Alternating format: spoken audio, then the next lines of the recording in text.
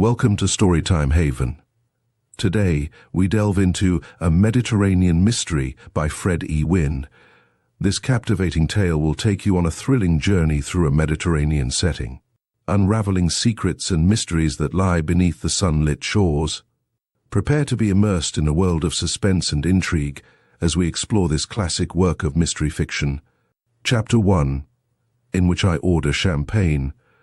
I hate the sight of those terracotta envelopes that telegrams come in. They have often announced ill news to me, and even in the absence of ill news they bear with them an atmosphere of emergency, suggestions of sudden action, which is always detestable to me. Bates stood by while I read the ugly puce form, which announced, had I known it, the opening of the curious chapter in my otherwise quiet life, which I am now trying to recall and to record in its incredible details. Incredible. I mean from my then point of view, for a life and circumstances more remote from adventure than mine were then, it would be hard to imagine.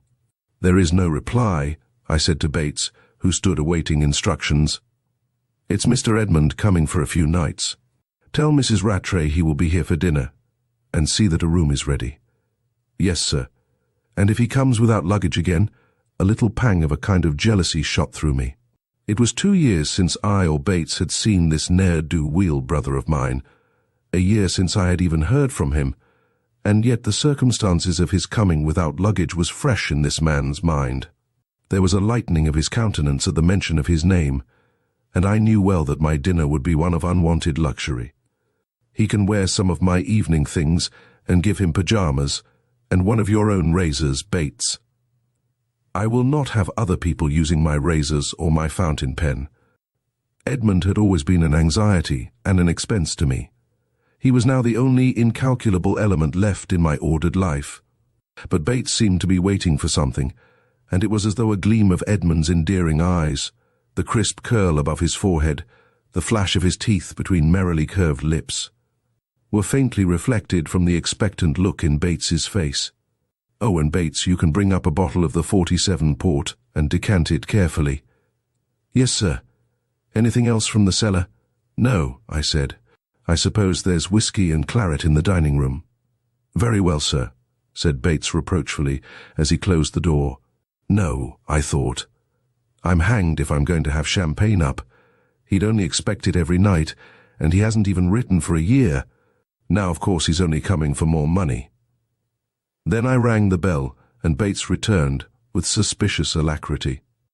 You'd better bring up a bottle of the 93 Pommery, I said. It was one of those delightful days in March when there is real daylight in the late afternoon, with a white gleam in the sky, and a wind keen enough to make possible the indoor joys of winter. The aspect of my study in my Sussex vicarage was extraordinarily peaceful to me. When I looked over the top of my book, as I often did, I looked into the bright, friendly eyes of a fire of mingled coal and driftwood. When I turned my face half round to the left, as I also often did, I looked across the familiar, discreet harmonies of my room, to a long French window which framed a view of my lawn whose grass was now smoothing and renewing itself after the winter ruffling, of the red footpath and the border already gilt with crocuses, of stately trees beyond my frontier, their bare branches showing the faint pubescence of early spring. Among these trees were the red-tiled roofs of the village, and beyond it the channel, eye-grey today under the silver sky, and covered with rushing white horses whipped up by the steady east wind. There was one long banner of smoke on the horizon, and a few miles from shore the brown sails of a couple of trawlers going close-hauled to windward with the flood tide under them. All this peacefulness and beauty was, I say, particularly grateful to me. It was like a gentle accompaniment to the book which I was reading with no less attention on account of this consciousness of my surroundings. I had attended a clerical meeting in the morning and had, I suppose unwisely, said what I really thought about some of the topics under discussion.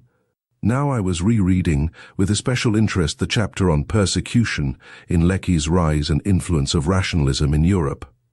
Only a few hours before I had seen among my colleagues the faces of the persecutor and the heresy hunter, and I was undoubtedly heretical. It was difficult to reflect that if all this had happened but a short time ago, say in the time of my own great-great-grandfather, these same men would have rejoiced to see my live body roasted. That even now, given the power and the custom, the spirit of Calvin and Torquemada was not dead, that it still lit the eyes of living men who could believe in exclusive salvation. After the fret, the prejudice, and the spluttering of modern theological controversy there, was healing for my soul in the calm intellectual austerity of Lecky. Such were my preoccupations then, the academic interests of a scholarly, well-to-do bachelor parson of 45 with a hobby for homing pigeons.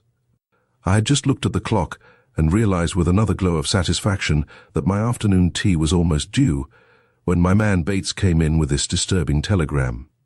This Edmund, who was about to burst again into the quiet routine of my life, was my only brother, now practically my only relative, and some 15 years younger than myself. At the time of his first appearance in the world, I was old enough to regard the news of his arrival as an indiscretion on the part of my parents. My father was a younger son of our old and once distinguished Irish family. He was one of those soldiers who are always doing the hard, rough work of the empire and seeing the other men in the comfortable positions getting the honors and rewards. I was born in India, and thanks to my mother's moderate fortune, had been sent home in childhood to receive an expensive and perfectly respectable education. At the time of Edmund's birth, my father was at home, railing at the Indian government and the War Office, earning, I fear, the reputation of a bore with a grievance in the service clubs, and certainly blasting any prospects of a further career he might have had by his frank and perfectly just criticism of important persons.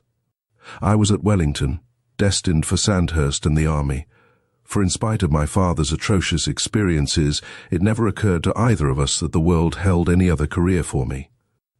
Looking back, I don't think I really had any desire to be a soldier or knew at all what was implied in it.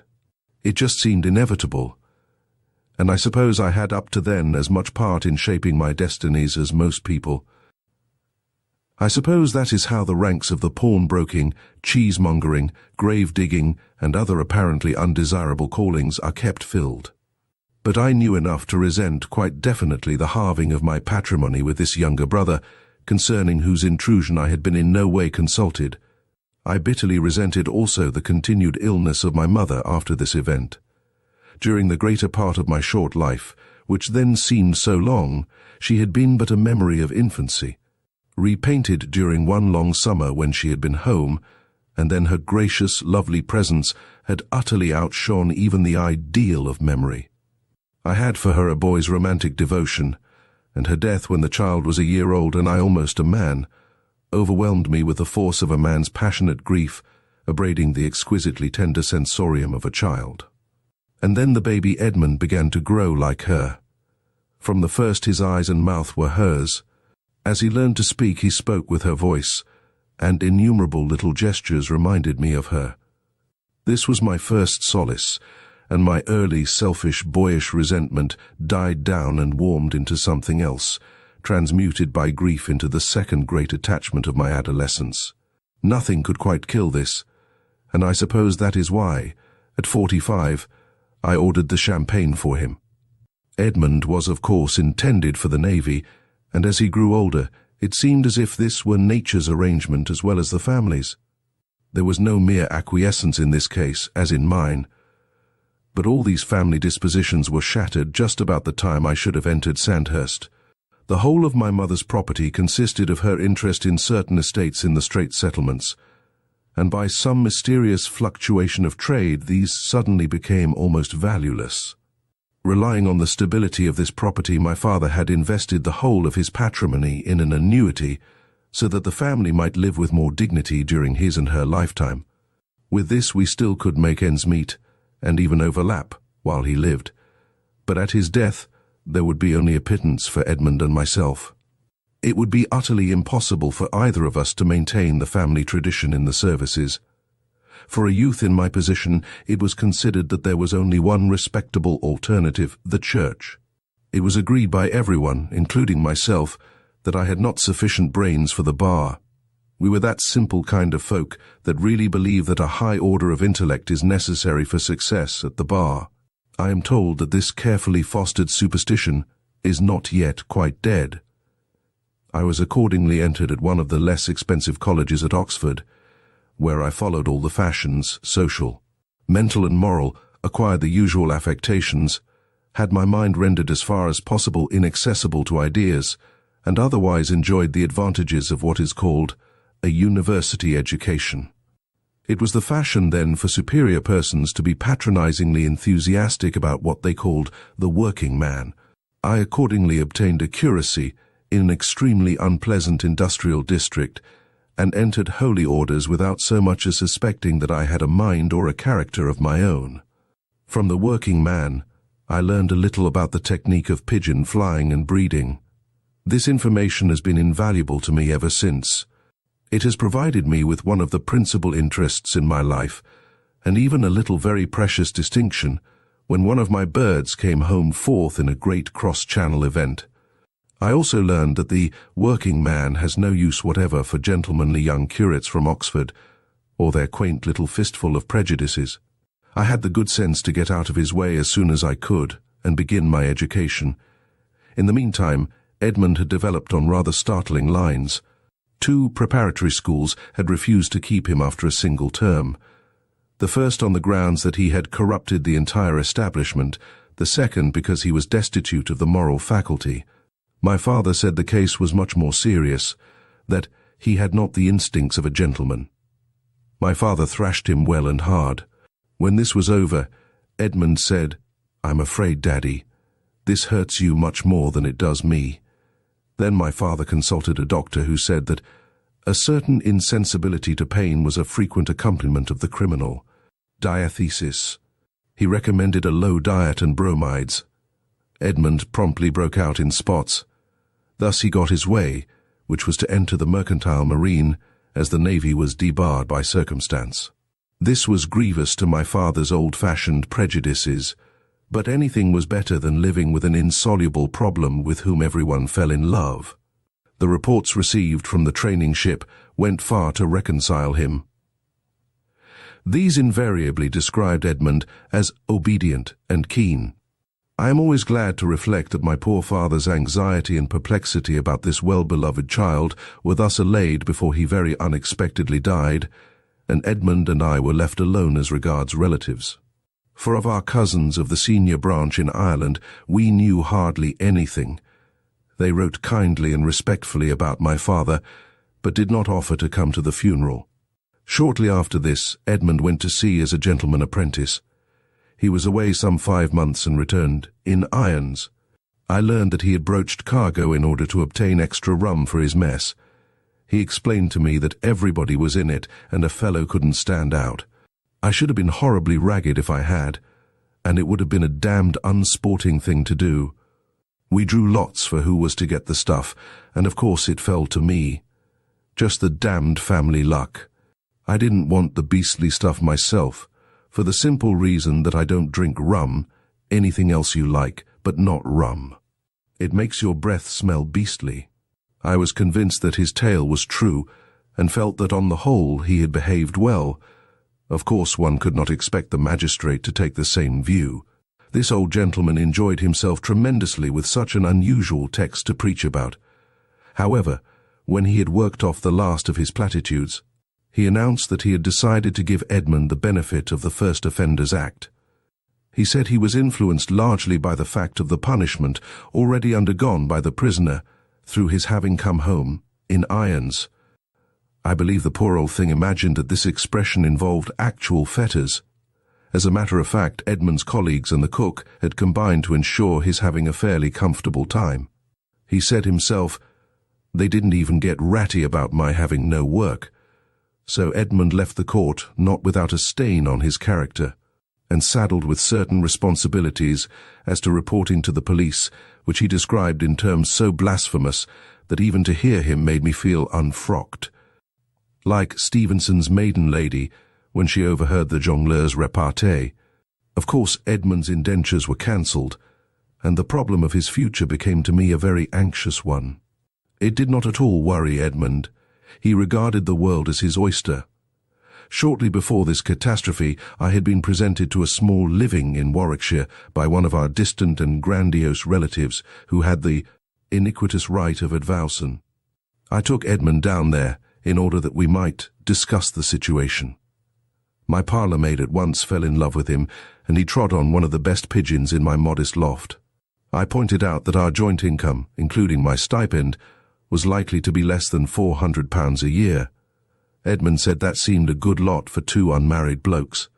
As his own share was less than £50, I thought this was cool. But you can't stop on here indefinitely doing nothing. No, he agreed. Not indefinitely. I think there's just time for a cigarette before dinner. It was impossible to get him to talk seriously about the future. When I tried, I was always whirled away on the wings of his stories of places he had seen and men he had met. He talked so vividly and had so fully the artist trick of setting a character before one, in the round and alive in a sentence, that I once suggested writing as a possible career. His whole being radiated scorn. "Quill driving be damned," he said. "Even if I knew how to do it, I'm not the sort of man." I'm the sort of man, at least I shall lead the sort of life, for other people to write about. I was actually, without consulting him, humbling myself to try a jerk at the strings of the family influence on his behalf when he disappeared. After 3 days he wrote, "Dear old man, I'm back to the sea, so no need to worry. I've got just the chance I wanted, a first-rate sailing ship wanting another deck-hand. I made a lucky purchase of a very drunken old sailor man's papers. No questions were asked as they were short of hands, and I soon convinced them I knew my job. Naturally, I have dropped the family name pro tem, and won't be sporting our coat of arms at present. I've sent a line to Scotland Yard to tell them I've got a nice opening in the haberdashery line in the Midlands, and so won't be looking them up for a bit. I'll send you a name and address to write to as soon as there is any chance of knowing a port of call in advance. Tell Louisa not to fret too much, and I'll try to bring you home a nice parrot instead of the pigeon I damaged. This time I'm going to be a real good, sensible boy and get on and all the rest of it. Honestly, dry land seems to burn the soles of my feet after a few days. Very many thanks to you for all you've done. This is bound to be a long trip, and though I mayn't see you again for a year or two, you may be sure of my real honest love. I shall make a beeline for your place whenever I do come home." This parting was a wrench to me, and my home seemed very dull and miserable for a time. I had had my second sentimental tragedy, for I had loved, and for a short time had been happy in my love. It had all ended in disillusion and suffering for me, and again Edmund had been my solace. Until he had gone, I did not know how much I was dependent on him. Nevertheless, I had again the feeling that he had behaved well. The incident of the papers purchased from the drunken sailor troubled my conscience a little, but I really scarcely knew what was involved in this, or to what extent it might have been a fair bargain. I trusted Edmund not to have done anything mean, and his sailing under a false name was to me nothing but the breach of a social convention. I had come to look upon most conventions as things made for the guidance of fools, to be disregarded by sensible men as soon as they became inconvenient. I know it may be argued that this theory of mine is exactly that of the criminal. It is, but the criminal is only a fool with some independence of judgment, an exception. The majority of fools walk between the clipped hedges. The wise minority wanders in safety and at large, being careful that the fools do not witness their excursions. We have our own boundaries which we do not transgress. In the meantime, the deaths of 2 of our Irish cousins from diphtheria had placed me quite near succession to the entailed portion of the family estate. But the present incumbent, being a young, vigorous man about to marry an heiress, I had never regarded the possibility of my inheriting.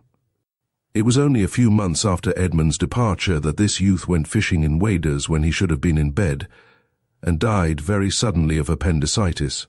I was amazed and rather horrified to find myself an Irish landlord. I resigned my living and went over to Ireland, but neither the place nor the prospect of that life attracted me. I did not understand it, and felt a stranger and usurper. Everything was in the hands of a most capable firm of land agents in Dublin. There was a revenue that to me represented great wealth. The place, though very large, could easily be let for the fishing and shooting. I deliberately ran away, and became that accursed thing, an absentee landlord. I salved my conscience by insisting on a policy of foolish generosity to my tenants, and found myself equally abused by the press of all parties in Ireland. After some rather distracted wanderings, I settled down in the Sussex vicarage in which this chapter opens. My researches in Byzantine history, which shared my energies with pigeon flying, had attracted a little attention from some of the learned, and thus I had met the bishop at the Athenaeum. He was patron of my present living, and as no clergyman in his diocese could afford the upkeep of the large and beautiful vicarage, to which a stipend of £200 a year was attached, he gladly offered it to me, and I, as gladly accepted it. I had no qualms of conscience, since I was going to give the church more than I received from her in the way of money. I liked the work of a country parson, and believed I could be helpful to a few fellow human beings. As to doctrine, that came within my category of conventions. I had acted in good faith at the time I took my ordination vows, and if I thought I had grown wiser since, there was no need to make a fuss about it. I wanted no one to believe or disbelieve as I did, but I did want to encourage people to behave well. I had many of my father's old-fashioned prejudices, and honestly believed it to be a good thing that the church as well as the army should be officered as far as possible by gentlemen. Thus the years passed very placidly for me. I and my house were in the capable charge of Bates and Mrs. Rattray, my housekeeper and cook, one of the best and wisest women I've ever met. Other servants came and went at her discretion, but my household affairs seemed always to run on ball bearings, and Bates tempered for me the tyranny of the gardener and the coachman. I acquired 4 different reputations. As the breeder of amaryllises who came home fourth in the great cross-channel race already mentioned, my name was familiar in every colliery and public house in the north of England. Among a select circle of the learned, I was known as a conscientious and critical student of an obscure period of history. In my parish, I was generally esteemed as a kindly and generous priest and friend, but by my clerical colleagues I was distrusted. If I was only suspected of heresy, I was positively known to be a trimmer in the vital matter of eastward position. When I officiated in other people's churches, I always adopted the position and methods to which the congregation were accustomed. Thus both parties united in calling me Mr. Facing Both Ways, and a certain very earnest evangelical once said quite rude things about Laodiceans. This buzzing in my ears was almost my only worry, as Edmund was my only anxiety. His first ship was burned in the Canton River, and he was landed penniless. He got a cable sent to me by the British consul. Instead of sending what he asked for, I cabled £250 and an urgent message to return. I waited in vain for his arrival, eager to share with him all the comfort that had come into my life. Instead, I got a letter in reply to one I had written on chance of his start being delayed. He congratulated me on my good fortune, had gone up country and invested 200 of my good pounds in some wild gooseland speculation. All that was wanted to make the money bring forth 100-fold was another 1,000. It was curious to me that I resented the loss of this £250 million such more than I should have done when I was a poor man.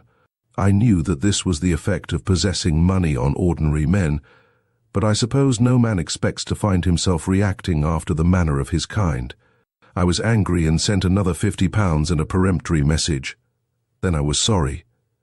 I could see Edmund cashing the draft and shying from the insult like a young horse from the unexpected. I would have given the 1,000 to have him back. But would not the 1,000 have kept him there until he lost it in its turn? I heard no more, and settled back as comfortably as possible into my groove. But for the first time I felt Edmund had not behaved well.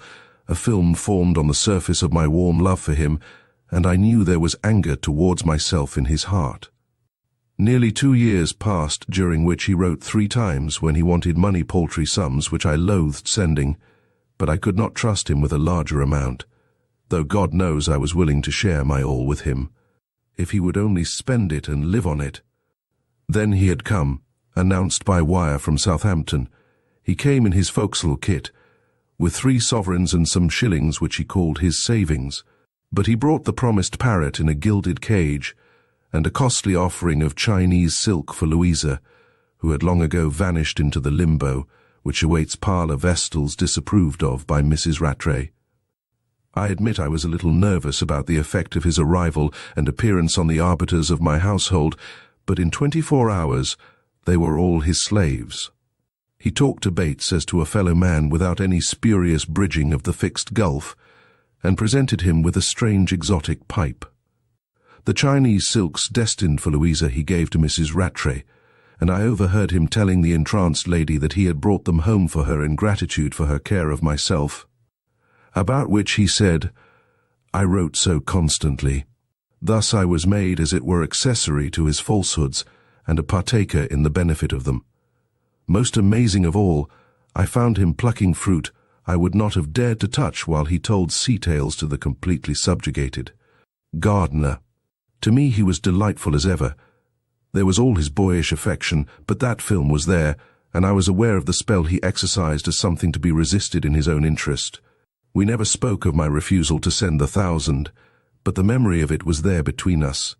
He was then only 23, but his aspect and manner of a fully equipped man of the world, of vigour and competence to subdue circumstances to his will, made him seem older. It justified a certain humorous treatment of myself as a kind of dear old thing. I had to brace myself to keep my head. It was not until the 3rd evening that I fairly got the talk on to his own affairs and prospects. I unfolded a scheme I had for settling him in the family estate as my representative. I explained my own coward flight and my desire that, notwithstanding that, the name should not lapse. In any case, I argued, your son, if you ever have one, will inherit. I shall not marry. Everybody thinks that, he objected. We won't discuss it, I said, but in my case there are reasons why you may take it as definite. He looked up and saw at once that this was final. I'm sorry, he said. Very sorry, old man. But even for the sake of a possible Devoran of the next generation, I can't accept your offer. Why? To begin with, it's too generous. It's my desire for my own sake. In any case, I'm not the man for the job. I couldn't do it any more than you could yourself. Fancy me a country gentleman. MFH, I suppose, and I can't even ride. I should start comic and become pathetic. I'm only a sort of ticket-to-leave man still, and they'd want to make me a magistrate. I disagreed with him, but saw that argument was useless, and abandoned this favourite project with regret. Have you any plan yourself? I asked. Well, you see, it's the old story. Dry land burns my feet. But you can't go on always before the mast. No. I can take my master's certificate. This sounded pleasantly practical to me, and I was surprised and gratified to learn that he had mastered the theoretical side of navigation and could, as he said, pass the old Board of Trade exams with one hand tied behind him. I encouraged the notion and told him I had no doubt of getting the old trouble with the police cancelled by some of my influential friends on the grounds of lapse of time, youthful indiscretion, and subsequent good behaviour. He laughed at the last clause in a way that made me anxious. Well, he said, they know nothing about me over here. Then you can go to sea in your own name and in a decent capacity. Yes, he drawled satirically, as third officer on a P, and, oh, I suppose, showing ladies round the ship, putting on a boiled shirt and company manners for dinner. No, I'm afraid I should be no better at that than the squire business. But there must be a start of some sort. Not that sort. You people who stop at home see life as if it was 6 sets of railway lines, and a man must run on one or the other. It isn't like that at all. If a man just dives in as he would into the sea, he can swim, he can live. There's always something to eat.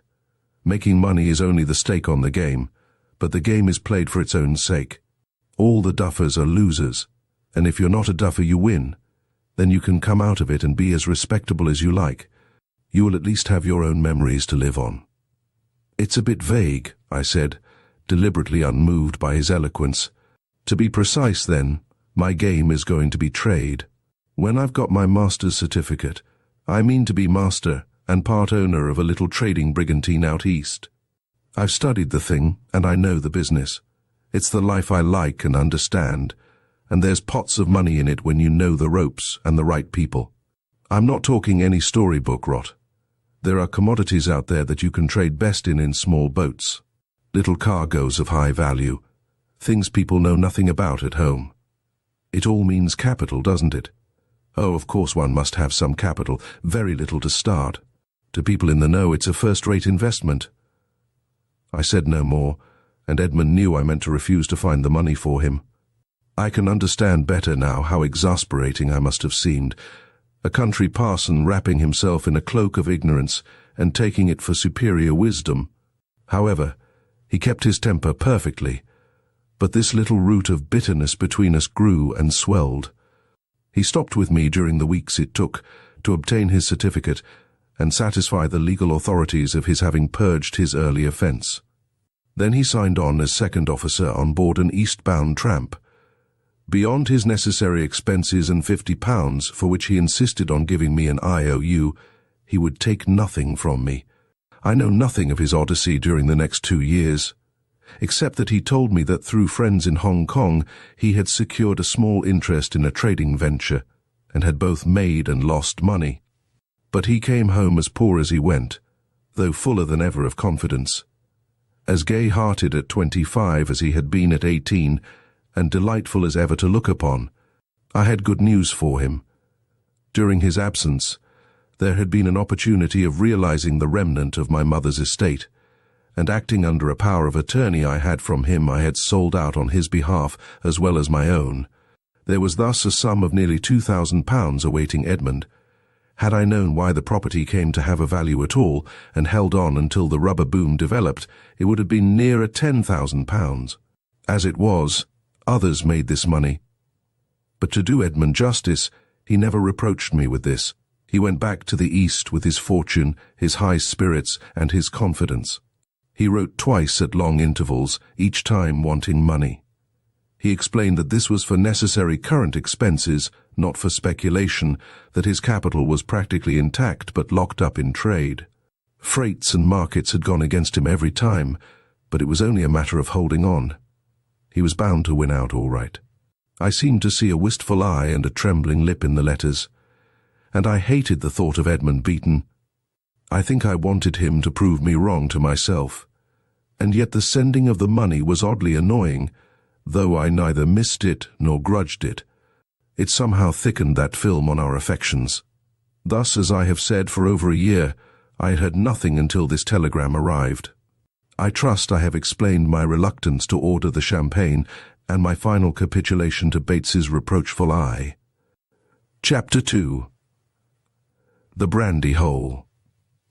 Edmund's appearance on arrival was a surprise. Instead of the forecastle kit or the uniform of a needy officer of the mercantile marine, which had disfigured his previous appearances, he came arrayed in blue serge. He wore a suit designed by a tailor with a soul for his art, somehow suggesting an association with the sea in lines that everywhere emphasized the grace and strength of his figure, while conforming to the strictest tradition of Savile Row. Everything about him was in keeping. His luggage, that great index of a man's prosperity, was of the solidest and richest leather, not too new, and with the exquisite surface and the rich tone that leather acquires under the hands of a first-rate servant. I had never seen Edmund like this. His air of distinction disconcerted me. It made me proud of him, but shy also. This was such a new, strange Edmund, and yet just the same in his warm affection. His presence blew away all the mists of distrust and resentment, as though they were a miasma of my own creation, the remembrance of which shamed me to a feeling of meanness. I felt paltry in my own eyes. I remembered what he had said of life, and felt myself an empty wagon on a sidetrack. A queer shudder of apprehension went down my spine at the thought that he had but to couple me to his motive force, and I would be a helpless thing to be dragged behind him. Then I bethought me I had got the metaphor wrong. I would be on a track no longer, but in tow to him on the high seas of life, a thing terrifying to a middle-aged parson who had long ago found a backwater and bobbed at anchor. In it.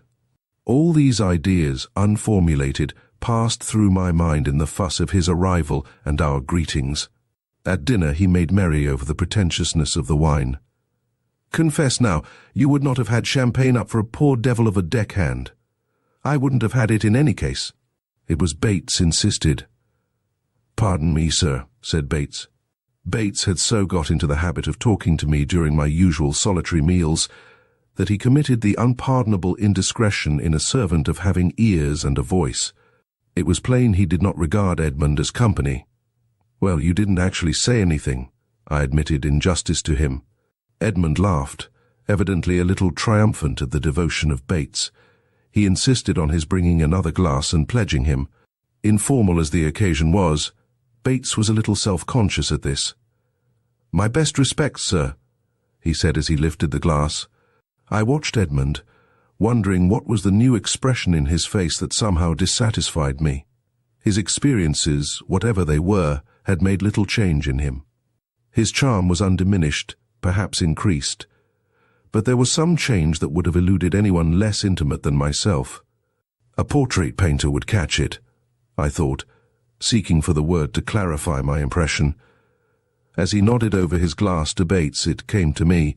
Surrender. I almost spoke it. What could he have surrendered? Something that had been precious, I was certain. All our talk was of trivial things at home, as though by mutual avoidance of any discussion of his adventures. We were dominated by the fencing shyness that comes over men, however intimate, when a discussion of importance is inevitable between them.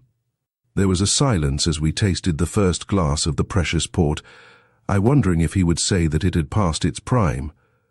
Then, as though from beneath the table, came a sound, to me familiar and somehow pleasant in its way, but puzzling, even disconcerting to strangers, the distant muffled ring of iron upon iron. It was the unmistakable thud of a blacksmith's hammer on soft red iron, followed by the clear taps on the cold resonant anvil, repeated in regular rhythm. "What the deuce is that?" asked Edmund, listening. "They're working late at the smithy. Is there a new smithy? As a matter of fact, it's a very old one, but of course, it was closed when you were here before. It's been going about a year now. I've got quite accustomed to the sound. In fact, it's company sometimes. But the old smithy was right down near the beach. It's there still, but it's not 400 yards in a straight line from here. Our hearing the sound is because it is built over an old passage or tunnel which used to open into the cellar under this room. It is said to connect with an opening in the cliff over the beach. It's a relic of the old smuggling days. We're rather proud of it. I should say it looks a bit fishy for some of your reverend predecessors. Fortunately for the credit of the church, this was not always the vicarage. I believe it was the dower house of the manor, and very likely some dear old dowagers eked out their jointures by a little free trading. Shall we have coffee in the study? Wait a bit, said Edmund. I'm rather fascinated by this noise. I suppose you have explored the passage. No. I've opened the old door in the cellar and gone down the steps leading into it. But I hate underground places. I fear I suffer from what the doctors call claustrophobia. Is that cobwebs? Well, mental cobwebs, I suppose. Anyhow, smugglers' passages are a bit out of my line. But I have found the opening in the cliff. At least I think so. It's cunningly hidden from the front by a mass of chalk. I was led to it by what I suppose was the smuggler's old track. One of my birds landed exhausted on the cliff after a cross-channel flight, and I had to rescue him. Well, I should have been right down that passage and out at the other end if I'd been you. Any objection to my exploring it tomorrow with Bates? None whatever, so long as you bring Bates back undamaged. Oh, Bates, he said, laughing. It doesn't matter about me. Not so much, old man. You've made me get used to doing without you. But without Bates I should be as a pelican in the wilderness. Come on, if you've finished your wine, for I must hear your story, and what you have been doing. My diary contains a very complete record of my talk with Edmund on this occasion, and looking back it seems to me that he paid me a great compliment. I see now how perfectly sincere he was. Then I was too absorbed in trifles and pettifogging distrusts to rejoice in what he said at all. I had to precipitate the conversation, and I did it bluntly by asking him why he had left me so long without a letter. "Don't you understand," he asked me, "that I have come to look on you as the friend born for adversity?" I told him I didn't quite follow. He said, "It's hard to explain. Potty little things like money come into it so much. But every time I've written to you, I've been in trouble of some sort. You've never given me advice. If it's only been money, you've always forked out. But the point is, you've always been there. Just yourself, someone to be responsible to. Damn it, I can't explain. But it's kept me, well, no, I can't say straight exactly, but reasonably decent, so that I could come back and shake your hand anyhow. And you have prospered after all. Well, I didn't lose everything, but darn nearly. You were right not to trust me about that Far Eastern trade. I was very young and very cocksure, and it was some time before I discovered there were too many sharks in those waters. Lord, what a young ass I was. Those Hong Kong fellows had me weighed up to an ounce. I had a bad time kicking myself, but I managed to pull out my last £200. That annoyed them desperately. I got a little of my own back in some other ways too, but I don't think you'd like that story. It was then I met Welfare. Welfare, who's he? It's rather a jolly name. Yes, the name influenced me. He's my partner, Captain Welfare he calls himself. You must meet him. I saw the look I didn't quite understand become accentuated in Edmund's face. I didn't know you had a partner. Partner in what? What is your business? Let's have the tale from the beginning. It's too long. We're in the Levant fruit trade. Welfare's a rum old chap, the sort one simply can't explain to people at home. He's always knocked about, mostly at sea. Calls himself captain, but I don't believe he's ever commanded anything. He knows damn all about navigation, but he can handle a ship all right. He's admitted having been a steward on a liner. He got his start by collecting paper money from passengers changing it, you know. Always getting hold of paper at a discount and unloading it at some port where it was up a few points. It's extraordinary how paper money values fluctuate with latitude. Welfare had the whole thing worked out so that he was on velvet every time. As he says, it's a nice safe line, but dull. And he didn't like being a steward. The old boy has got his pride, and the tips went against the grain, I fancy. He was in the Pacific for a time, and did pretty well with copra. Then he thought he was man enough for the eastern coasting business. When I met him, he had just been stung by some merchants in Shanghai. He was taking it badly. Oh, rottenly. I found him in an opium shebeen and broke his collarbone, getting him on a rickshaw. I got hold of a decent European doctor man. Old Welfare carried on frightfully about his collarbone while he was crazy, but the little doctor got him round all right. He used to come and stick a needle into him and squirt stuff into him, atropine and all sorts of poisons. Old Crippen stuff he told me he used when Welfare was rowdy. Anyhow, Welfare got all right, only beastly sentimental. Edmund paused to light another cigar, and I did not interrupt him. I find it is impossible in writing to convey any idea of the casual way in which his narrative dribbled out. Only that morning one of my old ladies in the parish had been much more impressive about the quality of some dried peas she had bought from our local grocer, a relentless monopolist, but a sidesman and communicant. To her I knew exactly what to say, how to sympathize. But Edmund made me feel as if I had swallowed a bound volume of the boy's own paper. I waited until his cigar was fairly under way. "You have not yet told me what you are doing now," I said. "No. I must come to that. We're all right now. Certainly I did old Welfare a good turn, but he has more than repaid it. We had both been stung, but we found we could put up about £500 between us. He said he had always kept this Levant business up his sleeve, and it was absolutely it for people with a small capital, like us. He had a pal, a Dutchman, who kept a hotel in Alexandria. Well, we went down there. The Dutchman was all right, but very cautious. Things hung fire a bit. I had to keep myself, and I didn't want to touch my capital. There wasn't much left to touch. Well, the fact is I managed a steam laundry there for 3 months. Made it pay too. That's good, I said. Yes, you should have seen the steam, and the natives blowing water from their mouths on the stuff while it was ironed. Nice clean women's frocks. I couldn't stick it. It sounds very unpleasant. Oh, it was rotten. Summer weather too. However, the luck turned then, and we bought the Astarte with the help of the Dutchman. We've paid him off now, and she's all our own. And what on earth is I asked. I thought I had told you. She's our boat, of course. A rum-looking thing in these waters. But just what I've always dreamed of.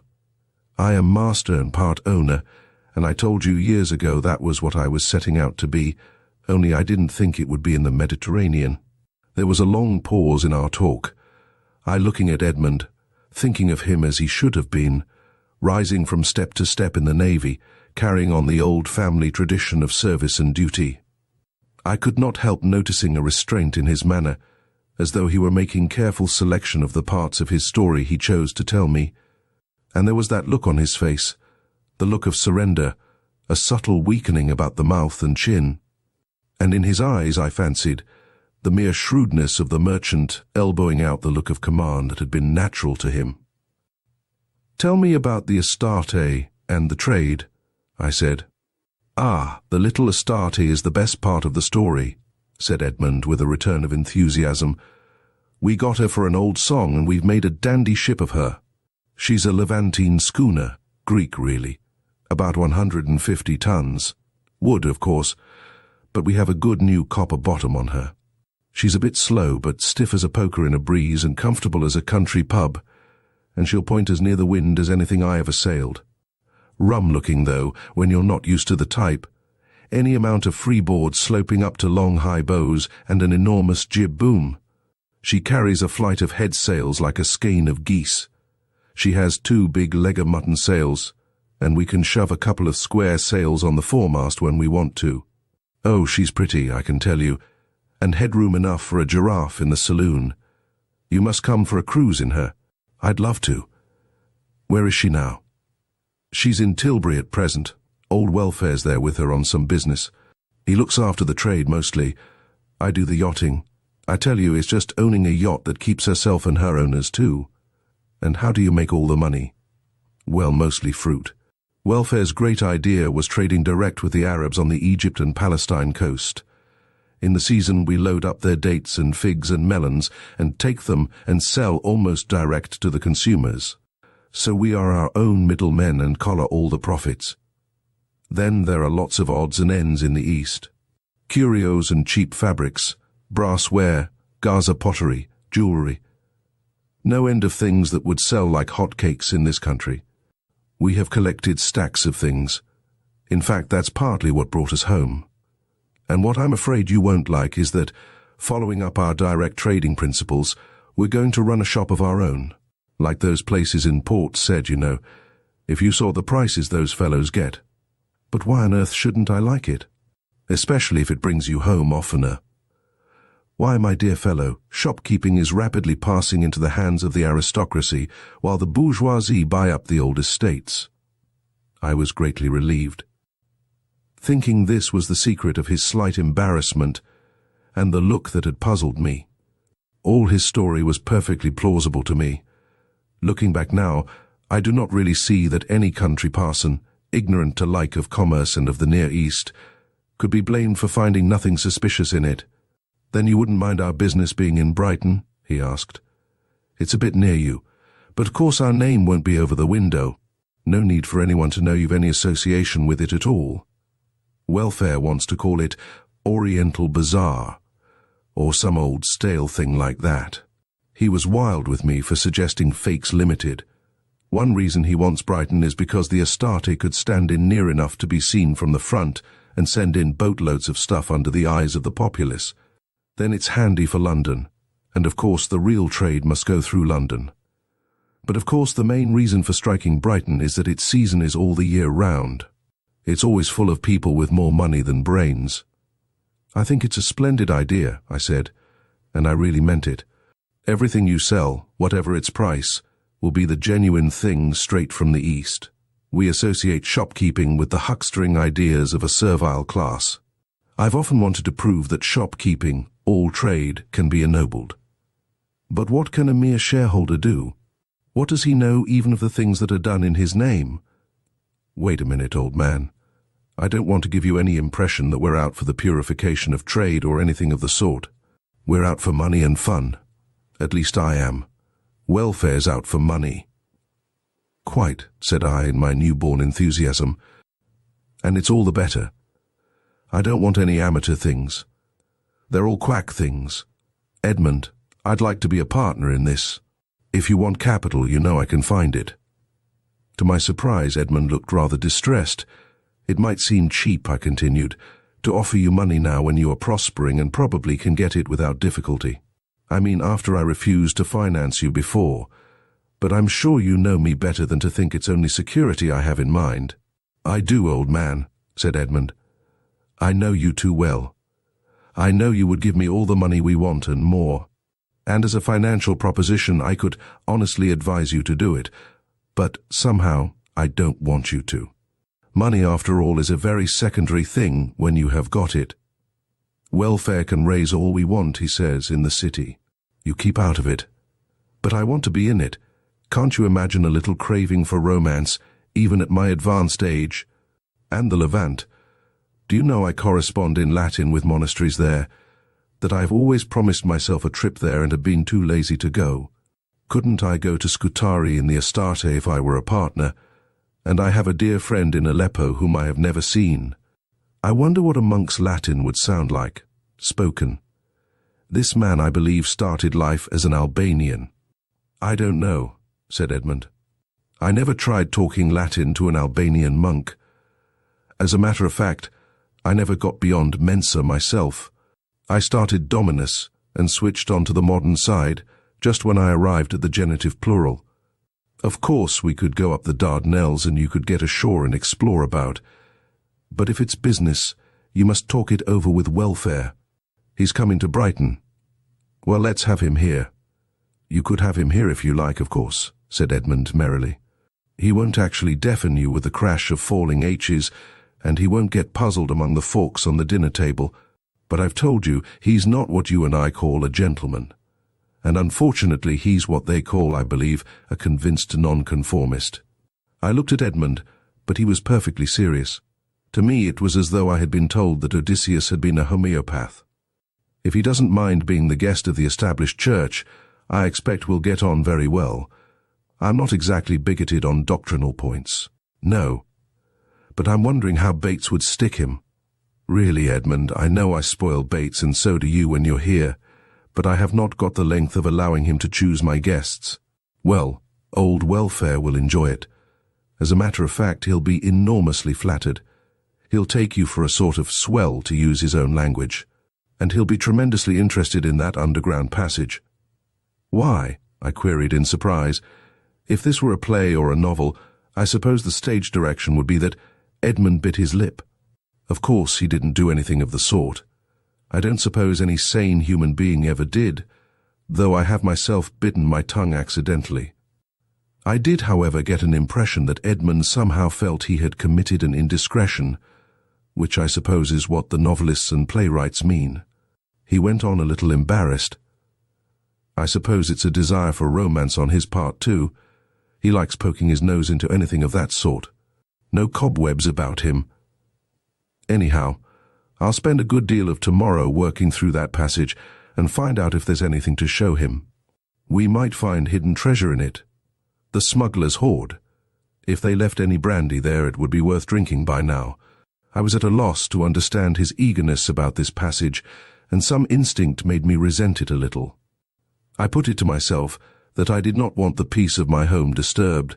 I did not want foul air and dust coming up into the house. I preferred to go elsewhere for the details of romance. I knew that these were not my real reasons, but I had always avoided the tunnel without knowing why, and I did not want it disturbed now. You will probably find there is no tunnel at all, I said. It may be just a village tradition. But you have seen both ends of it. And how else could the noise come from the forge? Anyhow, I'll know all about it tomorrow. I brought the conversation back to the more congenial topic of the Astarte and my projected cruise. I had always been a keen yachtsman, and the novelty and the unconventional nature of the trip appealed to me. There was nothing to prevent my finding a suitable man to take charge of the parish for a few weeks or more. Edmund's attitude was a little discouraging. He was certainly not enthusiastic. "We must see how you and Welfare get on," he said. "It's close quarters with a man if you don't just hit it with him. It's a queer ship's company anyhow. All the crew are Arabs.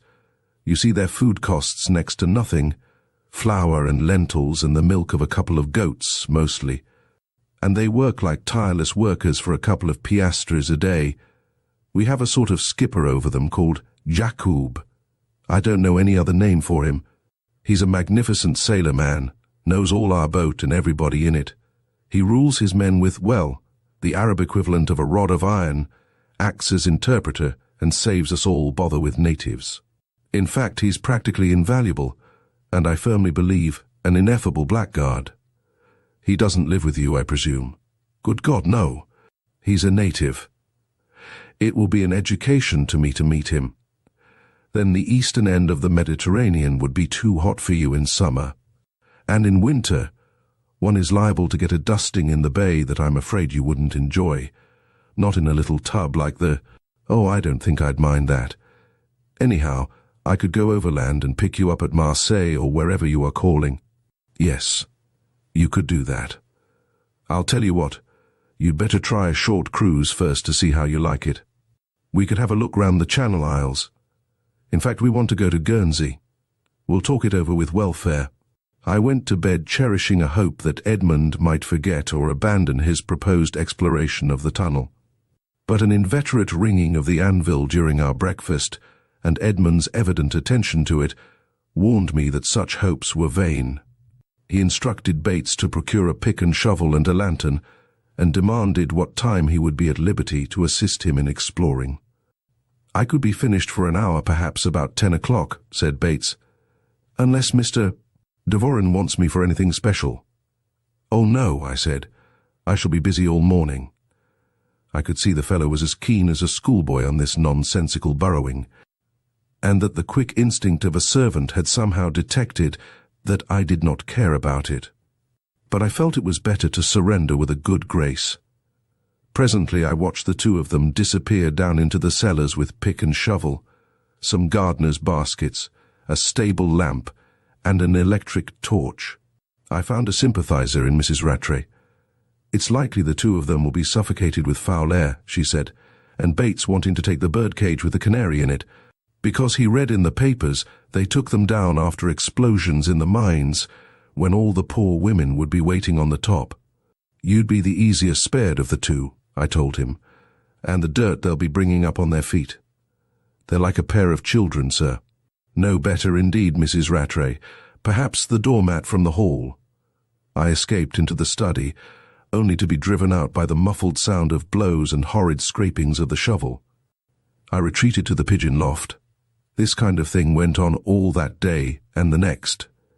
Edmund was late for all meals and brought to them an earthy smell. Bates was never available when I wanted him. Edmund reported the passage as being evidently of great antiquity and quite roomy. It was only blocked in places, he said, and they had had no difficulty in clearing these so far. "We are propping the roof where it has fallen in or looks dicky," he said. "Otherwise we should have been through by now. I'm sure we'll find the other opening all right, because the air's pretty fresh, and we've found a lot of bats hanging up.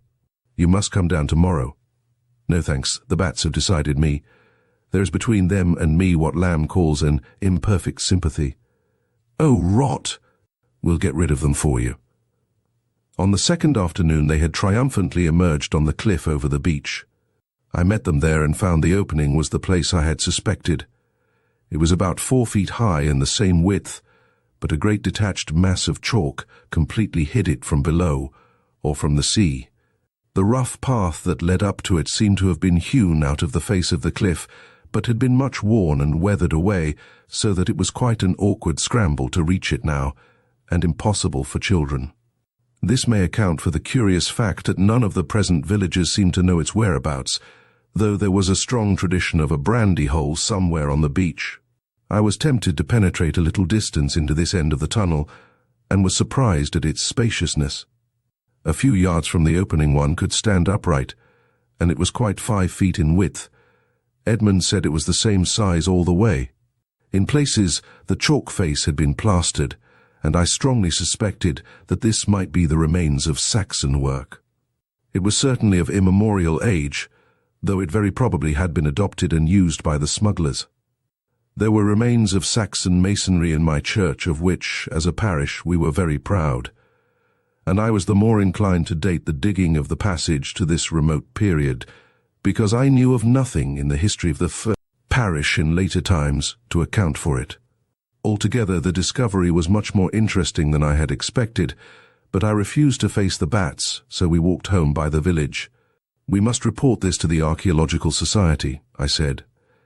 "If, as I think, it proves to be Saxon, there will be great excitement over it." "Oh, hang the Archaeological Society," said Edmund. "Let's keep it to ourselves for a bit, till I've finished my investigations anyhow." A sudden vision of streams of hungry and extremely boring archaeologists claiming the hospitality of the vicarage quenched my newborn ardor. "Yes, it's really your show," I agreed. "You can write a paper on it yourself in your own time." "Thanks. I think I see myself." At home, Edmund found a letter from Captain Welfare, dating from the Ship Hotel at Brighton. He had found what he thought suitable premises for the new shop, and wanted Edmund to go over and see them. "Then you can bring him back here for as long as he likes, and we can talk everything over," I said. So it was settled. Chapter 3. The Bishop proposes a toast. Edmund had gone to Brighton to meet his partner and inspect the desirable premises for their proposed curiosity shop. Captain Welfare was to return with him some time before dinner. I had the day before me, and I awaited their coming with a great curiosity as to the personality of this stranger. I was uneasy too, for Edmund was so much committed to him, and seemed to leave his destiny so much in his hands. From all he had told me about him, Captain Welfare did not seem to me the most desirable kind of person to have such a responsibility. He was certainly an adventurer, and hitherto not even a very successful one, and he was admittedly a man of low origin. However, it was clear that Edmund was born a Bohemian, and would always be one. There had always been some such in our family, and as I thought of what I knew of their careers, I could not deny that they seemed on the whole to have been much more charming people, and to have got much more really out of life than the sober average of the rest of us. I was certain that Welfare would prove to be vulgar, and could only hope he had a sense of honor. Although I had carefully refrained from any criticism, which I knew would only irritate Edmund, I did in fact rather dislike the idea of the shop, and though my ignorance of commercial matters was fairly complete, it seemed to me unnecessary and unbusinesslike to have brought the Astarte all the way from the eastern Mediterranean for the purpose of establishing and stocking it. I could only suppose it was a case of combining business with pleasure. I determined to put aside all these worrying preoccupations and return to some literary work that had been interrupted since Edmund's return. Again I was interrupted and somewhat fluttered by the receipt of a telegram. This was from the bishop to say he was coming over about lunchtime and would stay the night if convenient. Whatever Captain Welfare proved to be, I felt he would harmonize ill with the bishop, and my first impulse was to reply with some honorable fiction that would postpone the visit. But even as I cast about in my mind for the suitable subterfuge to commit to the prepaid form, I bethought me of how seldom my dear bishop got a chance of taking refuge with me for one quiet bachelor evening. Of the disappointment it would be to both of us to lose this one. Besides, I reflected, Parminter is a man of the world, much more so than I am, and he has a Catholic taste in mankind. Captain Welfare will interest him, whatever he is, and he has always wanted to meet Edmund. Anyhow, there would be time enough to explain everything to him. I wrote "delighted" on the telegraph form and gave it to Bates. "It's the bishop," I said to Bates. "Yes, sir." "He will be here for lunch and will stop the night." "Yes, sir." "Of course his lordship will have his usual room. Put Captain Welfare somewhere else." "Very well, sir." Having thus made my preparations as a thoughtful host, I found it was impossible to settle down to my monograph on the Greco-Turkish alliance of the 6th century. I went out and awaited the bishop amid the sedative influences of my pigeons. The Right Reverend John Parminter was not only my diocesan, but for some years had been, and thank God still is, my dearest friend. He shared my interest in the Byzantine Empire, and as I think I have mentioned, it was this which first brought us together. As a bishop, he had less spare money, and far less leisure than I had, to devote to our common hobby. He professed to envy me as an authority. As a matter of fact, I am but a painstaking student, what my few books possess of merit in the way of generalization, of inference or speculation. They owe entirely to Parminter's inspiration. He is one of those men born to distinction, who show the fact from schoolboy days. At this time he was in his early 50s, some 8 years older than myself, but quite among our younger bishops. He was a young man, and indeed still is, in mind and heart, and even in physique. But he was already a power and influence in both church and state, and had managed to avoid the hatred and mistrust of all parties in the church, although he wore the label of none of them. I believe I alone knew the extent of his heterodoxy. It was indeed my greatest honor to have been chosen as his confidant. Whenever it was possible, he loved to come to my vicarage for what he called a night's holiday, and the one mystery of my household was that the bishop kept here and always wore an ordinary layman's dinner jacket and trousers. "This is dreadfully short notice," he said as I met him at the hall door, "but I know you would have told me if my coming was a nuisance." "I would. If you could ever be a nuisance, I'm the man to say it. Come along in." He could not abide any ceremony in my house, and insisted on my calling him Parminter when we were alone. Before Bates, I addressed him as Bishop, and if anyone else were present, I put in all the necessary "my lords." "We shall not be alone tonight," I told him, as we lit cigarettes in the study. "Oh, I'm sorry, if it's not rude to say so. Who have you got with you?" "Edmund." "Oh, good. I've always missed the wicked brother, and I long to meet him. I do hope he is not reformed or anything disastrous." "I hardly know yet. He's quite prosperous this time." "Ah. Well, perhaps it's ill-gotten gains and quite interesting. I want to hear his adventures from himself. So no doubt you will, but I must warn you there is a stranger as well." The bishop's face fell. "So I suppose I won't be able to wear my tea gown," he said. I tried to explain Captain Welfare as well as one can explain a man one has never seen. "I think we may be a most interesting party," said the bishop. "I wish Captain Welfare would turn out to be a pirate in disguise. It would be so refreshing and stimulating. I should love to meet a pirate with a nonconformist conscience." During lunch, our talk wandered away to the early Byzantine Empire, and I explained my difficulties about that old First Greco-Turkish alliance. I could see that Parminter was less interested than usual. "It shows how deep the Balkan question has its roots," he said. We went for a favorite walk of ours across the downs. We crossed ridge after ridge, rounded and smoothed by forgotten oceans, with delicate shades of green and mauve blending under the March sun like the colors on the wing of a moth. Before us as we walked was the dark distant line that marked the beginning of the Weald, and turning, we looked back across the grey and silver of the channel. Far away on our right the sun struck a gleam of white from the cliffs of Beachy Head. An old shepherd and his dogs slouched after a slowly moving flock of sheep on their browsing way to Lewes. On the skyline a string of racehorses walked to their stables after a gallop. The bishop drew long deep draughts of the keen air, and I could see some of the care fade out of his eyes. "This is England to me," he said. "So I hope to remember it when my time comes not to see it any more. I hope I shall have earned the right to forget the paved streets under the soot blanket, and those awful rows of red brick property, not homes, mind you, but someone's property, some vulgar greedy person's property, where children die, and women slave, and their husbands avoid. You have not lived among them as I have, and you don't have to attend housing conferences. The cant I have had to listen to during the last few days from sleek, unimaginative chairmen of amateur committees of busybodies, and aldermen from the provinces with weird voices and ghastly accents. All these people with a lust for spouting platitudes and a determination not to look things in the face, with their total failure to get anything done. It must be very unpleasant meeting that sort of people. It is, but one must do it. They stand between all right principles and the unconsciously suffering people who actually vote for them. They represent the kakistocracy which we have made of our pretended democracy. I looked at the bishop. His lean, humorous face was grave and earnest. His eyes shone with enthusiasm.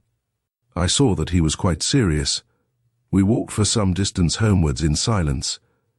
I have given but an outline of what the bishop said, but it depressed me to know of all these things going on in the great world outside my quiet home, my somewhat paltry life.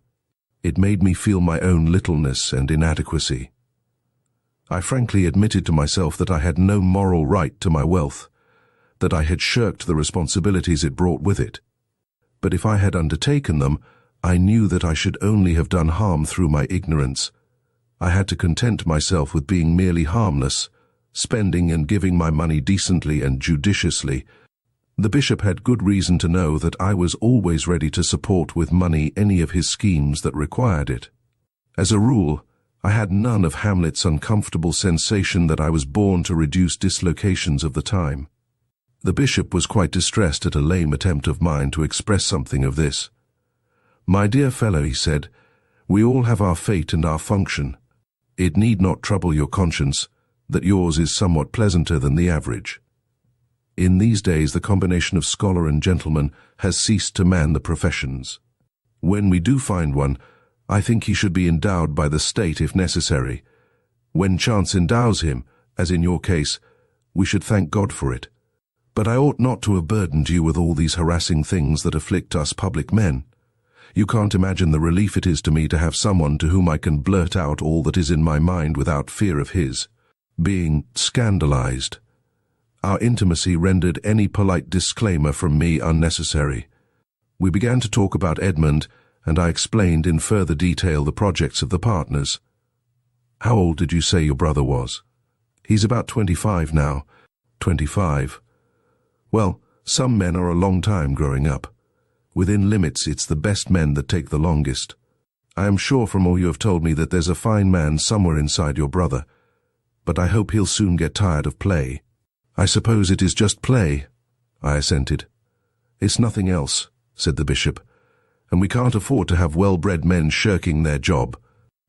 Sometimes I fear Edmund will never be very different. He's a bohemian, a marine bohemian, if such a thing is possible. But there have always been people like him in our family. Want of opportunity, the bishop replied with emphasis. Such men are simply victims of our social system. There is always a job for them, the biggest kind of job. When they find it or make it, they become our greatest men. Very often they miss it through the hidebound stupidity of our organization. However, his chance will come, it is sure to come, if he keeps himself fit and ready for it. But I don't like this commercialism. He won't take my money, so he has to make it pay. Yes, of course. I hope he'll get rich at once and be done with it, or else fail altogether. You don't like the idea of the shop? Oh, that's only a detail. The whole thing appears to be petty trade. He seems to leave that almost all to his partner. Well, I don't think he should. We don't know this Captain Welfare. But anyhow, in spite of all the modern tendency, shopkeeping is not for gentlemen. It's bad for them. The worst fate that can befall a gentleman is to become déclasse. I don't see what else we can do with him at present, I protested.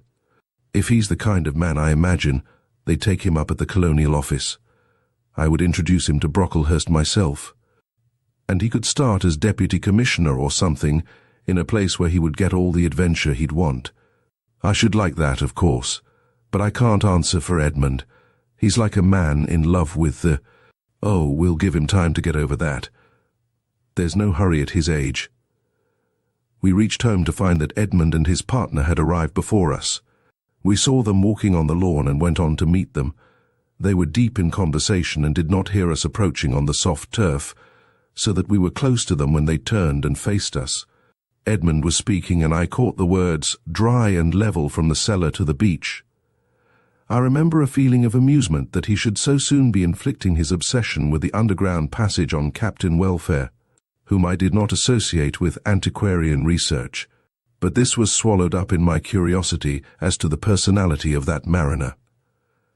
Edmund stopped short, naturally surprised at the unexpected presence of the bishop. My first impression of Welfare was his look of astonishment, almost of fear, at finding himself in so august a presence. For an instant he looked like a man who thought himself trapped. Edmund hastily introduced him to me, and he said, "Pleased to meet you." I presented them both to the bishop. Captain Welfare said, "Pleased to meet your lordship," and kept his bowler hat in his hand as we all strolled back to the house. It was that terribly uncomfortable hour after 6 when tea is out of the question, and one does not know what to do with a stranger before dinner. "Have you had tea?" I asked Edmund. "No, thanks. We only got here 10 minutes ago. Bates offered us some, but we didn't want it. I was just showing Welfare the view before it got dark." "Very charming prospect, sir," said Welfare. "Very eligible place altogether, I call it. Come into the study. There's time for a cigarette before we dress." The moment I said it, it occurred to me that perhaps Captain Welfare did not dress for dinner. I looked apprehensively to Edmund, who understood and nodded reassuringly. I handed round cigarettes. "Would you like anything else, Captain Welfare, after your journey?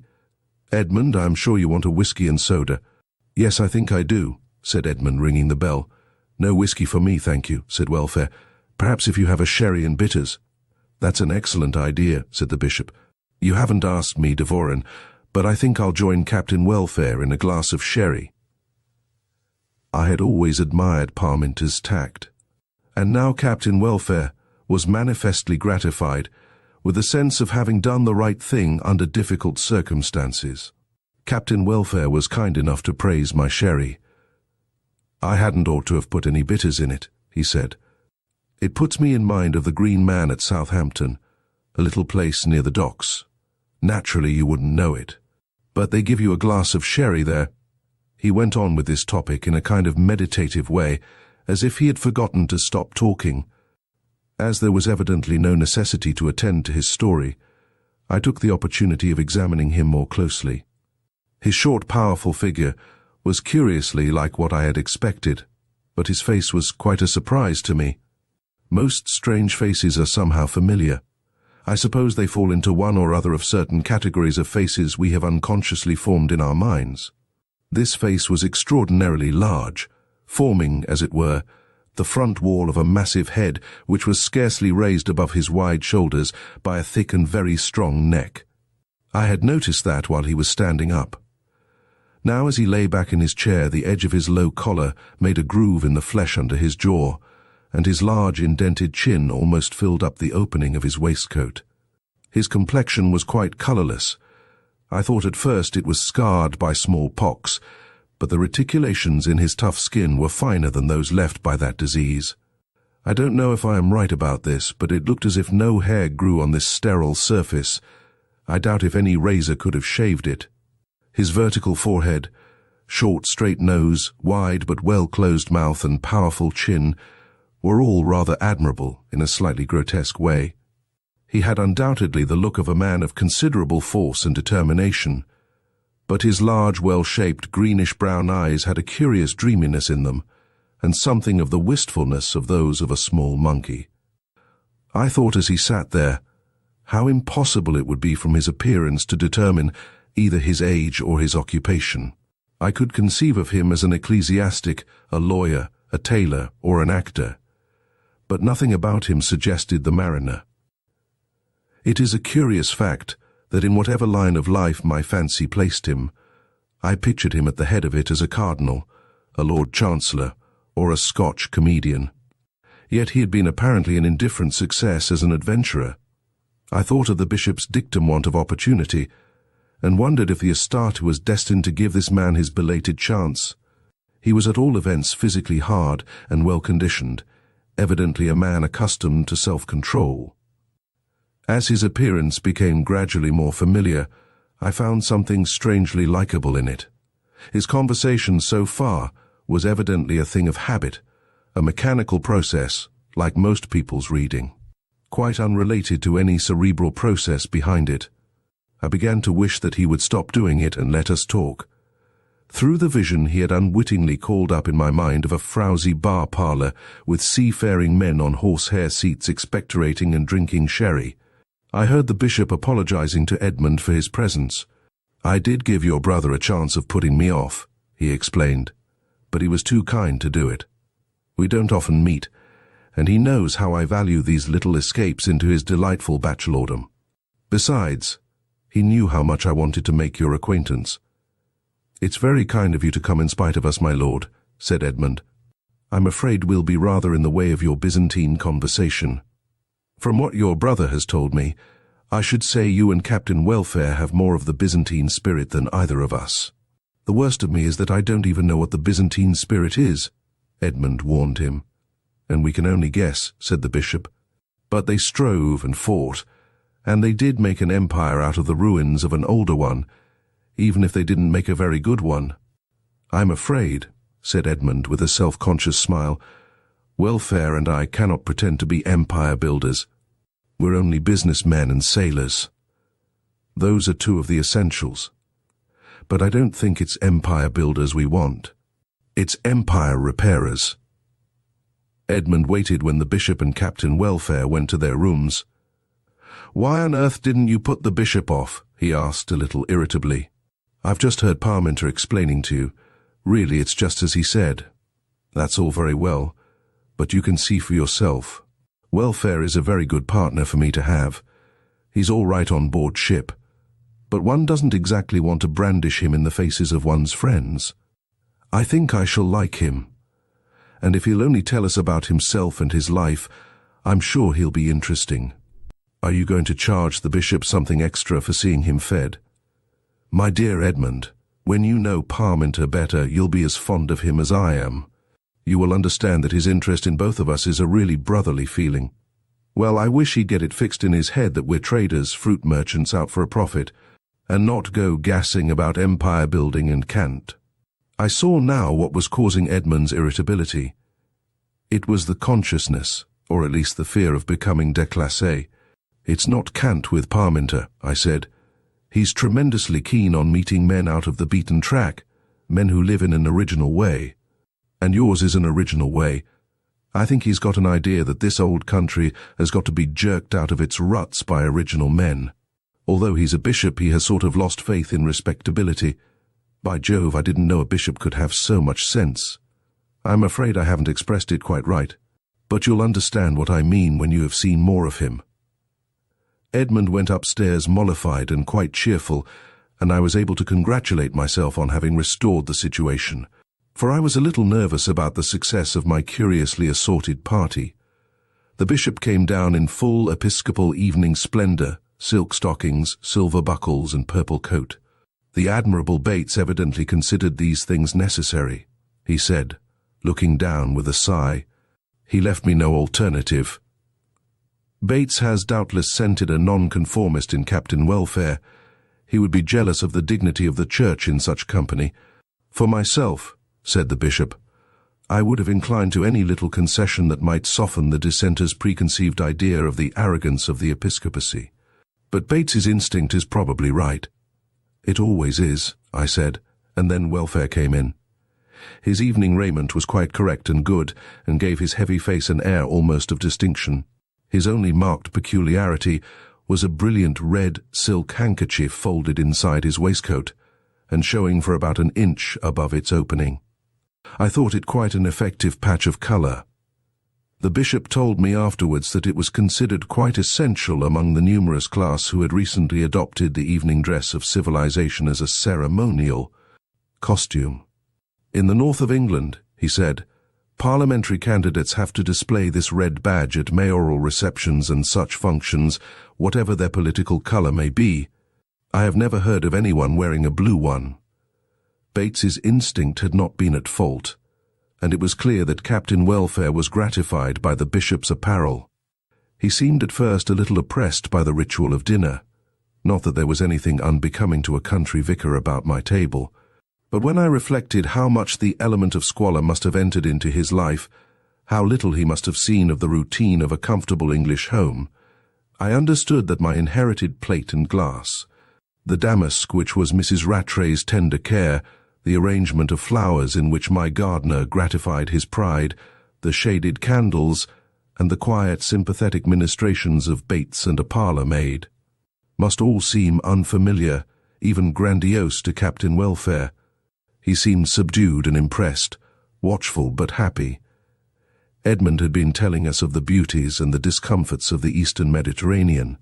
"I suppose," said the bishop, "you will eventually be running quite a fleet of boats as your business extends."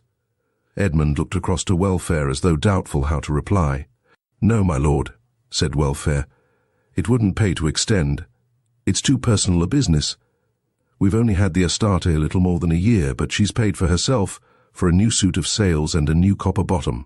Now it's all profit, and I don't mind saying she's making us a big percentage. But another boat without us aboard wouldn't do it.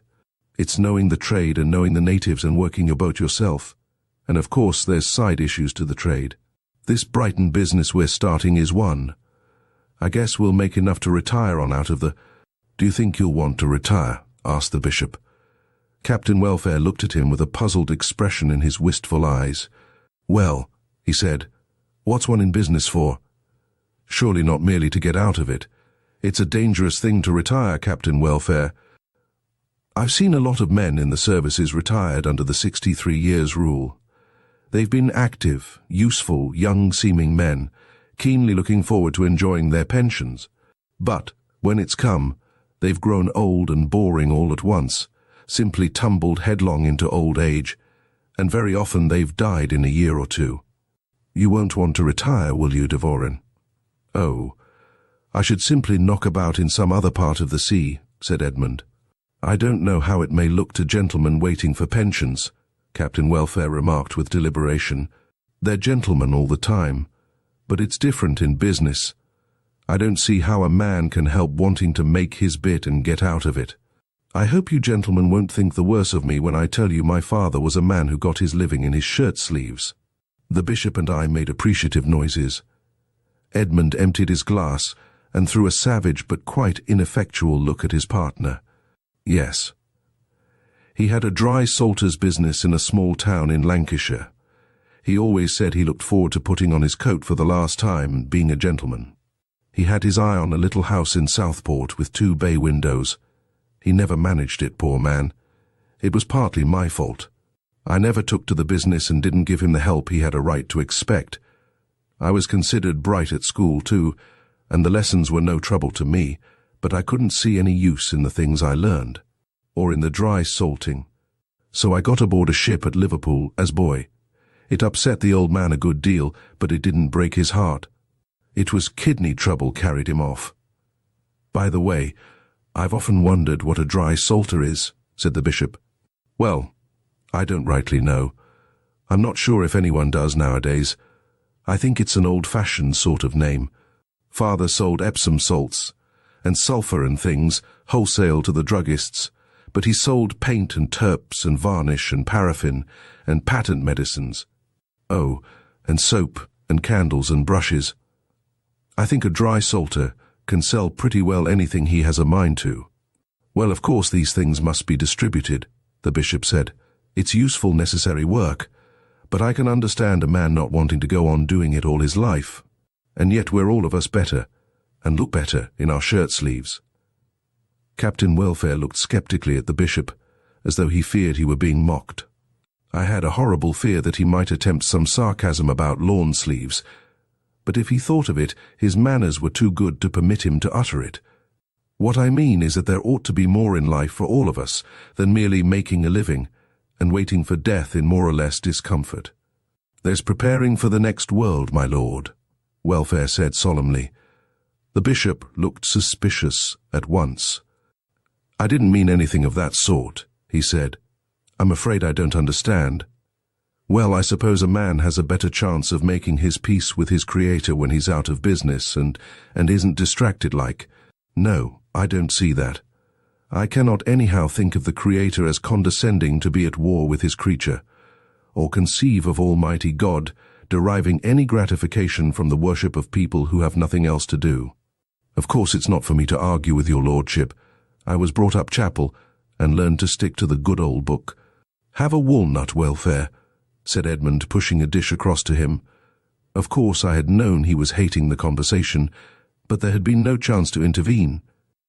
Parminter had an intense curiosity about the religious ideas of laymen, and I knew that to him it would be an irresistible temptation to dredge in the mind of so unfamiliar a specimen as Captain Welfare. I too would have enjoyed it, but that I knew Edmund's sensitiveness would revolt at the idea of his partner being regarded as on exhibition. He wanted to be loyal to Welfare, to have him, as it were, accepted, without having his peculiarities emphasized. On the whole, I hoped Edmund's intervention would be successful, and seconded his effort by starting the port on its second journey round the table. Just then, the hollow thud and ring of the hammer on soft iron and anvil was distinctly heard from beneath the floor, and diverted the thoughts of us all. Captain Welfare looked almost startled, and then glanced inquiringly at Edmund. "Somebody's getting his horse shod out of ours," said the bishop. "The sound seems plainer than ever tonight." "Have you heard it before, Captain Welfare?" "No, my lord. Mr. Devoren was just telling me something about it when you came up. Edmund has been exploring and opening up the fabled passage, which proved to be quite genuine." "Really? What did you find, Mr. Devoren?" "Oh, the passage is all right. Bates and I only shifted some rubbish in places and shored up the roof here and there. There's a good sound passage with a vaulted roof right down to the beach." "And you think it was really a smuggler's passage?" I explained my theory of its Saxon origin. "It should be quite an important find. You must have old Smith and some other experts down." "Some day," I said, "but we're keeping it to ourselves for a bit." "I see," said the bishop. "Yes, those antiquarians are a hungry horde, Devoren. They would probably dig up the whole of my lawn and undermine the foundations of the poor old house." "Quite true. I understand your feelings. I shall keep your secret." Captain Welfare had watched us thoughtfully during the discussion, and I thought he seemed relieved at my decision. "Your brother tells me you think of having a cruise in the Astarte, sir," he said abruptly. "I should like it immensely some day when I can get away. Well, we've some business in Guernsey before we go back east. I thought of making the trip as soon as we've fixed up the Brighton business and put in our manager there. In about a fortnight, I hope."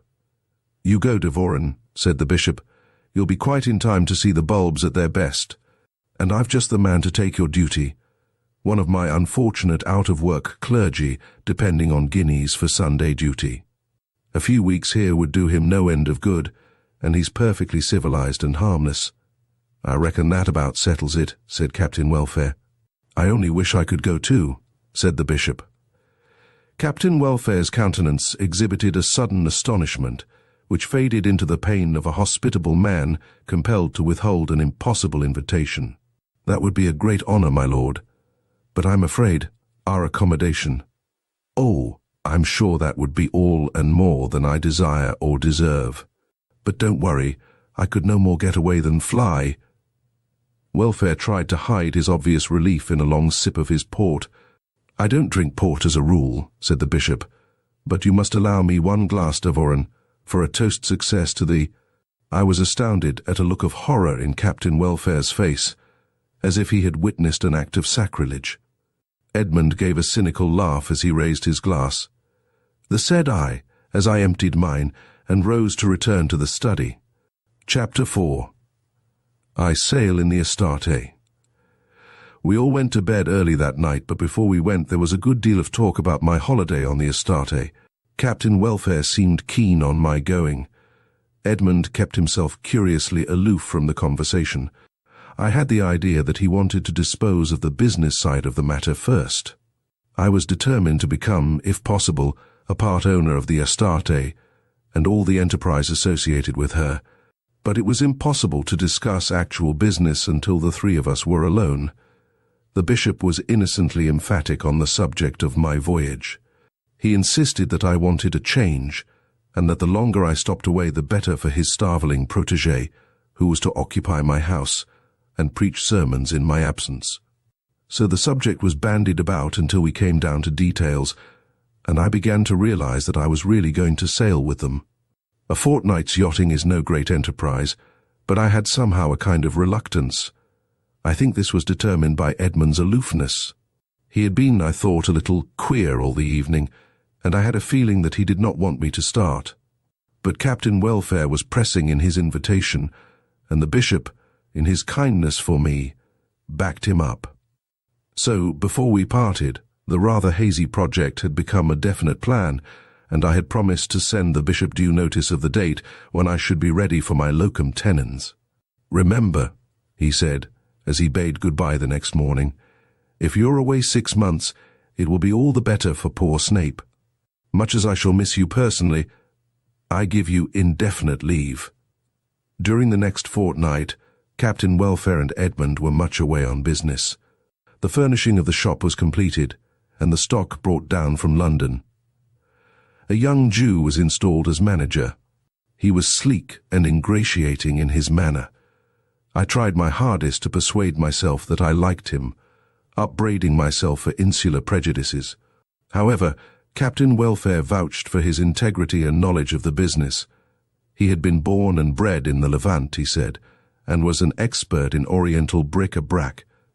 I was compelled to admit, when I saw our emporium as arrayed by him, that he had much of the artistic instinct of his race.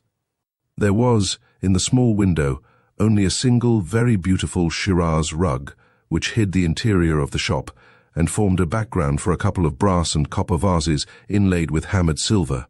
Inside, the polished floor was covered with a few more Shiraz and Khorasan rugs. There was a large screen and some chairs of masharabieh work. Small electric lights, hidden in imitation mosque lamps of Egyptian brasswork, depending from the ceiling, lit the room with a mysterious glow. In the background, a couple of luxurious couches flanked a low table whose top was formed of an immense brass tray. Here, Turkish coffee and cigarettes were always ready for visitors, whether purchasing or not. On shelves around the sides, the dim light was reflected in stray gleams from brass and copper ware and pottery, and faintly lit up silks and embroidery, and a museum of native work, curios and antiques from all the countries of the East. "It's not in the least like a shop," I said with an involuntary note of relief, as I sipped a cup of excellent though syrupy coffee. "It's like an Eastern shop," Edmund explained, "and we're going to run it on Eastern lines, bargaining, coffee, and a bit of rubbish as backshish and all." "There is very much money in that, sir," said the barber's block, so I had mentally christened our Hebrew manager. He had the delicate beauty of one of those waxen heads on which hairdressers sometimes exhibit their wigs, and his teeth reminded me of those lovely designs in pearl and coral that one sees displayed in glass cases outside the doors of the humbler kind of dentists. He had his own atmosphere too, like a perfumed asteroid. He revolted me, and I knew that there was something subtly, disgustingly attractive about him. "We ask £1," he continued, "for something we can sell for 8 and 6 and have our profit, and very often we get 12 or 15 shillings, and the customer is more pleased than if we ask 8 and 6. And he pays it. So we give him some little thing, backshish, and almost always he buys something more." This account of our business methods was extremely disagreeable to me, and I remarked, "I think it's a rotten way of doing business. It is always so in the East." His air of imperturbable finality made me feel merely foolish and fussy. I realized he had dignity in his way. "He's quite right," Edmund agreed. "We've got to make this a little bit of the East. After all, throwing in the customs is one way of giving people the genuine article. They get a whiff of Cairo along with their purchase, and it's well worth the money. Well, I want to be the first customer anyhow. How much is this?" I asked, picking up a little Japanese netsuke in dusky ivory. "That one I can sell for 10 shillings and make a profit. This one I lose if I sell for 30 shillings. But I like this one best." "No, it is not so good. See, it has not the signature of the artist. But it is here on this one." He pointed out some minute Japanese writing cut in a tiny square. "Never buy any work of a Japanese artist without the signature. He signs only what is best perfect." "All the same," I said, I'll take this cheap one for luck and because I like it." He smiled as he gave me the change. "I would have sold the pair for 4 guineas, he said. Edmund laughed. "I think our friend Iscariot will manage very well for us," he whispered. He never called him anything else, and Mr. Schultz appeared to have no objection to his nickname. During this period I learned an extraordinary number of things about some of the practical commercial affairs of life, and I was surprised and somewhat gratified at the energy and capacity displayed by Captain Welfare, and indeed by Edmund too. It was soon evident that the shop was going to be a paying concern. In the slang of the day, it caught on. I had always had a general idea that shopkeepers made very large sums of money except when they failed altogether, but I never could understand how they did it. It seemed to me that if they sold expensive things, their customers were too few, and if they sold cheap things, their profits must be too small to afford them a comfortable interest on their capital. I do not understand this yet, except in the case of people like butchers and publicans, and very large shops that are crowded with people all day. But when I learned what our takings, as they called them, amounted to on the first day, my fear was that the whole stock would disappear in a week. But Captain Welfare assured me we could double our sales and carry on till long after the arrival of our next consignment from the east. I asked him if he was quite satisfied to leave everything in the hands of Mr. Schultz. "Oh, yes. We've given him sufficient interest in the business to keep him straight. We shall take stock twice a year, so he could only swindle us for 6 months in any case. It will pay him better, to be honest." "Oh, yes. He has plenty of good reasons for playing fair with me. I've done business with him since he was a nipper with bare legs doing conjuring tricks on the footwalks of Portshead. You think he is grateful?" "No, I don't. He's a low-class Jew. But he'll not run any rigs with me for the present." I dropped the subject, which was one I did not care to dwell on in any case. We had come to a general agreement as to the terms on which I was to become a partner, and my lawyer came down to take my instructions and prepare the necessary deed. Marshall was a personal friend of mine, and I never transacted any business except through him, with the exception of the matters that were naturally in the hands of my agents in Ireland. He had, I knew, a considerable affection for me, and respected my literary work as beseeming a man in my position. But he detested my pigeons, and always disapproved of any suggestions of mine concerning my own property. He had always disapproved too of Edmund, whom he had never met. "Put him on an allowance and stick to it," he always said.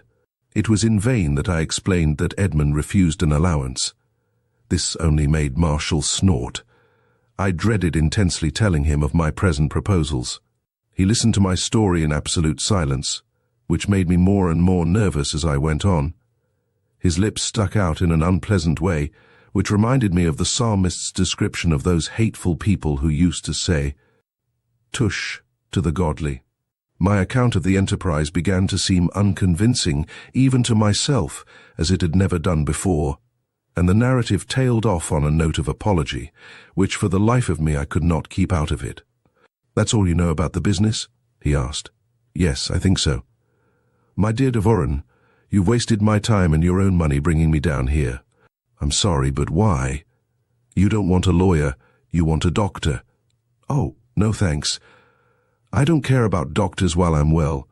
They talk shop and smell of iodoform, or whatever they call the stuff." "You want a mental specialist, what they call an alienist. I've always wondered why they call them that. You can look it up in the dictionary, but that's not the point. You must consult one. You're ill." "Oh, I hadn't noticed it. Bates hasn't said anything about it." "I presume you have not informed Bates that you propose to embark not only your capital but yourself on a rickety old Levantine schooner with a crew of cutthroat labourers, a young scapegrace of a brother, and some kind of a sea captain, about whom you know nothing whatever, except that he has spent his life trying to pick up a precarious living among all sorts of dagos in the East. Edmund is a pretty good judge of a boat, you know, and if she has come here from the Mediterranean, she ought to be able to take me to the Channel Islands and back." Marshall only snorted in the way that I particularly loathed. "Anyhow," I continued, "my taking a trip for pleasure is no part of the business. It does not come into the agreement. As for the money, You know I should not be ruined by the loss of a couple of £1,000, though I don't want to lose it, and I don't believe I shall. I'm doing it to help Edmund. Well, I won't draft any such damned agreement. I'm sorry. I shall have to get somebody in Brighton. Who's the best solicitor there?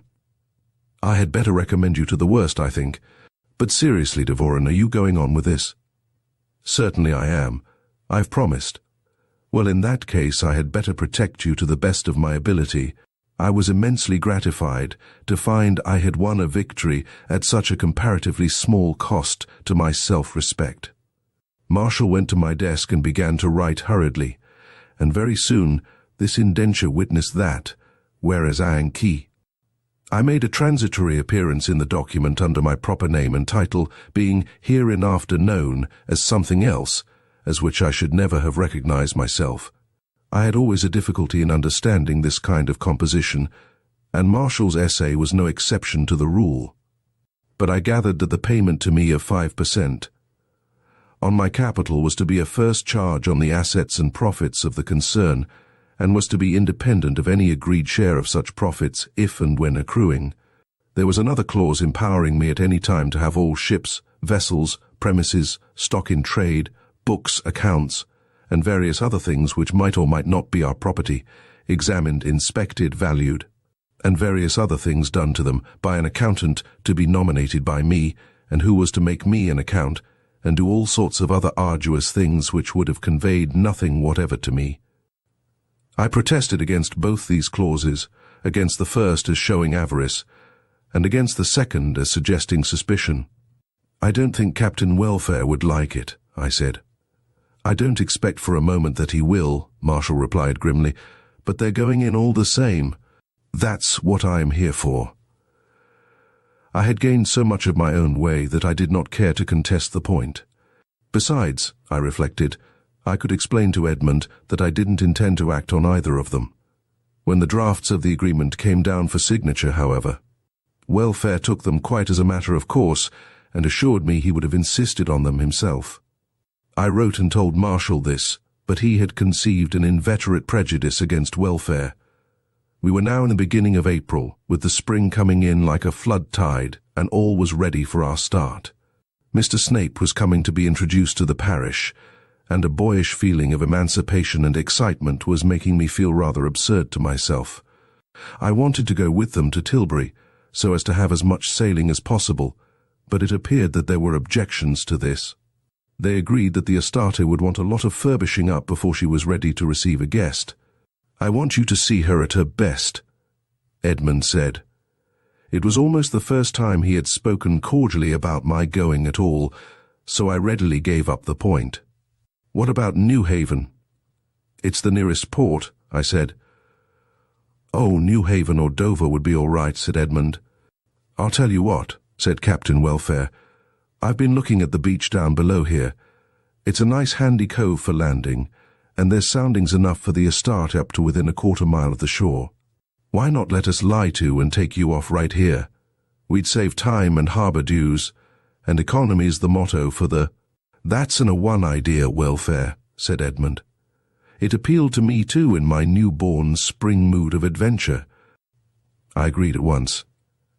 And we'll have your kit taken down by the famous tunnel, and so make some use of it.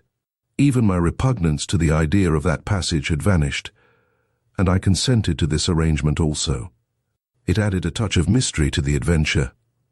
Talking of that passage, said Captain Welfare, we'd save railway freight if we brought the rest of the stuff for the shop along with us. If Mr. Devoren wouldn't mind storing it till Schultz can fetch it. Not a bit. It would be all right in the cellar, I suppose. Oh, certainly. The men will carry it up the passage and store it till it can be fetched. It'll save a lot of handling, as Schultz can have it all brought straight to the shop by road. It all seemed to me a perfectly natural and convenient arrangement, and I remember laughingly stipulating with Edmund that he should drive away the bats before I ventured down the passage. They left the next day, expecting to be away about a week. I was to receive a postcard telling me as nearly as possible when the Astarte would fetch up. I was left alone with my locum tenens, Mr. Snape. I fear he found me an uneasy host. He was a terribly earnest young man, who had made himself ill by overworking and underfeeding in slum parishes. He was the kind of clergyman who is always described as a good organizer. In certain circles, this is the highest praise that can be bestowed on a clergyman. I never quite understood what it meant or what these people organized. I always vaguely associated it with having printed tickets for things and lists of names. He was very polite and agreeable, and even inclined to be deferential to me, I suppose regarding me as a man of comparative wealth, and possibly impressed by my position as a justice of the peace. A position that had been forced upon me, for which I was quite unfitted, and of which I certainly was not proud. I only suppose these were the reasons for his deference, because he had never heard of my historical researches or of my reputation as a pigeon fancier. In spite of this, and without at all intending it, he made me feel that he was shocked. The modest comfort of my habits shocked his ascetic instinct. He was shocked by my not saying grace before dinner, and bowed his head and crossed himself in silence before he took his soup. I knew this would upset Bates, who is an evangelical of rather strong views. If I had only thought of it, I would have said some ordinary sort of grace myself, which Bates would not have minded nearly so much. But it was worse when he began to question me about the parochial organization, and discovered that there was no communicants guild, no GFS. I had to think hard before I could remember what a GFS was. No lads' brigade, no mothers' union, none of the things he thought there ought to be. I had never before realized the utter nakedness of my parish in the paraphernalia of organized soul-saving. Poor Snape, who was a gentleman, was more embarrassed than myself. "Is there much debt on the church?" he asked after a pause. "Not a penny," I said, brightening up. For the moderate debt that I had found I had myself paid off, and I thought our solvency at least was in our favor. But it was not so. Snape looked more than ever depressed. "I've always found that a debt is such a stimulus to the laity," he said mournfully. "It unites them in organized efforts. Yes, perhaps in some places, but I'm afraid bazaars and things would never go well in Borodin. People would not understand about getting them up, or know what to do with them. They have a great idea of getting value for their money." "But how do you work your parish, Mr. Dvorin? What do you do in it, without any of the usual methods?" "Oh, I just potter about. They don't behave badly as a rule, and I try to make them behave better. I'm always here if any of them want to see me or want me to visit them.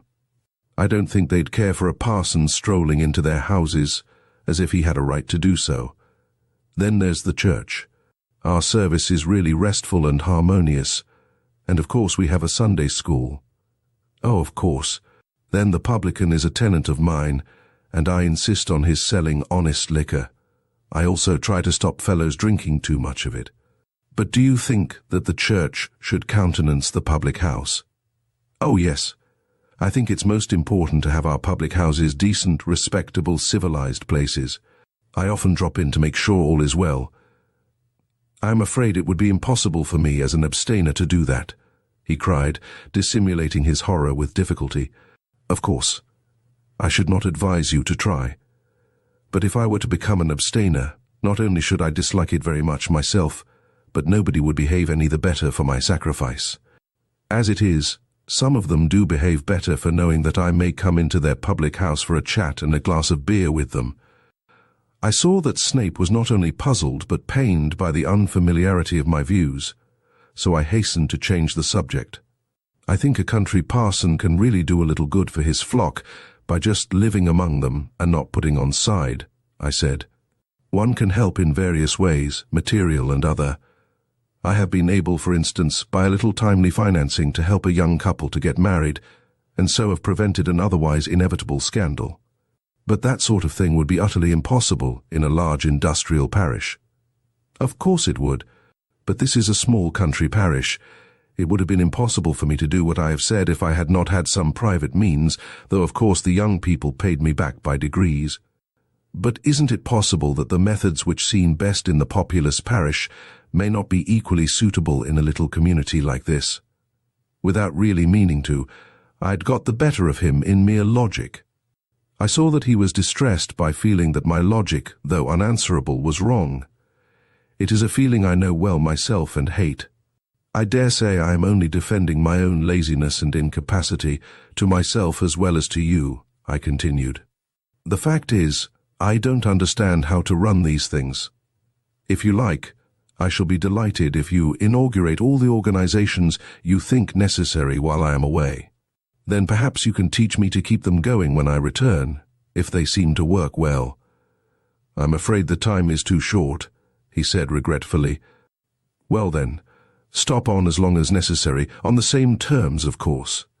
His look of gratitude was very affecting.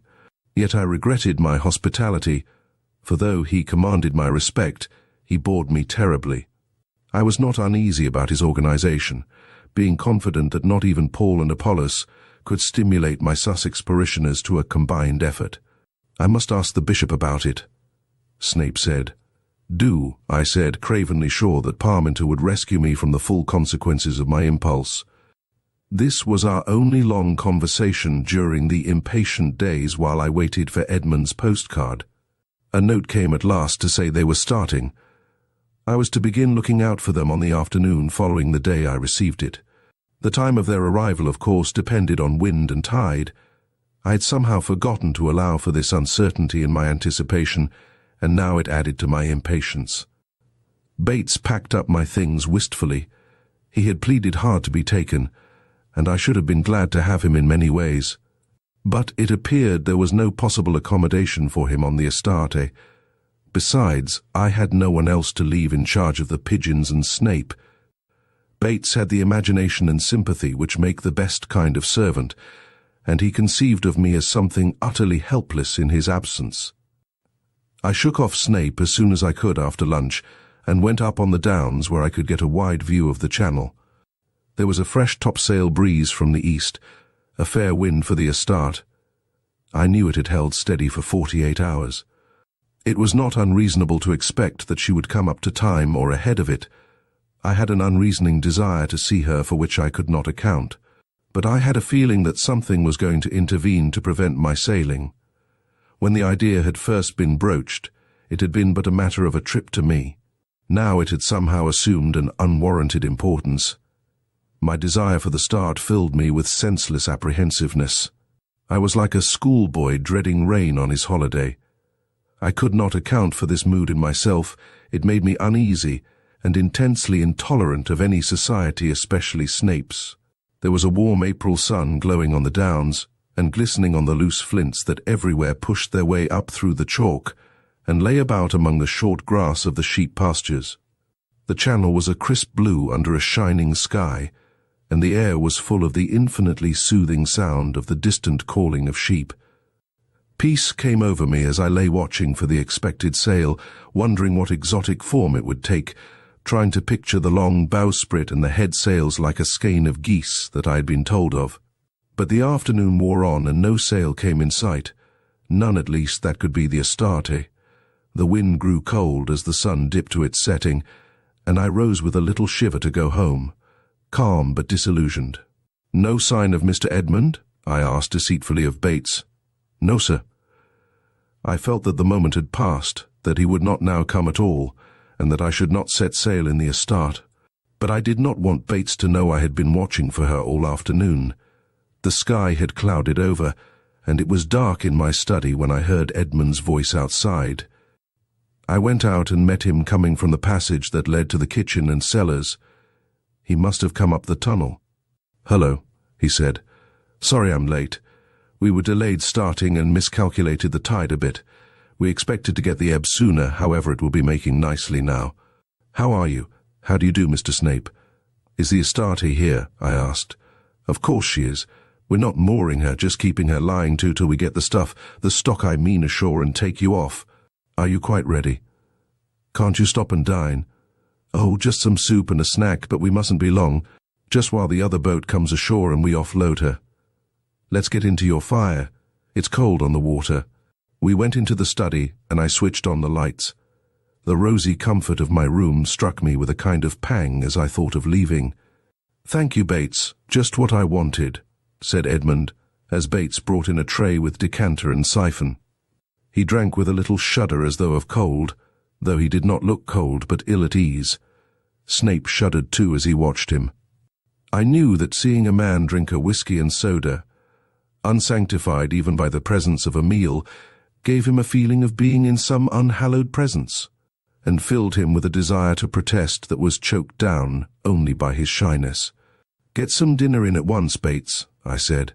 "Anything that's ready." "Got all your traps ready?" "Yes, all strapped and waiting. I had almost given you up." After a hasty meal, we walked down by the road to the beach. Snape came with us, smiling vacuously as though he thought we were doing something comic, but couldn't see the joke. "The workers can bring your kit down when they have stowed away the goods," Edmund said. It would be long before the moon, nearing its last quarter, rose. The only light was from a pale border of sky in the west, under the straight edge of the great cloud mass that had overspread the firmament. It had rained a little, and the roofs of cottages and loose stones on the beach gleamed feebly in the dark. The sea broke dully on the shore, each wave drawing away from the shingle with a regretful sound. A dark blotch on the edge with two motionless figures beside it was the dinghy. As my eyes grew accustomed to the faint light, I could make out a dim nucleus of blackness against the dull pewter of the sea. This was all we could see of the Astarte. She looked a long way off in the gloom. Presently, Edmund said, "There comes the boat." I could see nothing, but very soon I heard the double knock of oars in rowlocks. Then a moving blackness became visible with pale flashes from the blades of the oars. The boat was much nearer than I had judged, for a few strokes brought her to the shore. Immediately a harsh guttural gabbling broke out among the crew, which was at once checked by a gruff order from someone in the stern sheets. Edmund hurried down to the boat as her crew hauled the bow a few yards up on the beach. Snape and I followed him more slowly. We seemed to be forgotten in the silent bustle that was taking place. I could just make out the lines of an able, roomy ship's boat, and I was a good deal surprised at the amount of cargo she had brought ashore. Case after case was being handed out and stacked on the beach. They looked like good-sized packing cases, and the men handled them as though they were fairly heavy. However, the crew of 6 had them out in about a minute, and then each man shouldered a case with surprising dexterity, and they started in a group stumbling up the beach under their loads. In the darkness I could just make out that some of the men had loose Turkish trousers, and some wore the long robe or galabier of the Arab. Their faces were invisible in the dusk, except for glints of white from eyes and teeth, and most of them seemed to have a white handkerchief or turban bound round their heads. Edmund and the man who had been in the stern sheets were talking aside in low tones, and now they guided the laden men to the rough path in the cliff leading to the tunnel. Snape and I followed, fascinated by this strange, impossible invasion of our quiet Sussex cove. "It is quite like the old days of the smugglers," giggled Snape. It irritated me to feel that he had no sense of the real eerie strangeness and mystery of the scene, and I wished I were alone. I heard Edmund's voice, almost unrecognizable in the harsh gutturals of Arabic, giving directions, as I guessed, about getting up the path. Then someone slipped, and I heard the quick swish of a whip, the thud of its lash on flesh, and a growl like that of a wounded beast. I drew in my breath with a little gasp and a throb of the heart, wondering if Edmund had struck the blow. It seemed a horrible and hideous thing to me then. The 2 men who had been with the dinghy now passed us, also bearing loads, and 3 of the first party came back for others. Edmund and the rest had evidently gone on up the tunnel to my cellar. It was strange to me to think of these wild-looking creatures even in the cellar of my peaceful home, and I wondered what Bates would think of them. I sincerely hoped that Mrs. Rattray would keep out of their way. I knew how utterly she would disapprove of them, and feared I should sink in her estimation by such an association. And Mrs. Rattray's good opinion was very precious to me. In an incredibly short time, all the cases had disappeared, and the men were back with my luggage. Bates came to see me off, bringing some things he had thought of at the last moment, as likely to add to my comfort. "Is everything all right, Bates?" "Yes, sir. Everything stowed away quite right." "What do you think of the crew?" "Well, sir, I didn't see much of them, but I hope you'll keep your things locked up." "You think they're thieves?" "Well, I believe those sort of low-class foreigners mostly are, sir. As we were getting into the boat, Snape asked which I thought would be the best evening for the GFS. "I don't know," I said firmly. "Ask Miss Gregson at the post office." I don't know what put Miss Gregson into my head, but as the Arabs rowed us through the night with a strange grunt at each stroke, I felt the girls' friendly society was very remote. Edmund remained silent, and it seemed to me there had been an air of silence and speed about the whole proceeding that was puzzling. I regretted it because it took away from my feeling of holiday exhilaration. "You had quite a big cargo," I said. "Must keep up the stock, you know." "Of course. I didn't know you had so much in reserve."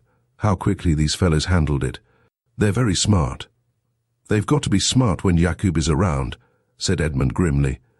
I guessed that the silent native who sat with us in the stern was Jakoub, and remembered Edmund's description of him. I hoped it had been he who had used the whip. "Here we are," said Edmund, as the Astarte suddenly became distinct and closer to us. Someone fixed the port light in its bracket. There was no other light on deck, but a glow came through the skylights covering the saloon, and shone upwards along the tall pointed mainsail. The boat was brought alongside, a short ladder slung from the side, and as I put my foot on it, a hand grasped mine and Captain Welfare said, "Welcome to the Astarte, sir." I thanked him and came aboard, followed by Edmund and the crew. At the same time the dinghy came alongside and was made fast. There was a gruff order, Astarte, followed by other words in Arabic, which had the curious effect of fierceness to which the language lends itself. There was a rattle as sheets were hauled down and belayed, and with the two boats still in tow, the Astarte was on the wind and gathering way. My heart leaped to the glorious sensation. "We're off!" I exclaimed in surprise. "Yes, we don't want to miss any of this tide," said Captain Welfare, "but it's no good standing here in the cold and dark. Come down to the saloon and have a look at your cabin. Get those boats aboard, Jakoub." Chapter 5. What the little steamer brought.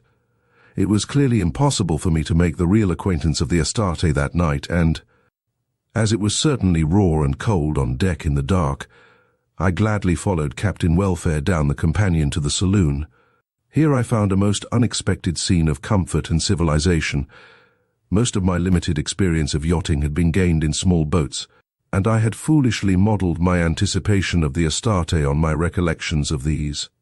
So I was surprised at the width and spaciousness I found. A powerful lamp deeply shaded in red and suspended from the skylight lit up the table, which was laid for some sort of late evening meal. There were deep red tulips in vases, and a pleasant gleam of silver and cut glass on the white cloth. The chairs, of course, were of the marine type, fixed in the floor with revolving seats. Over the lockers along each side were deep luxurious seats, upholstered in dull red morocco, and over these, between the wide portholes. Each panel was filled with a pictorial tile of Delft ware, with a singularly clean and restful decorative effect of blues and browns. The further bulkhead on either side of the narrow door leading forward was filled with bookcases. A soft Persian carpet and the curving sides of the ship, the cunning shelves and cupboards that occupied odd corners, all combined to produce that air of coziness that can be found nowhere in such perfection as in a ship's cabin. Captain Welfare was openly delighted by my praises of all these arrangements. There was something comical, though pathetic, in his anxiety for my approval. In fact, I began to fear that his apologetic attitude would become a little wearisome if he persisted in it.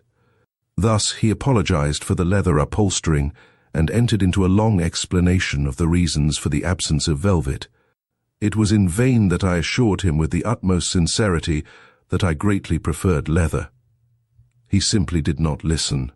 It was evident that he himself considered that red velvet cushions would have done me more honor, and really deplored their absence. My protestations he regarded as mere politeness, and he was concerned only in his own explanations.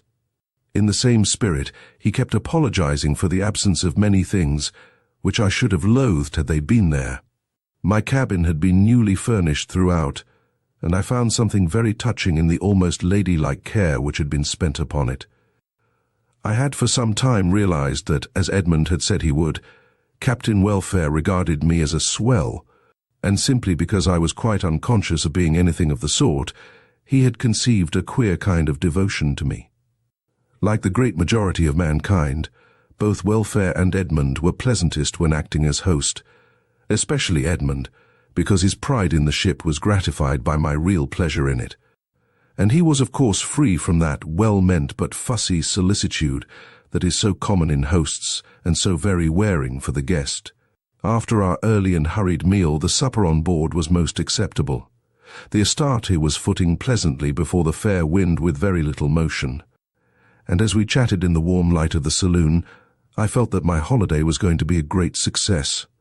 "When do you expect to reach Guernsey?" I asked. "If this breeze holds, we shall be there the morning after tomorrow at latest," said Captain Welfare. "But we can't count on it this time of year. It may fall calm any minute. Then it will be a matter of luck with the tides and what bits of wind we can catch." "I'm in no hurry," I said with a sense of luxurious freedom. "I rather hope we shall be delayed."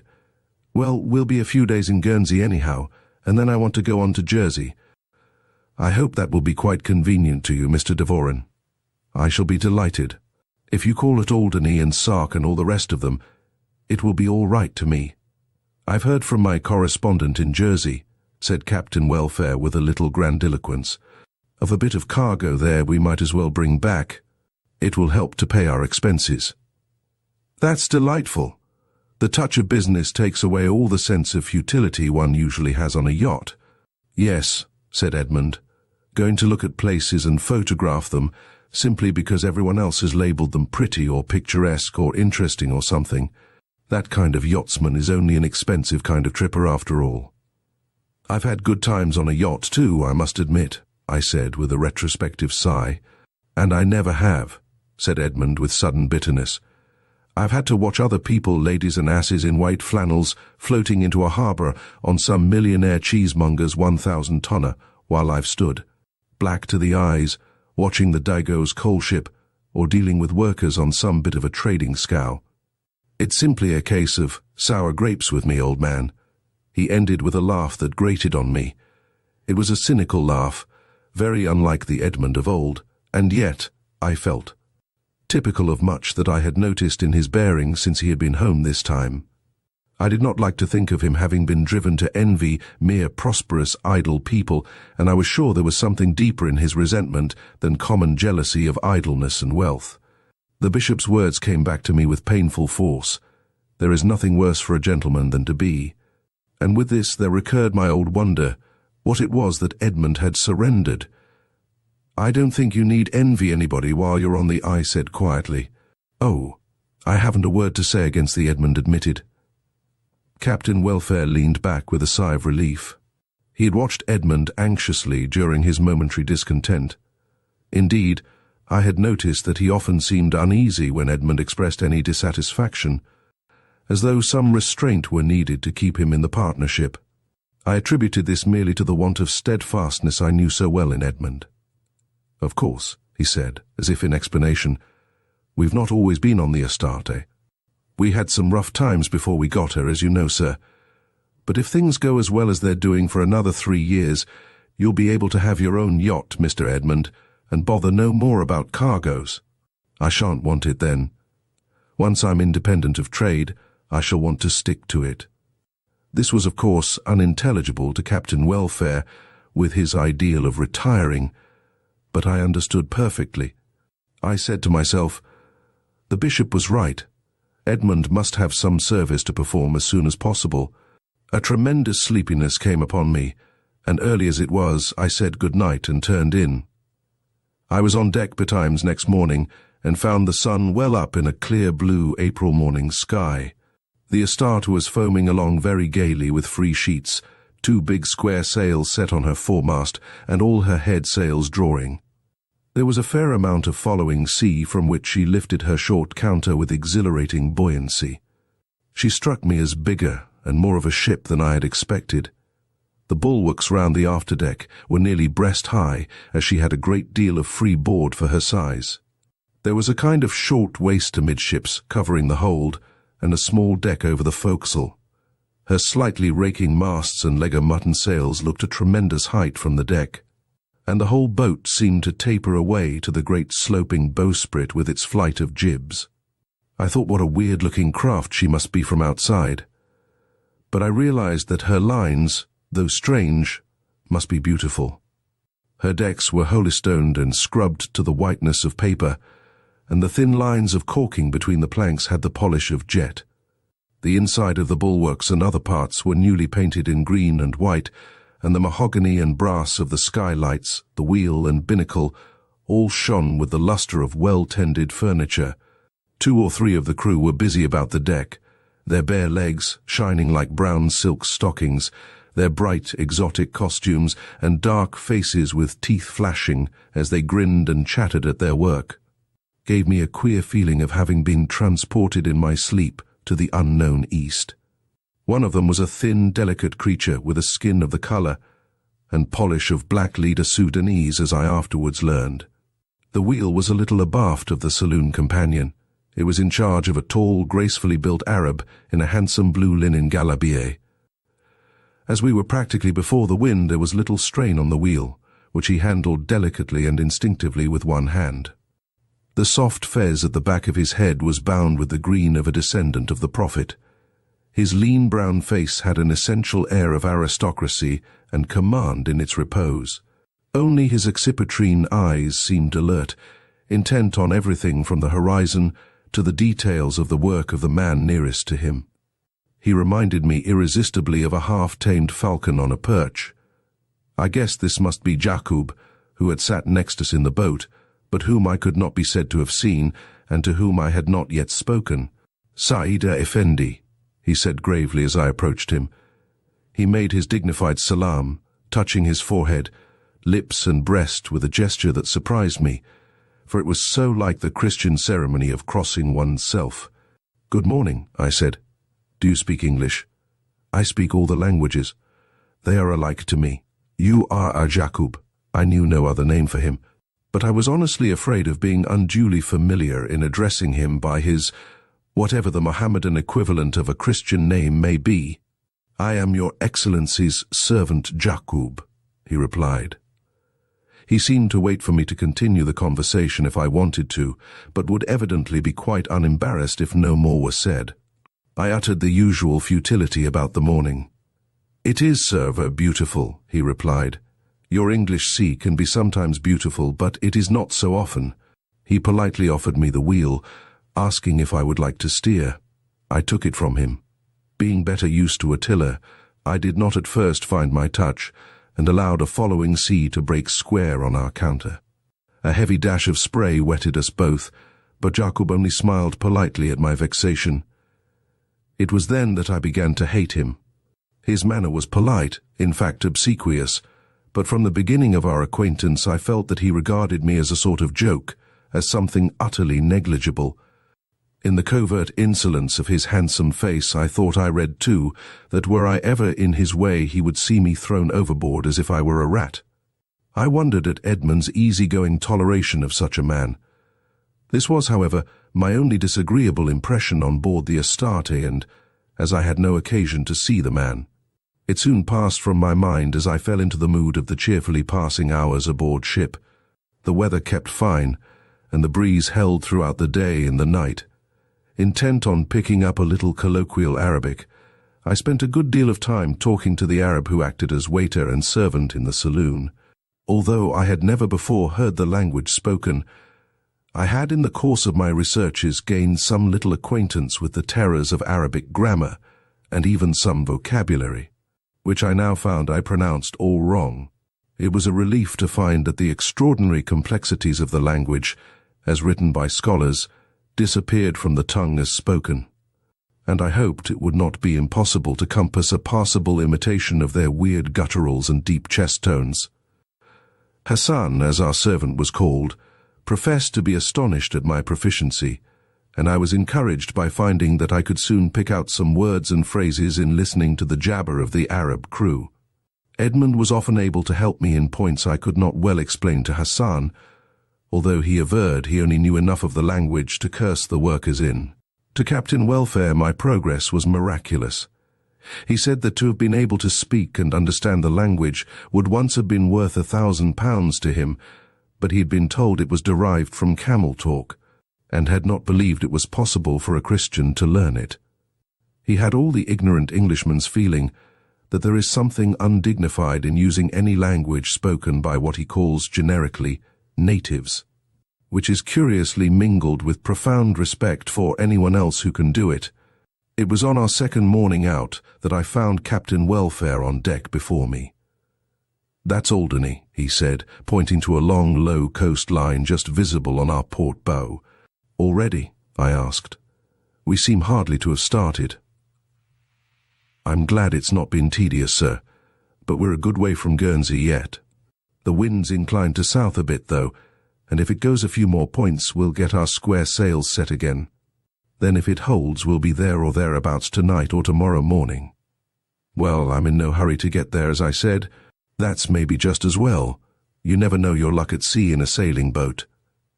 By midday I was watching the sea break over the famous casquettes, which looked like the jaw of a dog in the water. We went down to luncheon, and were just having our coffee after the meal when the saloon door opened, and Jakoub came in. This was an unwarranted intrusion, for Jakoub had neither the status of a guest nor a servant, and etiquette is necessarily rigid at sea. I saw Welfare flush angrily, and look at him with astonishment in his round, bright eyes. "What the devil?" began Edmund.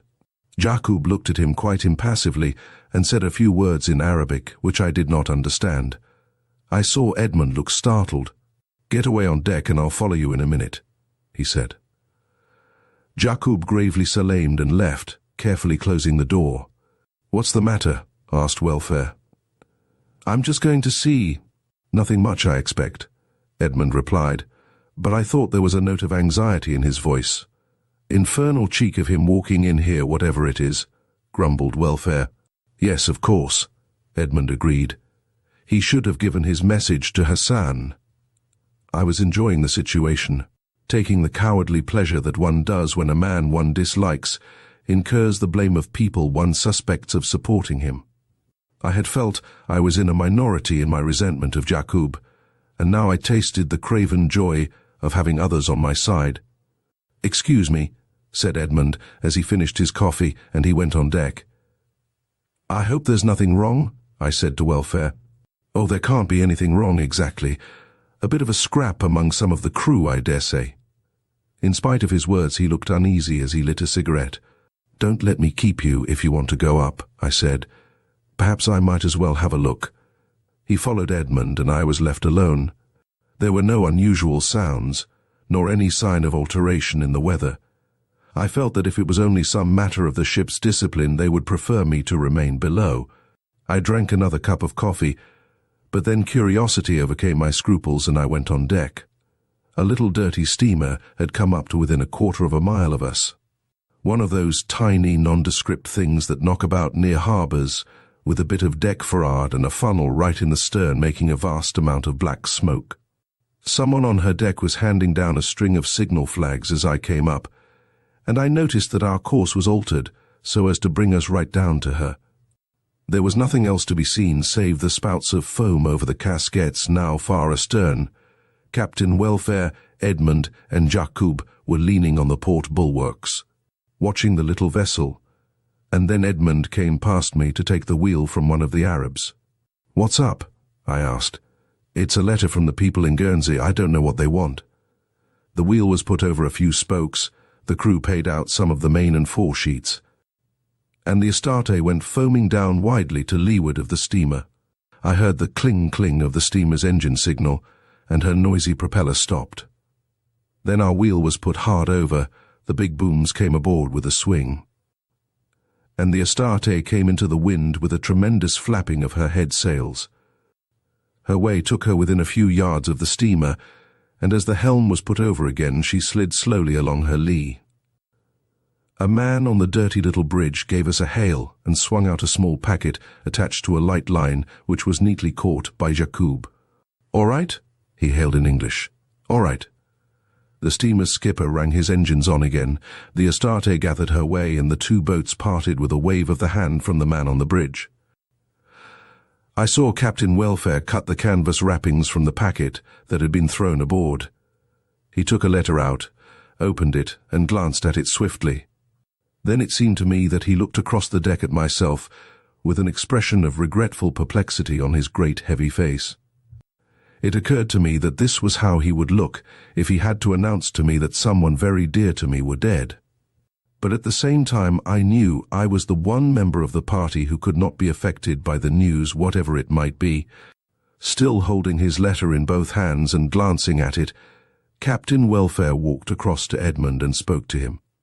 Edmund nodded, called Jakoub, and handed over the wheel to him. Then they both disappeared down the companion.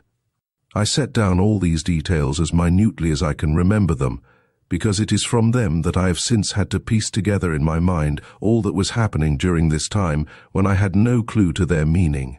I had no mind to speak to Jakoub, and stood leaning over the bulwark watching the lessening smudge of black smoke that represented the little steamer. Edmund had left us sailing with free sheets on our course to Guernsey, so I was surprised on looking up to see the crew getting in sheets, while Jakoub put us on a course close hauled to windward. I surprised a look in Jakoub's face, as though he were waiting for some sign of uneasiness on my part. His face was more than usually insolent, I thought, so I merely looked up along the leach of the sail till the tremor died from it as the Astarte settled to her new work. Then I returned to my former posture and waited 10 minutes by my watch before I went below. The saloon was empty, but I heard voices from Welfare's cabin, which had room for a good-sized table in it, and served as a kind of office and chart room. I lay down on one of our delightfully comfortable locker couches with a novel I had been trying to get interested in. The steady motion of the boat and the soft, diffused light that came down from the skylight were very soothing. The book was one that Captain Welfare regarded as a masterpiece of literature. He would not be satisfied until I had read and praised it. I was conscientiously trying to do the former, and intended afterwards to praise it without consulting my conscience. It was one of those novels that people write again, like the pictures that turn up season after season at the Academy nymphs bathing, Autumn's Fiery Finger, and the like. I forget whether this book was about cavaliers and roundheads, or the French Revolution, but very soon I began to be interested in the patterns made by the spaces between the printed words.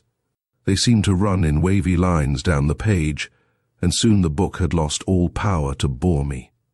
Presently I heard the cabin door open, and Edmund and Welfare came out, speaking in low tones. "You'll have to tell him," Edmund was saying. "But what am I to say?" "Stick to what we arranged.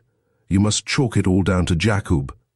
I perceived from their voices that they thought I was asleep, and though their conversation had conveyed no meaning to me, I did not want to overhear more. I coughed and sat up. "I hope we have not disturbed you?" Welfare asked, looking, I thought, a little guilty. "Not at all. But I'm afraid I have dozed a little over this most interesting book. It's the sea air and the motion." Quite so," said Captain Welfare solemnly. Edmund said nothing and went on deck. Captain Welfare sat down facing me in one of the revolving chairs on the opposite side of the table. His eyes looked distressful in the midst of his great cicatrix of a face, and I noticed perspiration on his forehead and upper lip. "I hope there's nothing wrong," I said. "Well, we've had some rather upsetting news. Nothing wrong exactly, but upsetting. It alters our plans a bit. I was just going to tell you. Me and Mr. Edmund have been talking things over a bit." His big right hand was pinching up creases in the tablecloth and setting it all crooked in a maddening way. "Well?" I said interrogatively. "I don't often drink between meals, Mr. Devoren, but I think I'll have a brandy and soda if you don't mind." "Of course," I said, as he touched the gong on the table and gave his instructions to Hassan. "Perhaps you'll join me?" he asked hopefully. I elected to have some whiskey, so as to put him a little more at his ease, for he was perturbed to an extent that was quite distressing.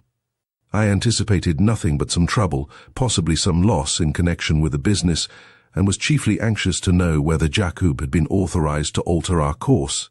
Captain Welfare swallowed about half of his brandy and soda and mopped his forehead, still regarding me with a look of perplexity and distress. "Yes," he said, as though continuing a conversation. "Yes, we'll have to give Guernsey a miss." "Oh, are you going straight to Jersey then?" In the back of my mind I knew that the course we were on was taking us away from the one island as fast as from the other. But I had not thought it out, and felt there must be some way of accounting for the maneuver. "No. I'm afraid we'll have to give Jersey a miss too. In fact, we'll have to cut out the islands altogether this trip." "Really? That's very disappointing. Are we going straight back?" "Oh no. No, we'll not go back for a bit." "Well, where on earth are we going, Captain Welfare?" Captain Welfare slowly finished his drink and looked as if he were pondering the advisability of taking another. He finally put his glass down a little tremulously. "The fact is, you saw this message come aboard?" "Yes." "Well, it seems we're wanted out east at once, very urgent. There's nothing for it but to make all sail and get there." "Out east?" "The Mediterranean, you know the old beat. But that will take weeks. We should do it in a month with luck if the weather holds." "And where are you going to put me off?" "We were just talking about that, me and Mr. Edmund. You wouldn't think well of making the trip with us, I suppose." "That's quite out of the question. I only arranged to be away for 2 or 3 weeks. It will be a bit warm out there, of course, but not bad really, especially at sea, and the worst of the Khamsins, that's the hot winds, you know, will be over. But Captain Welfare, I don't care about the climate there, for I'm not going. It's impossible. I must ask you to call at Guernsey or somewhere and put me off. Then I could get back to Southampton. I shall be very sorry to leave the boat, but there's nothing else for it. It's the time, Mr. Devoren. It might mean missing our markets. We can't afford to take any chances. I don't profess to know much about trade." "You don't, sir. You don't know anything about it. That's what makes it so hard to explain. All the same, I don't see how a delay of 24 hours or less in a month's voyage is going to make such a vital difference as all that." "That's just it, Mr. Devoren. You don't see it. You can't." "No, and therefore I demand to be landed at Guernsey. After all, I'm a partner." "To be sure, sir. Nobody questions your right. But the fact is we can't call at Guernsey. It's not only missing our market, but we should lose Jakoub." "Jakoub? That would be no great loss in my opinion. But what has he got to do with it?" "I'm afraid Jakoub hasn't a very good record. We knew that, of course, when we took him on. I think Mr. Edmund told you." "He did. And my own impression is that he's the biggest scoundrel unhung. I wouldn't be a bit surprised. But he's extraordinarily useful to us just at present. I don't know what we should do without him. Then they would want us to give evidence, and you don't know what the Egyptian courts are for delay and worse things. But what is it all about? For the Lord's sake, man, tell me straight what's happened." "I was just going to. It seems he's wanted by the Egyptian police, and they have traced him on to the Astarte and have warrants out for him all over the place. They might put the ship under arrest, and that would simply ruin us. We've got to get him back to Egypt, sir. We can get rid of him there, and we cannot get rid of him any nearer home." There was an air of finality in his tone which warned me I must try to preserve my dignity, even if bereft of my liberty. "I think this is a matter that ought to be discussed between all 3 of us," I said. "Do you mind if I send Hassan to ask my brother to join us?" "Not at all." "I'll go myself," said Welfare with an air of intense relief. For the time being, the thought uppermost in my mind was the anxiety of Bates and Mrs. Rattray at my absence. I had not been long enough away, nor far enough for the home foreground to recede. Edmund came in, looking, to my surprise, more cheerful and jollier than he had done for a long time. "Well," he said, "I suppose Welfare's broken it to you. Ah, I see you've been drinking to the cruise. I'll join you. Hassan, get another glass. I'm really jolly glad, old man, you're coming. You will simply love the Mediterranean." "It seems to me," I said, with a sincere attempt at austerity, "that I am being taken to the Mediterranean against my will in order to help a criminal to elude justice." "Only temporarily," said Edmund. "Nothing could keep Jakoub from the gallows in the long run. This kind of thing may be all very well for you, but in my position, I know, it wouldn't be considered good form in a clergyman, but I assure you nothing will ever come of it.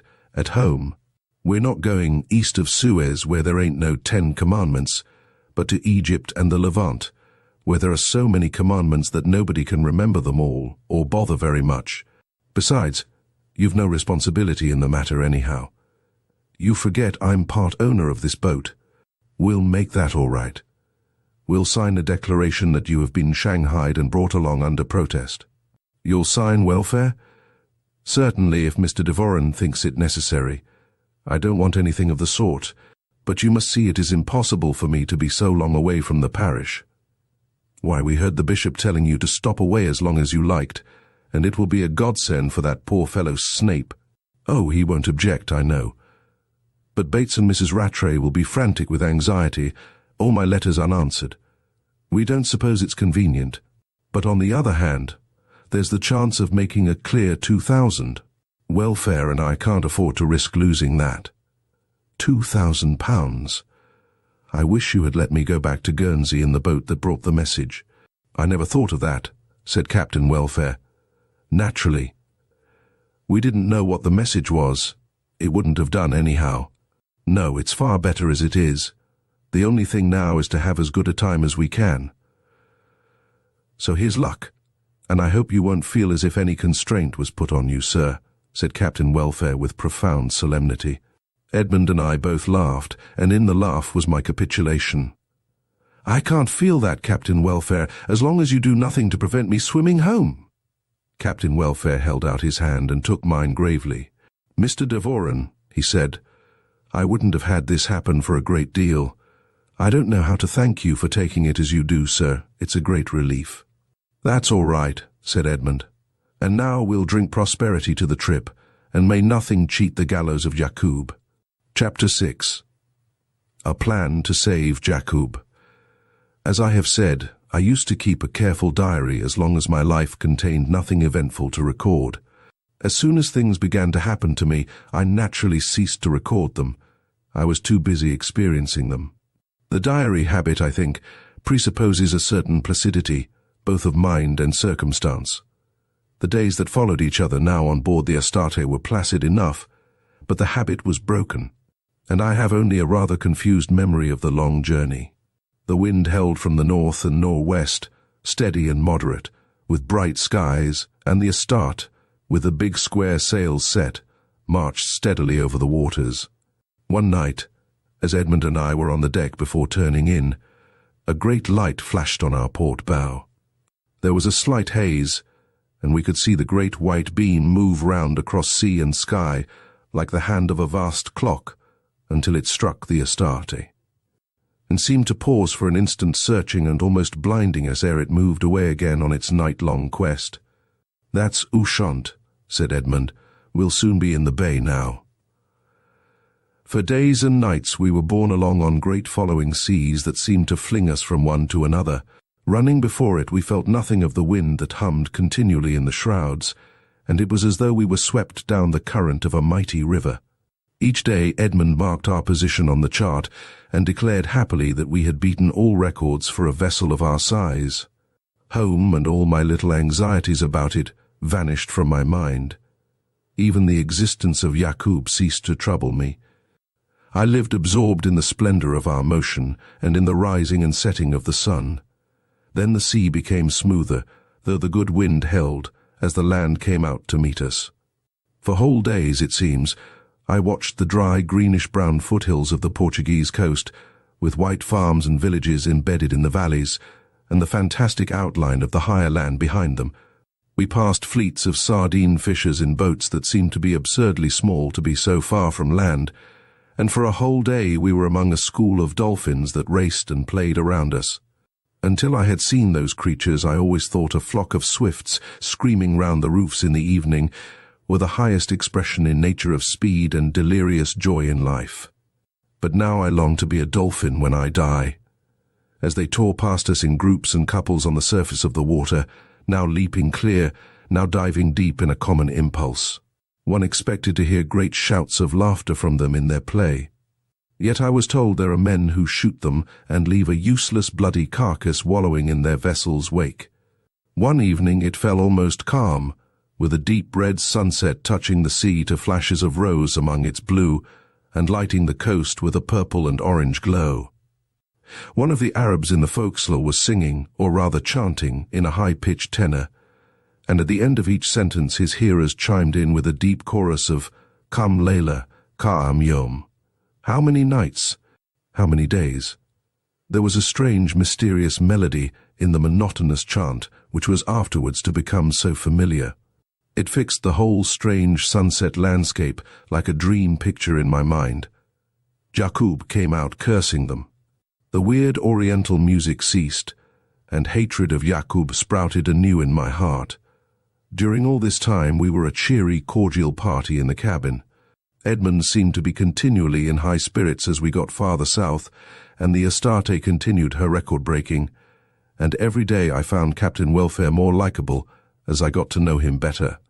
He had quite stopped apologizing to me for things, and had become used to treating me as a man of like passions with himself. He was very interested in the bishop, not having, as he said, met one before. One day he asked me in strict confidence if I thought his lordship was really a God-fearing man. I naturally found this a delicate question, and one very difficult to answer. I should be very sorry to misrepresent him, I replied cautiously, but I should take him to be a man who feels he has no need to fear God. After all, why should he? Captain Welfare looked at me with as much horror as though I had said something blasphemous. No need to fear God, he replied. Well, I don't know. I saw that if fear, craven fear of a petulant and unreasonable deity were deleted from his religion, there would be nothing left.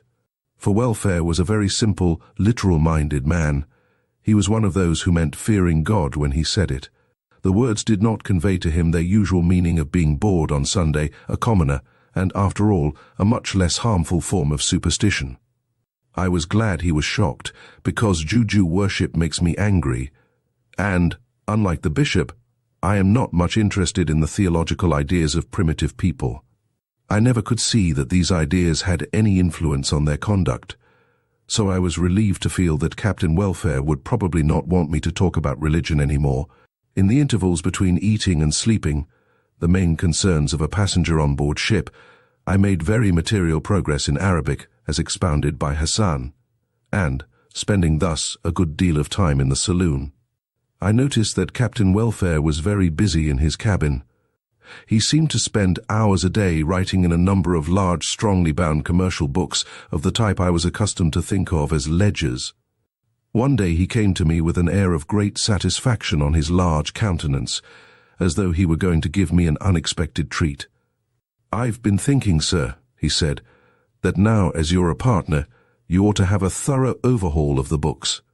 So I've got 'em all up to date and summarized, and ready for your inspection whenever you feel inclined to take an hour or two at them." "I'm afraid it would not be the slightest use," I said, determined to take a firm stand at the beginning. A great disappointment clouded his expression, and I thought of the hours I had seen him spending over his lamentable occupation. "You see," I continued as kindly as I could, "I should not understand them. To me your volumes are simply what Charles Lamb called books that are no books. I have sometimes tried to read the balance sheets published by charities to which I am a subscriber, and I always find that everything that would normally be regarded as an asset is placed on the debit side of the account, while debts and other liabilities are on the credit side, as if they were something to be proud of. I have tried, but I cannot understand this. There is either some perversity in the business mind, or some blind spot in mine, which prevents our ever coming together, as it were. I have definitely abandoned all idea of trying to grasp what seems to me to be rather absurdly called bookkeeping. Captain Welfare tried several times to interrupt this long speech, but I was determined to make my position perfectly clear at the start and would not let him. He looked very disappointed. "I know what you mean," he said. "I don't mind admitting that sometimes those fancy ways of accounting lays me over myself. But I've got my own method perfectly clear and straightforward. You'll soon pick it up. Just let me show you the profit and loss account." He looked so pathetic, so like a child when one has not time to take an interest in his toy, that I yielded with a sigh and went into his cabin. He had a great array of large folios. I admired the binding and the smooth, thick paper. I praised the neatness of his handwriting and figures, and particularly admired the diagonal lines which he had ruled in red ink across half-blank pages. These guided the eye down to the words total or brought forward, followed by certain pounds, shillings and pence. I told him that I had never been able to rule a line with a pen without the ink forming little pools along the ruler, which made blots when you removed it. I asked him to show me how to do it properly, but it was no mere manual dexterity of which Captain Welfare was proud. I had to tell him regretfully that his figures conveyed almost nothing to me, although I admitted that they appeared to be based on something more like a rational system than the usual products of professional accountancy. Besides, I said, as a cheering thought struck me, if I want to, I can get an accountant to go through all these books and report on them. I might be able to understand his report. I don't know, said Welfare doubtfully, but what I could explain these books better to you than what I could to one of them professional gentlemen. You see, they want things shown by their own method, which ain't applicable to our business, as you say yourself, and they want vouchers, which you can't get in our business. Vouchers? Oh no, of course not. Whatever vouchers might be, I felt I should greatly dislike them. I'm glad you feel yourself we hadn't ought to produce vouchers. How can you get a receipt from a native what can't write his own language, let alone any proper one? No, that's obvious, I agreed. Well, I just wanted you as a partner to feel you had access to everything, and to know you were perfectly satisfied. Now this, he added, turning up a page in a smaller book, this is an idea of my own, just to show you we are running everything on sound business lines. This is the depreciation account on the— Oh, I said, trying hard to make the monosyllable sound intelligent and interested. Yes, every year we write so much off her value. In a few years' time she'll be depreciated away to nothing. Oh, I hope not, I said in alarm at the idea of a few gaunt ribs representing all that was left of the good ship. Hope not, asked Welfare. But don't you see that every penny we make out of her then will be pure bunts? Is that what they call scrap price? I asked. I saw at once that I had said the wrong thing. Scrap price? Why, we're not going to sell her. Oh, no, of course not. Yes, of course, it's a splendid idea. I don't quite see where the extra money comes from. Wouldn't it pay better to keep her in repair? Well, I don't know. Of course, we keep her in repair. That's all right then. I didn't quite follow. The point is, she stands at nothing in the books. I see. And sticks at nothing on the sea, eh? I laughed at my own pleasantry, and was surprised to see a look of quick suspicion and annoyance on Captain Welfare's usually genial face. Nothing in the way of weather, I mean. Captain Welfare closed his books in silence and put them back on their shelf. Well, so long as you're satisfied, he said. Oh, I'm perfectly satisfied. And the books is there for your inspection whenever you've a mind. Thank you. But I'm afraid you'll have to look upon me practically as a sleeping partner. Perhaps it will be as well. I had lost count of the lapse of time under the strange Nepenthe-like influence that a sailing ship at sea possesses. If I thought at all of Bates and Mrs. Rattray, of Snape or the Bishop, of Parish or Pigeons, or the Byzantine Empire, it was as of dead friends remembered, and dim interests of the past. The thought of anxiety on the part of people at home no longer worried me. I had no worries. I had hardly even anticipation. The Astarte had become my planet, bearing all I knew of humanity. The ocean had become space, through which my planet ever moved, and measurements of time had ceased to matter, as though we were already in eternity. I was content to lean for hours on the bulwark, looking down at the stream of bubbles forever forming on the ship's side, begotten of the sea by the ship's motion, falling behind us, spinning for a moment on the surface, and expiring in their myriads, countless and insignificant as human lives. Then one day the horizon was decorated by the delicate white edges of the still snow-covered sierras of Spain. I do not know for how many days I watched their delicate aerial loveliness. We came nearer the land, and someone pointed out Trafalgar Bay. But even that one magic word was powerless to move me from the trance that had got possession of my soul. We passed through the straits at night, and I awoke in the Mediterranean. We kept near the southern shore, passing under the savage precipices and gullies of Ceuta. The rock of Gibraltar I saw only in the distance, standing pointed like a helmet. The wind, still northerly, was now on our beam, and there was less of it, so that our progress, though still steady, was slower than it had been. For days and days it seemed we hugged the African coast, sometimes so close that we could see the stones and sand on the shingly beach below barren rocky foothills. For the most part the land seemed utterly uninhabited, but occasionally we passed a greener tract, where there were sparse crops and stunted bushes, occasionally a flat-roofed hovel among them, and through Captain Welfare's telescope I could make out goats and children moving. It was strange to me to think of the lives of human beings there. On other days the land would recede quite out of sight as we passed deep bays, and again we passed islets of rock, precipitous and fantastic in form and colour. So desolate were these places, it seemed as if ours must be the first eyes to see them. Impossible to realize that for ages men had known them, charted, mapped and measured them. The only human incident I can recall in all this time is that Edmund and Welfare quarrelled one night over their game of piquet, and did not speak to each other until after dinner the following evening, when they resumed their play, and each politely insisted that the other had been right. That is one of the beauties of piquet. It can only be rightly conducted in an atmosphere of 18th century courtliness. It is a game for ladies and gentlemen, and soon, alas, will be played no more.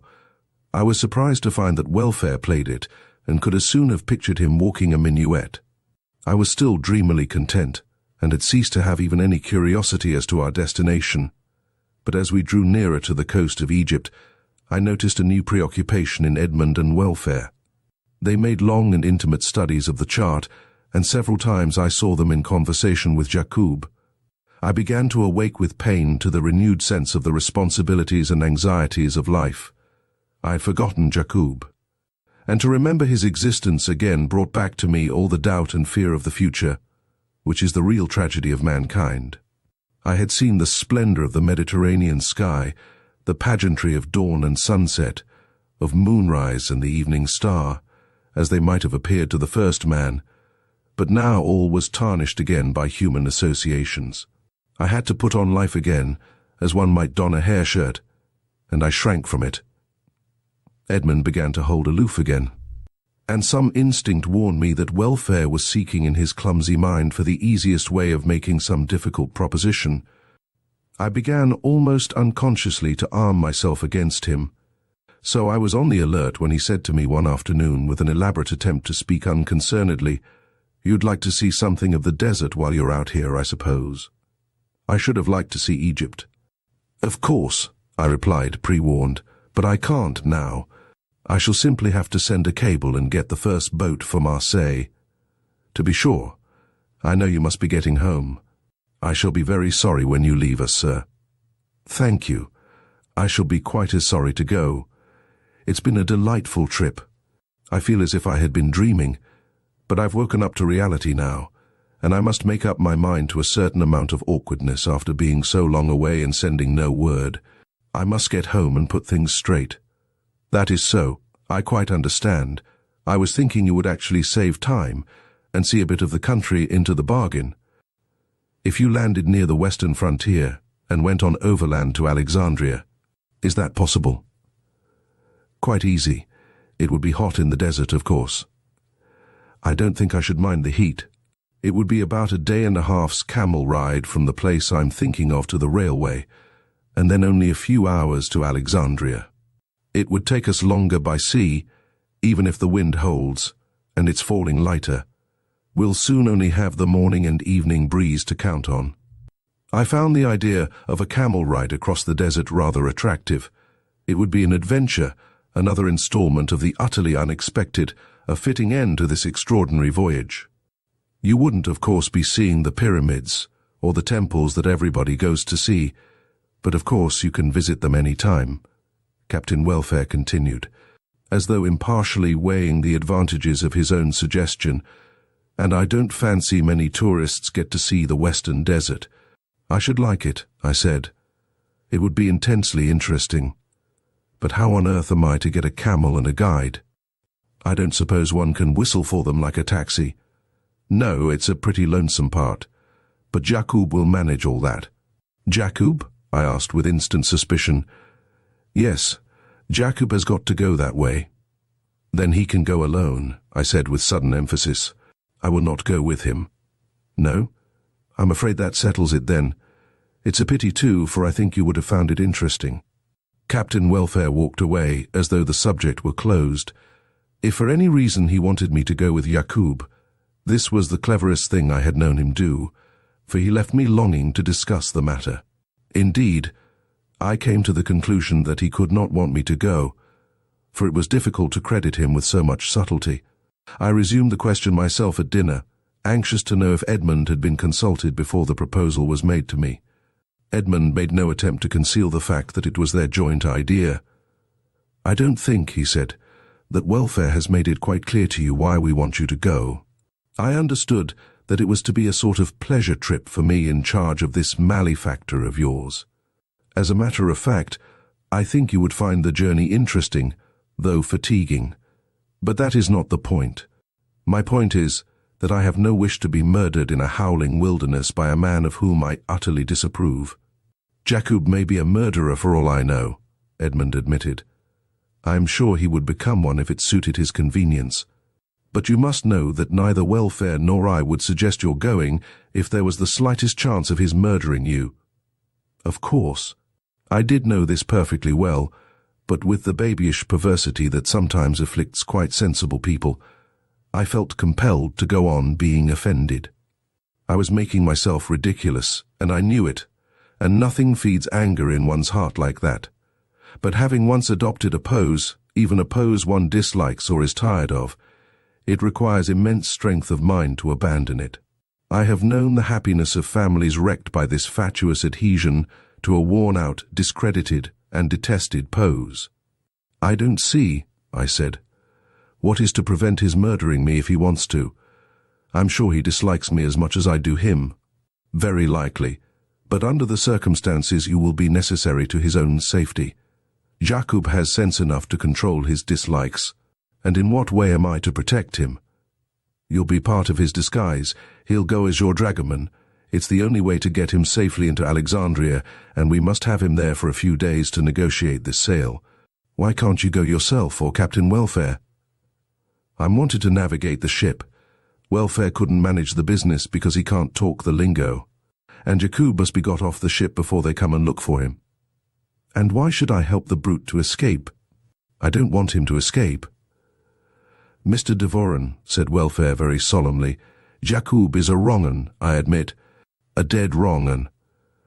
I've never disguised my opinion about that. I don't know what the charges against him may be, not all of them, but I know this. However bad you may think him, if you saw the convict prison at Tura, you wouldn't want to help get him there. If you saw the poor devils there working in chains in the quarries under the desert sun, you'd know that no man is bad enough for it. I tell you, sir, if a convict's friends have any money when he's sent there, they try to bribe a sentry to shoot him. It's all they can do. Men have prayed their judges to hang them sooner than be sent there. This appeal of Captain Welfare's impressed me, but I only said, all the same, I don't see why I should help him to escape the law. It's a very unpleasant, a very risky, a very wrong thing for a man in my position to do. But, said Edmund, you don't know anything against him really except what we've told you, our suspicions. You forget that you mentioned warrants for his arrest. Aye, we did mention that, said Welfare. It's a pity, but we had to. Captain Welfare, am I to understand that you decide beforehand how much of the truth I am to be told? Oh, dear no, sir. You've been told practically everything. I only meant that if we had kept it quiet about the warrants, you'd maybe have been easier in your mind. There's no need for us to start disliking each other, Edmund remarked judicially. The situation is simply this. Jakoub must go. If you don't like to go with him, he must go alone. In that case, he risks his own liberty and our profit. If you choose, you can save both. I quite admit it's asking a good deal of you. But what you do not know is Egypt and the ways of the Egyptian police and their courts. Jakoub probably does not deserve justice, but he certainly won't get it from them. He would probably get off scot-free simply because he really is a rogue. In the meantime, I don't see why he should not be serving us. It seems to me that I am now being asked to go practically on behalf of the firm. That is a very different thing from having a sort of pleasure trip arranged for my benefit. I spoke thus in loyalty to my pose, of which I was getting sicker every moment.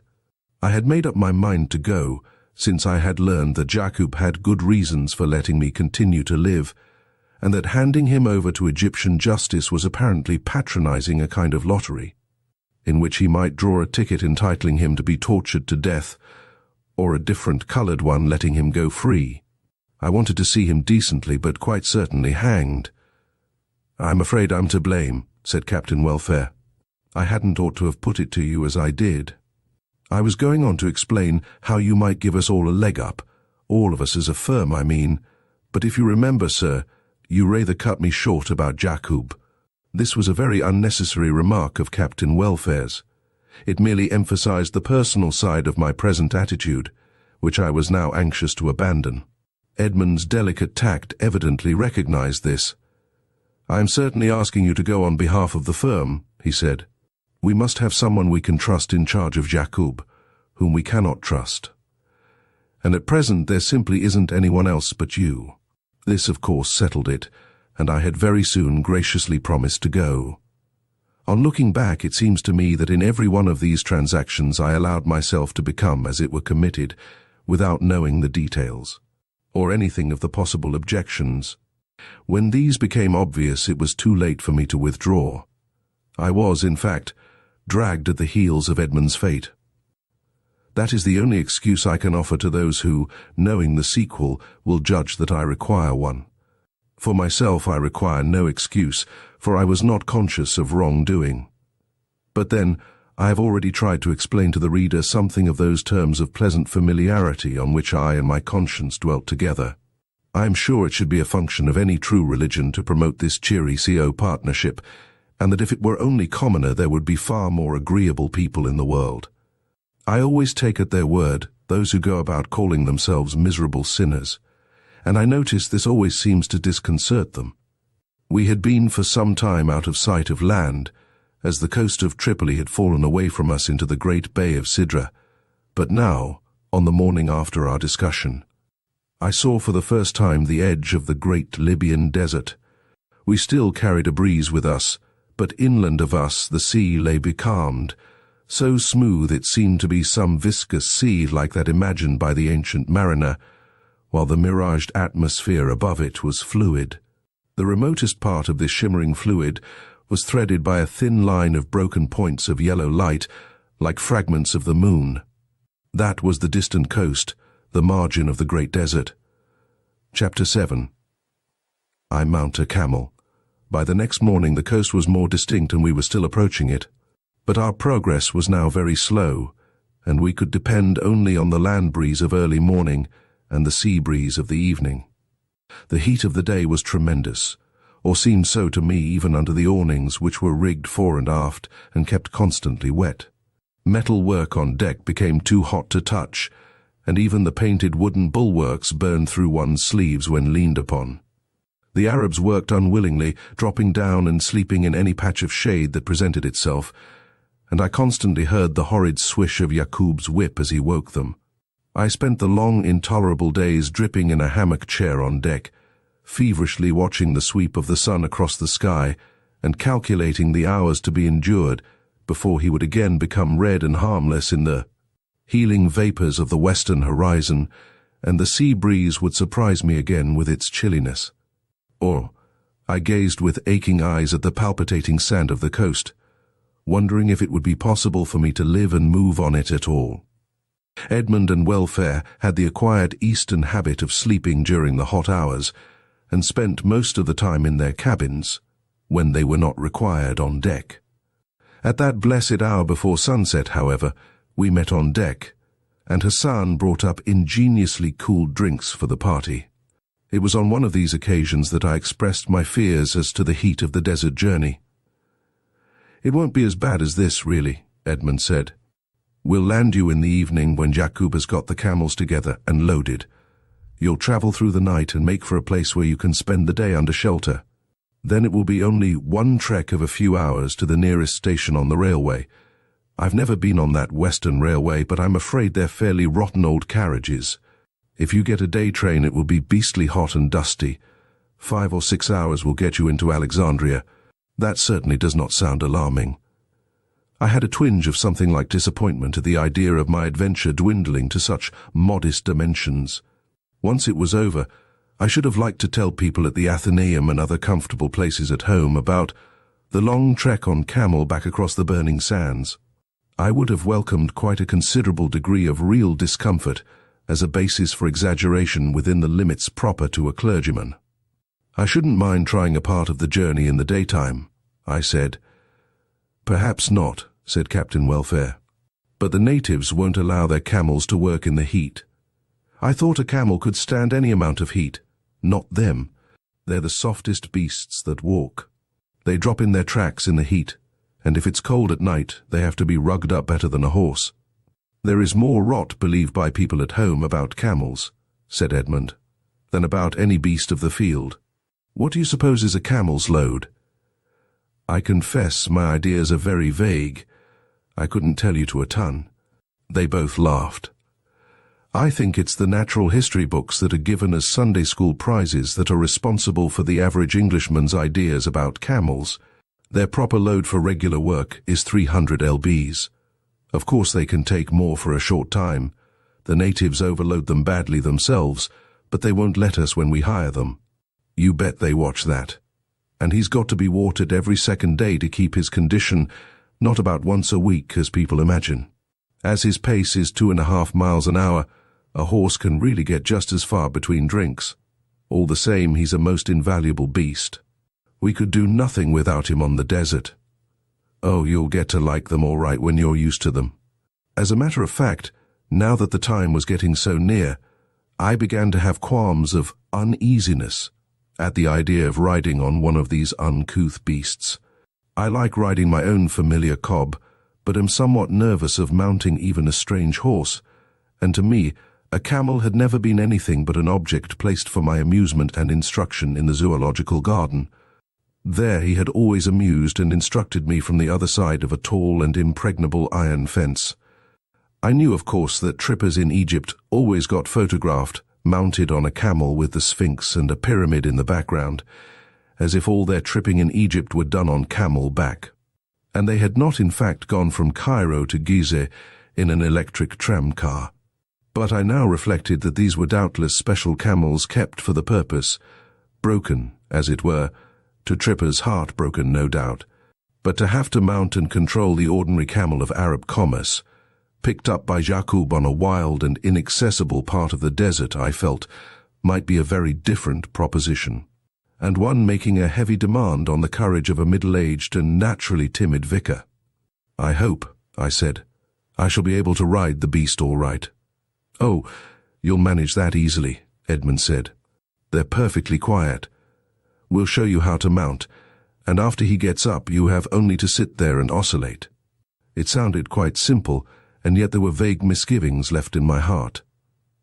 How many camels are we taking? I asked. Well, we've roughly 2,000 lbs of stuff. That will take 6 baggage camels. 4 could do it for such a short journey, but the natives are sure to insist on our hiring 6. Then there'll be a riding camel for you and one for Jakoub. By the way, what is this merchandise I am shepherding? I asked. We'll have to explain all that, said Edmund, cutting in as Welfare rubbed his great chin thoughtfully. We've got to give you a lot of rather elaborate directions. I suppose we might as well do it now as later. Yes, added Captain Welfare. The whole thing is a rather delicate business. If it's not worked right, we'd spoil our own market, and you see we can't let Jakoub know too much. I'm very glad to hear that, I said. You must not tell him anything, said Welfare, though he has to hand the stuff over to our agent, and even that has to be done quietly. The stuff is, well, it's a kind of chemical. It's one of the rare earths used in making incandescent gas mantles. There's hardly any of it in Egypt, and there's tremendous competition to get it. That's why if it was known as we'd brought in such a big lot as 2,000 lbs, the price would go flop, and we'd lose a lot of money. I see. This really did seem to me an obvious and easily comprehensible proposition. And so, said Edmund, taking up the argument, we want you to take it into Alexandria as curios and specimens and things you have collected in the desert. That is, if you're asked any questions, which you probably won't be. I could feel their eyes upon me as I took in their suggestion that I should become a party to what certainly seemed to me a transaction very near akin to fraud. I was amused to feel that they both expected me to be much more shocked than in fact I was, as long as I was satisfied that nobody was going to be injured or defrauded. The mere verbal inexactitude was to me only a harmless breach of one of those conventions which, as I have already explained, I regard as maintained for the guidance of persons of inferior intellect. This attitude of mind may seem rather shocking to some quite intelligent people. I suppose it represents the effect on me of my theological training. Don't you think, I asked after a rather pregnant pause, that my position would be a somewhat uncomfortable one if it were discovered that my desert collections consisted entirely of rare earth for incandescent mantles? It would, Edmund admitted. But there's not the slightest risk of that happening. Do you think I would ask you to do it if there were? Honestly, Edmund, it is becoming difficult for me to estimate the limits of your possible requests. Edmund smiled gaily, with a look of relief. But Captain Welfare still watched me, leaning forward with his hairy hands on his knees and an expression of anxious solicitude in his large, pathetic eyes. If you like, sir, he suggested, we could easily put in a layer of shells and fossils and native ornaments, things a clergyman would pick up on the desert. No, thank you, I said snappishly. There's not the remotest fear of anyone wanting to examine the cases or asking any questions as long as they're under your charge. I merely suggested you should yourself say they were your collections, or whatever you like to call them, when putting them on the railway. I've worked it all out. Now, listen, we put you ashore at a quiet spot on Egyptian territory. If the stuff were dutiable, that would of course be smuggling. Certainly, if we landed at Alexandria, the customs people would examine it, and we have told you why we don't want it known that we have brought the stuff into Egypt. The camel men won't bother, as long as they're paid about double the proper price for their camels, and at the station for 100 piastres bakshish. You will have both station master and guard ready to shine your boots with their tongues. At Alexandria you will go straight to Van Ermengen's hotel. He knows all about the consignment, and Jakoub will follow you with the cases as soon as he is able to get a vehicle to put them in. Then you will hand them over to our agent in Alexandria, who will call for them with a note signed by us, which you will have posted yourself in Alexandria. Then you will have finished with the business, and Jakoub will get back to us if he can, and go to the devil if he can't. As thus stated by Edmund, the proposition seemed to me quite a harmless ruse de guerre. I was suspicious of all commercial methods. And nothing would have induced me, for instance, to cooperate in anything like the trading habits of our grocer, who was nevertheless, as I have already mentioned, one of the most eminent members of my Sunday congregation.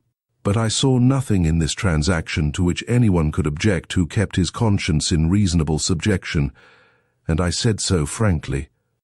Captain Welfare's tension immediately relaxed. He leaned back in his chair with a sigh, and wiped his forehead and upper lip with his handkerchief. As the evening was now cool, and no amount of heat ever seemed able to make Captain Welfare perspire, this was a sure indication that he had been in a condition of considerable mental agitation. He drew a long breath, and I saw at once that he was under the necessity of making a speech. This happened to him sometimes, just as other men get periodical attacks of asthma or gallstones. "Mr. Devoren, sir," he began, after clearing his throat in the most approved oratorical style, "I think this is the third time as we've had to put before you a proposition that must have seemed distasteful to you. A proposition you might have been justified in refusing without examination, if so be you had been a man as is not prepared to look into things and do the square thing, and the kind thing, and the generous thing." "Oh, stow it, Welfare," said Edmund. But Captain Welfare was not to be stopped now, any more than a body of stampeded mules. He ignored Edmund, who stretched out his legs, shut his eyes, and pretended to go to sleep. "I want to put it on record, sir, as we appreciate the handsome way you have met us on these occasions. You've acted as a gentleman, sir, because you are a gentleman, and as a man because you are a man." There was a prolonged groan from Edmund. "I wish to thank you, sir, for the spirit in which you have met all our suggestions." I felt extremely embarrassed. The Astarte lay becalmed and almost motionless between the still glowing desert shore and the vast disk of the sun, now falling through a mass of slate-colored vapor to his setting. In all this golden and purple immensity, there was no living thing in sight outside the ship, which was suspended like a fragment of dust in a sunbeam. The only human sound was Captain Welfare's egregious claptrap. He was talking away exactly as if he were moving a vote of thanks to the chairman of a board of guardians or a town council, or proposing a toast at an Oddfellows' supper. He was in that state of orgasm which oratory of this type always produces in the lower middle-class Englishman. This habit is ridiculous enough, even among its normal surroundings of stuffy rooms, half-cleared tables, and black-coated pork butchers and pawnbrokers. But here, poised in the silence where sea and sky and desert met, where nature seemed to have unveiled her immensity in a sacramental moment, Captain Welfare ceased to be absurd. Edmund and I both felt him as something almost obscene, a sacrilege. I managed to murmur, "Thank you," when he finished, and I was indeed thankful for silence when it came. But grateful as the silence was, it seemed necessary to say something, if only to prevent the discovery by Welfare that he had not the sympathy of his audience, and so the development among us of embarrassment and discomfort. I asked him how long he thought it would be before we reached the landing place. "We're close to it now," he said, "not above 30 miles or so, but of course we're at the mercy of the wind and the current." "The current?" I asked. "I thought there was practically no tide in the Mediterranean."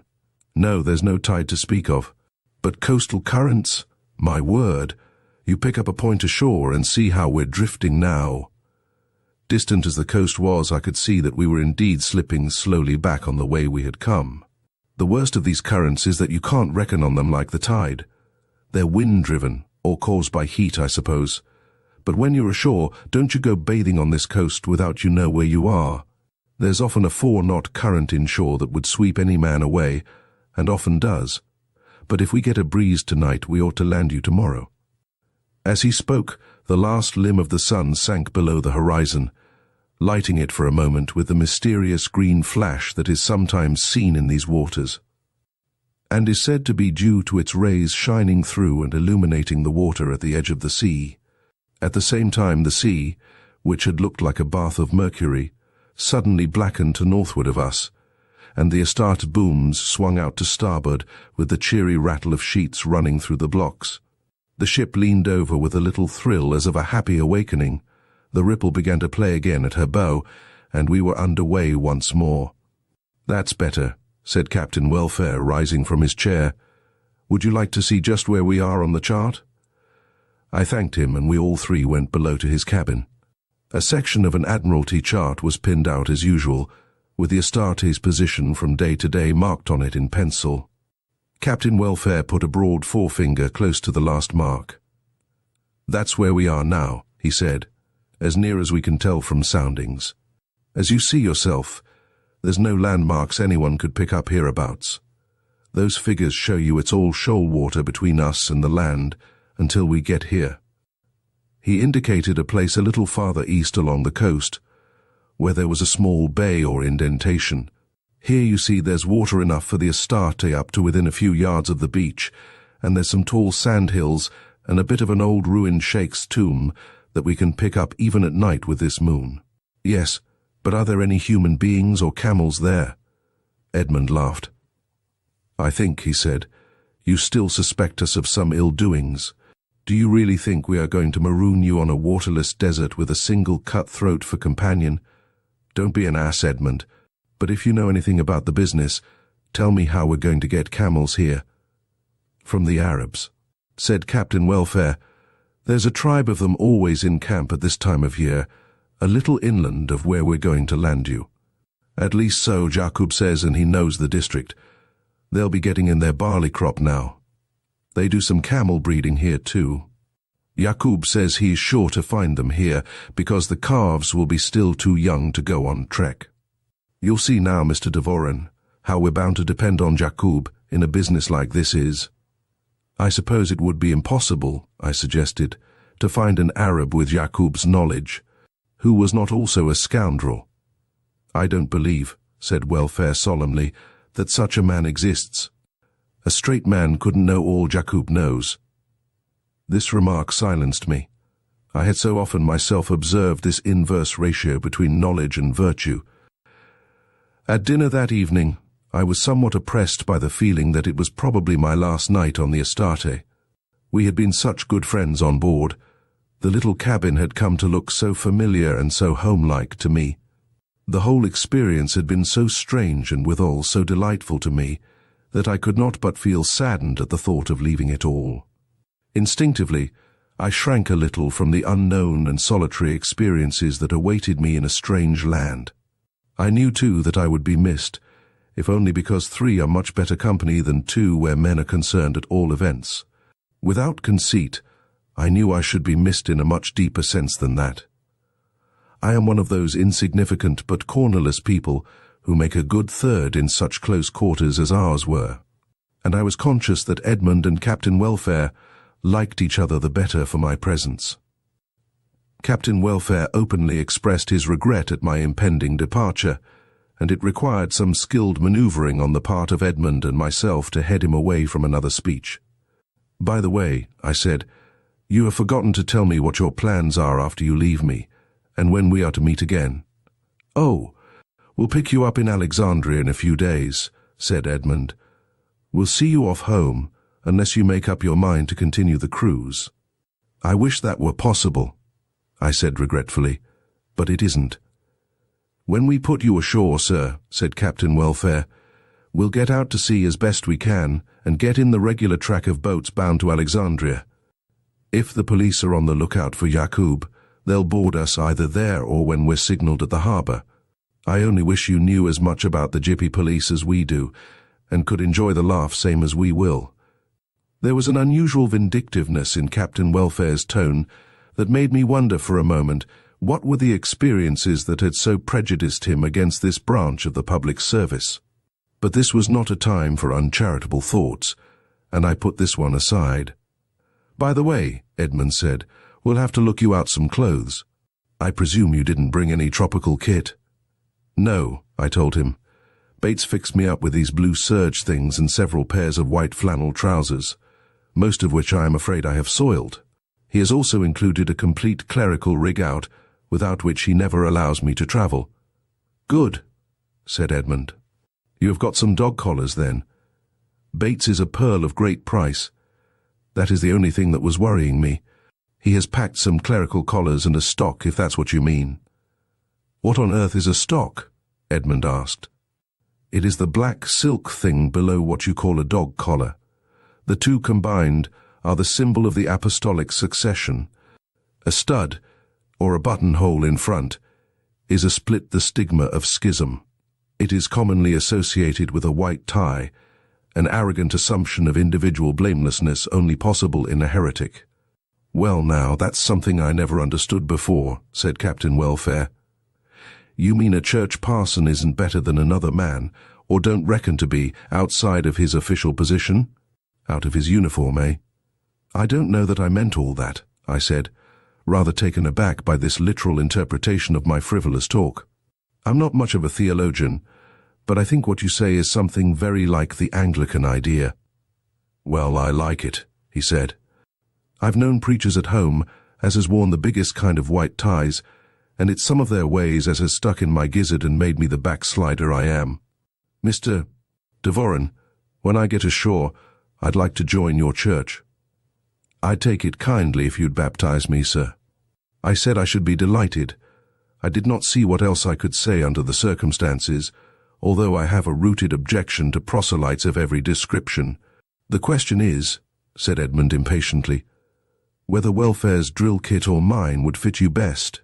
We've both got plenty of clean spare suits and I can rig you up with a pith helmet. I was only worried about the collar. You won't want one in the desert, but it's rather important you should turn up in Alexandria in clerical kit."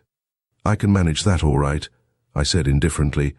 "I suppose my own clothes would be too warm?" "Much too warm. You couldn't stand them." Edmund spoke decisively and I sighed, for I dislike wearing clothes that have not been made for me. Edmund is 2 inches taller than me, and of late I have shown distinct signs of what my father used to call the elderly spread. On the other hand, Captain Welfare, though about my own height, is immensely larger in all his other dimensions. There is, however, fortunately, a remarkable flexibility about men's clothes, and I was able to pick out a couple of suits which I could wear with comfort and without loss of self-respect. Indeed, I can say more than that. So persistent is human vanity that I found myself admiring my own appearance in the clean white drill. It gave me, I thought, a look of youth and distinction, to which I imagined I had long since renounced all claims. Edmund caught me in front of the mirror, deciding on the most becoming tilt of the pith helmet. This persistence of the peacock in one's nature is very disturbing. I was woken very early in the morning by a rattle which shook the whole ship. I started up and realized that it was the anchor chain running out. My long journey in the Astarte was at an end. I went straight on deck and saw the desert close to me for the first time. The sun had not yet risen, but the dawn was foretold by a lilac glow in the east, where Venus still shone illustrious as a morning star.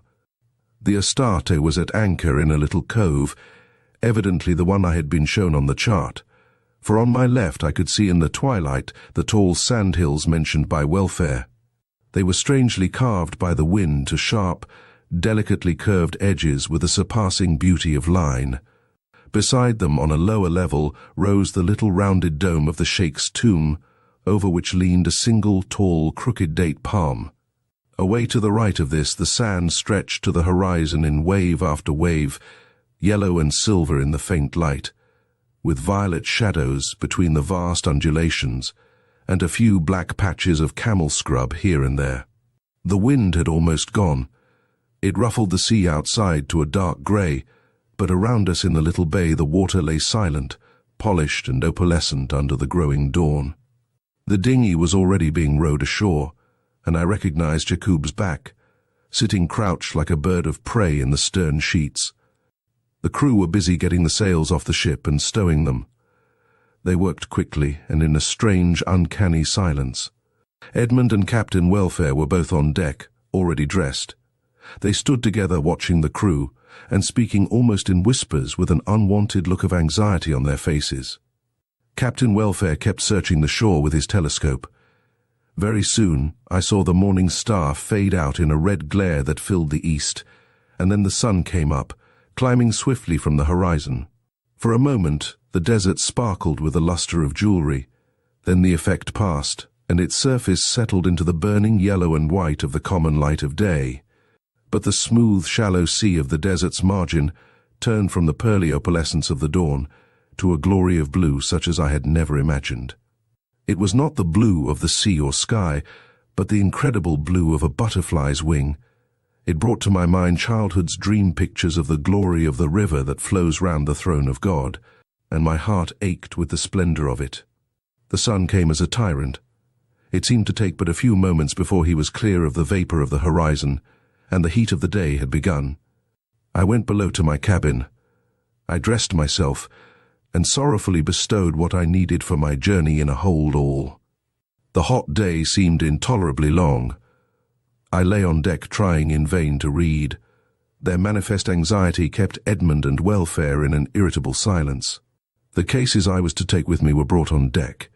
They were roped and sealed, and the word Anticus was painted on the outside in large black letters, with some Arabic characters below which I took to be a translation of this lie. The boat was lowered and they were stowed in it with my hold, all brought ashore and laid on the beach. There was nothing more to do, and by 4 o'clock our nervous tension was becoming almost unbearable when the sandy skyline was broken by the tall silhouette of a camel, with a man mounted on it, advancing majestically towards us. Captain Welfare had a long look at him through the glass. "Thank God," he said. "It's Jakoub all right. The others must be following him." Jakoub put his camel into a trot and came rapidly down to the beach. I watched with anticipatory dread the process of making the camel kneel, or as it seemed to me, fold itself up. Jakoub sprang lightly off and tied the animal's nose rope round one of its knees to secure it. The camel stretched its long neck along the ground and began nosing in the sand for something eatable. Jakoub came out in the dinghy and was aboard in a few minutes. Captain Welfare met him and coming aft announced, with a look of relief, that the baggage camels and one for me were only a mile or so behind Jakoub. "We're lucky," he said, "for I think there is a land breeze coming up, and the sooner we're out of this the better. I only hope for your sake, Mr. Dvorin, it isn't a Khamsin. I'd be sorry if you made the acquaintance of the desert in a sandstorm." I went below to finish my packing. Hassan showed me with pride the hamper of provisions and wines he had provided for the journey, together with 2 great water jars. When I came back on deck, rather self-conscious in my white suit and helmet, I saw the camels crouching on the beach, and heard with dread their deep guttural grumblings and threatenings as their loads were roped onto them. But what surprised me most of all was the sudden appearance among us of a stranger. This was a young, clean-shaved Egyptian of the middle class, dressed in a suit of drab linen with a tarbouch on his head. Edmund laughed as he came up to us with an obsequious salaam. "Let me introduce you to your dragoman," he said. Then as the man looked up with a smile of insufferable insolence, I saw that it was Jakoub. He was not merely disguised by clothes, it was the total change of the consummate artist. It seemed that he was another man. He had deliberately revealed himself by his smile, and when that faded from his face, it was impossible even to think of him as Jakoub, utterly impossible to recognize him. Edmund drew me aside. "You're not in the least likely to want this," he said, "but you never know. You had better have it in case—" He gave me a revolver, which I had unwillingly to put in my pocket. It seemed an enormous size and weight, and I always have a feeling that these things go off of themselves. Still, when I thought of Jakoub, I was glad to have it. "Here's another dozen rounds," said Edmund. "You can give me the lot back in Alexandria." The crew were already busy making sail under Welfare's directions. I said goodbye to him with great regret. Edmund came ashore with me in the dinghy. I looked back and said, "Do you know this is the first time I have seen the Astarte from outside?" "So it is," said Edmund. "Well, she's pretty, isn't she?" She looked very beautiful lying there, idle as a painted ship upon a painted ocean, her lines aspiring to the tall pointed bows and the noble length of her bowsprit, her tall pointed sails drooping gracefully to their own reflection in the water. "I'm very, very sorry to leave her," I said. "I hope," said Edmund gravely, "that whatever happens, you'll always keep a kindly feeling for her in your heart." Edmund led me up to my camel. The brute slewed its head round and eyed us with a supercilious and malevolent expression that reminded me of Jakoub. It kept its mouth open, ready to protest against whatever was done to it, showing a great bunch of teeth in its lower jaw. As we approached, it made a noise as if it were gargling its throat. "All you've to do," said Edmund, "is to nip onto the saddle quickly and hang onto this wooden upright. He'll start getting up the minute you're on, and that throws you about a bit. But once he's on his feet, you'll be all right and quite comfortable. Cross your feet over his left shoulder and hold on to the upright at first till you're used to the motion. Keep him in a sort of half-trot if you can. It's less tiring than walking. But he'll follow Jakoub's beast anyhow. What am I to do if he runs away? He won't do that. He'll keep in the string all right." I watched Jakoub mount, and with a great effort of willpower followed his example. I stretched one leg over the brute, and was pulling myself into my seat to an accompaniment of appalling growls, when an earthquake seemed to take place. I was flung forward, then backwards and forwards again, and shot up skywards at the same time, but remained safe on the bundle of mats they called a saddle. I found myself at a dizzy height, with the camel's greyish-white neck stretched out a long way below me, and a single slender rope in my hand to guide him with. However, the brute stood quiet.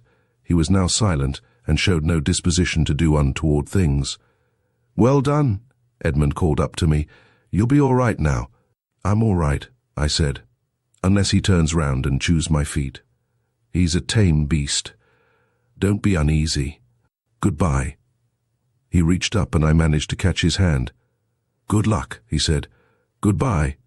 As he went back to the dinghy, I could hear the click of the Astarte's windlass getting up the anchor. Our string of camels moved off across the sandhills and I felt nervous, insecure, and very lonely. Chapter 8. We are caught in a Khamsin. As I got used to the apparent insecurity of my position and the rocking motion which the camel's gait imposes on one, I began to find something soothing in the slow but dignified progression. The vast monotony of the desert had a hypnotic effect, and I was even anxious lest I might fall asleep and slip from my lofty perch. The heat was most oppressive, and I noticed a new quality in the slight wind.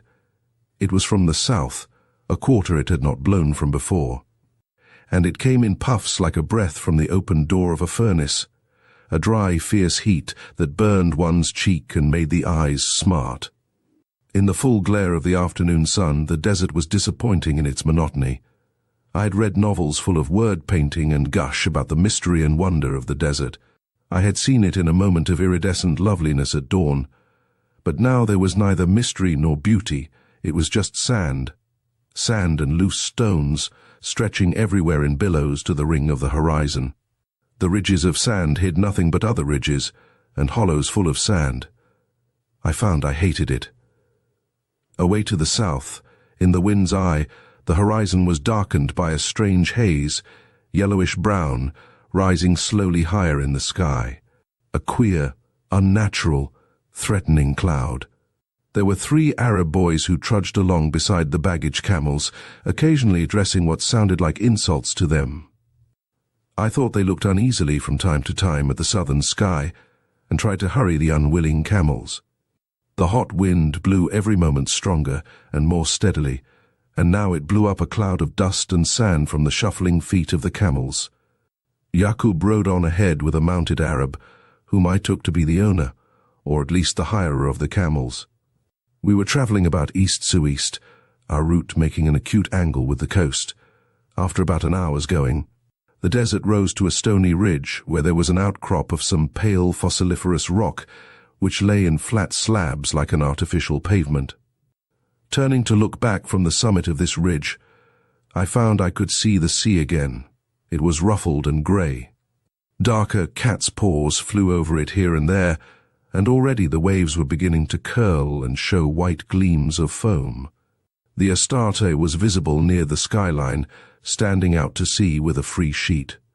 My heart yearned after her, as I thought of the familiar cosy saloon and the friendly faces I had left. Jakoub halted his camel and waited till I came up.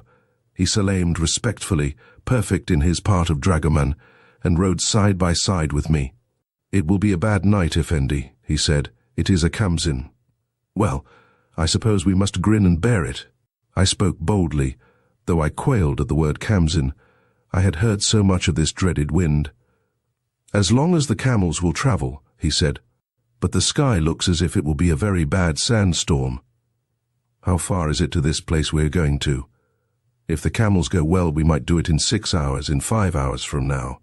But it will be difficult to find the place in a sandstorm." "What is this ruin?" "Another sheikh's tomb." No, this very great ruin. How do you call a mosque of the ancients?" "A temple? That is it. It is the temple of Osiris, very grand ruin.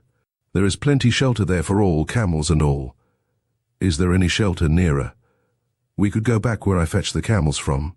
"About 2 hours now." "How long will this storm last?" "It is a Khamsin, it may last 3 days." "Then we must go on and find the temple if we can."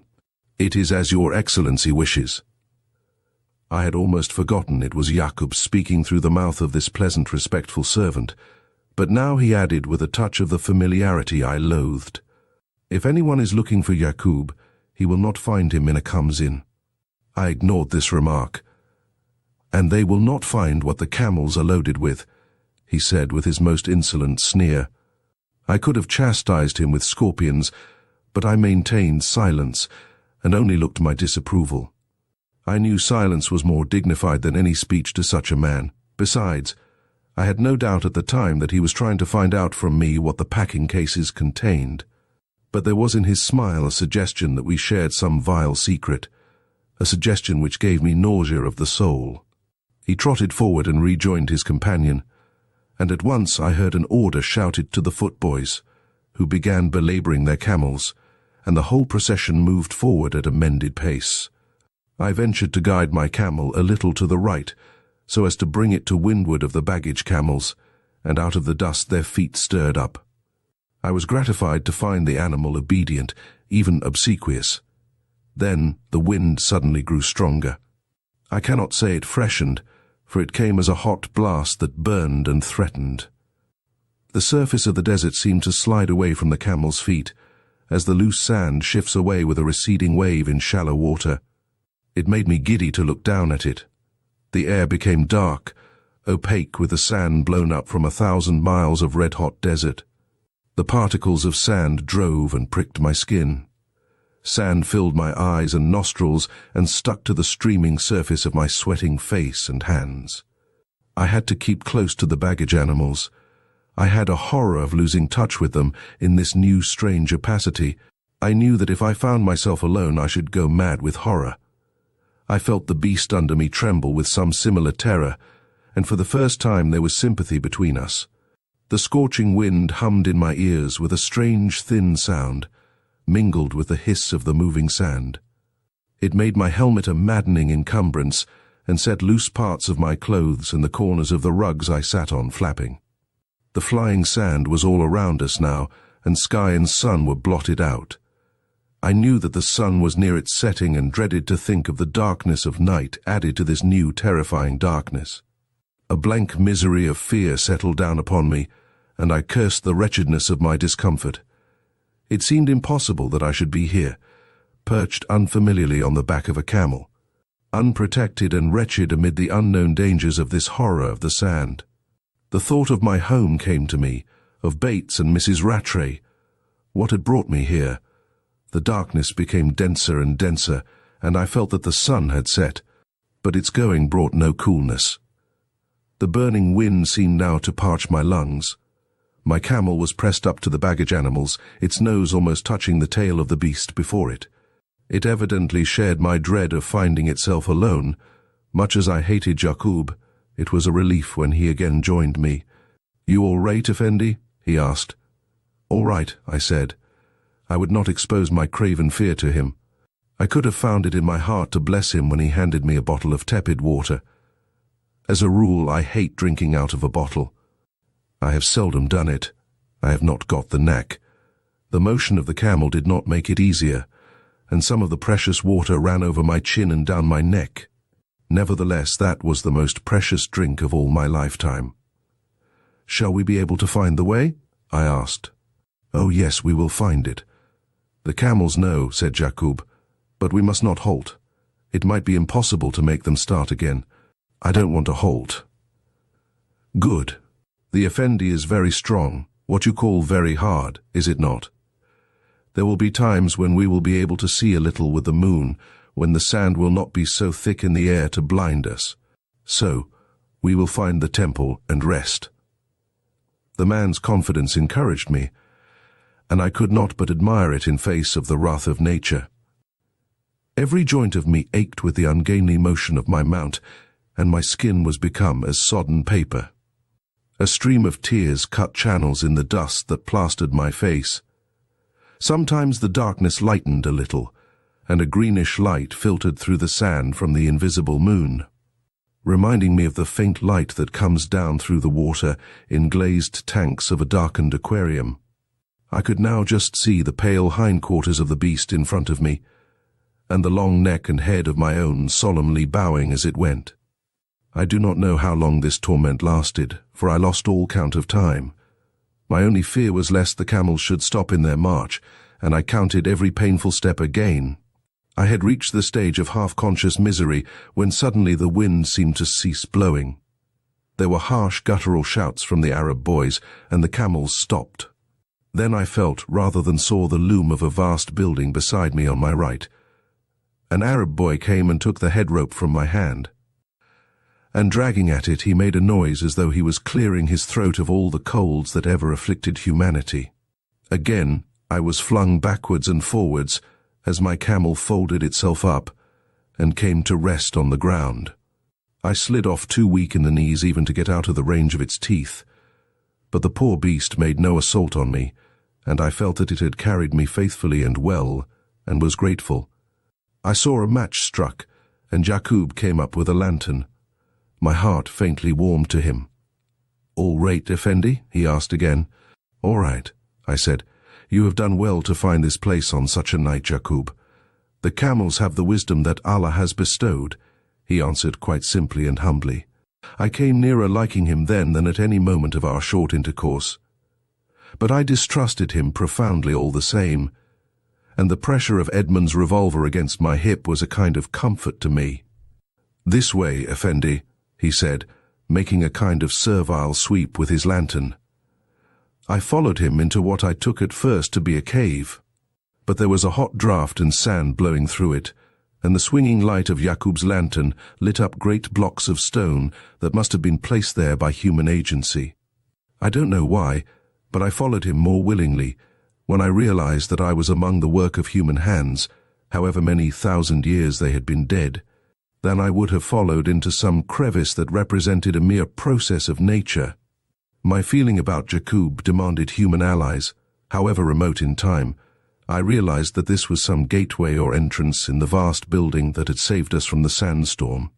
Jakoub turned sharply to the left, and I followed him through a narrow entrance where I had to stoop among enormous blocks of stone. I found myself in a moderate-sized chamber. As far as I could see by the feeble light, it was built entirely of stone. Some of the stone was blackened as though by fire. There was another opening in the great stone work that looked like the beginning of a narrow staircase. But I was too tired for exploration. The floor was soft sand, and there was no wind blowing here. I sat down thankfully and began scooping dust out of my eyes. 2 of the Arab boys who had walked by the baggage camels came in with rugs and mats, and the hamper packed by Hassan. Jakoub gave them directions in their own language, and all these people busied themselves about providing for my comfort. I asked myself why I hated Jakoub, and how I knew that he despised me. I did not know these Arab boys at all. If among them they had decided to put me to death, they would have an easy task. They might have done it before I could even have pointed my revolver at them. Jakoub skillfully made a kind of couch for me with the rugs, and opened the hamper. Hassan had packed enough to keep me for a week, so there was no need to economize. I did not know what provisions Jakoub or the Arabs might have. After all, he had so far served me well. I offered him some meat and bread, which he gratefully accepted. "I suppose," I said, "you do not drink wine, Jakoub." "I keep the fast of Ramadan, Excellency," he said, "but for the rest of the year." He ended with a shrug and a smile, which seemed to suggest his belief in the tenderness of Allah towards human nature, which could not always live up to the exacting standard of the Prophet. "The wind has burned the roots of my tongue, and the sand grates in the gateway of my lungs," he added apologetically, as he drank off the tumbler of Burgundy I handed him. The wine revived him, and I realized that he too had been suffering from the exhaustion of our terrible ride, but had waited on me before refreshing himself. I finished my strange picnic alone in this dim vault of some old, forgotten worship. Then, lying down on the outspread rug, I slept profoundly in the sand. When I awoke, a faint daylight was trickling in through a kind of irregular hole or tunnel in the titanic masonry that surrounded me. A distant humming of the wind recalled to my mind the horrors of the storm outside, and I knew it had not abated. During the night, sand had drifted even into this chamber of mine. I was covered with it as I lay, and I noticed it piled up like snow against the farther wall. But someone, Jakoub I knew it must be, had left a canvas bucket of water beside me, and I was able to have the wash my soul was craving for. The faint light made me think that it was dawn, although the heat even here was oppressive, but looking at my watch I found it was 12 o'clock. I had slept for 10 hours, At first I could hardly move my aching limbs, but the healing touch of the water restored me. My parched skin seemed to absorb it, and my courage, such as it was, became restored. I began to take a kind of pleasure in the sense of adventure, and thought with pride of the story I should have for the other old fogies at the Athenaeum. If I had had a companion, I should have been happy, but it was lonely work as it was. I made a table of my hamper, and breakfasted heartily on lukewarm ham and the remains of the bottle of wine I had broached overnight. Then I began to explore my surroundings. I went down the short, narrow passage leading from the chamber, and found that it opened into what looked at first like a tunnel, through which the wind and the sand still raved. This tunnel, I found, was really a gateway piercing a vast wall, in the thickness of which my chamber was built. I turned to the right, retracing our steps of the night before, and came out into the day, which I found was darkened by the sandstorm. I huddled under the lee of the great wall, and I could see the camels were still lying there in a row, placidly chewing the cud with a queer sideways movement of their jaws. The nearest turned its head and looked at me with a sneer of ineffable contempt.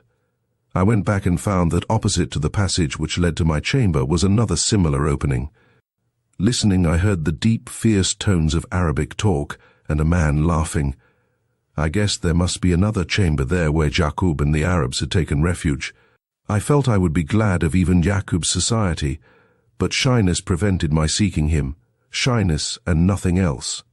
I returned to my chamber, intent on exploring the staircase or passage I had seen leading from it. The opening led, as I thought, to remains of a broken staircase, roughly spiral, in the thickness of the great wall. Many of the steps were broken away, and I was soon in darkness. I came back shuddering, for Jakoub's lantern which he had left with me, and stiff and sore and frightened as I was. I clambered up and came at last out into the rushing, blinding storm again, on the top of the vast wall of the temple. It was broken into irregular masses of enormous masonry, and must originally have been some 20 feet in width. The tunnel piercing the bottom of the wall was 40 feet in length, and I guessed I must be about 60 feet above the ground. But the storm drove me down before I could form any estimate of its length, or discover how much of the building existed. I could see nothing through the driving sand.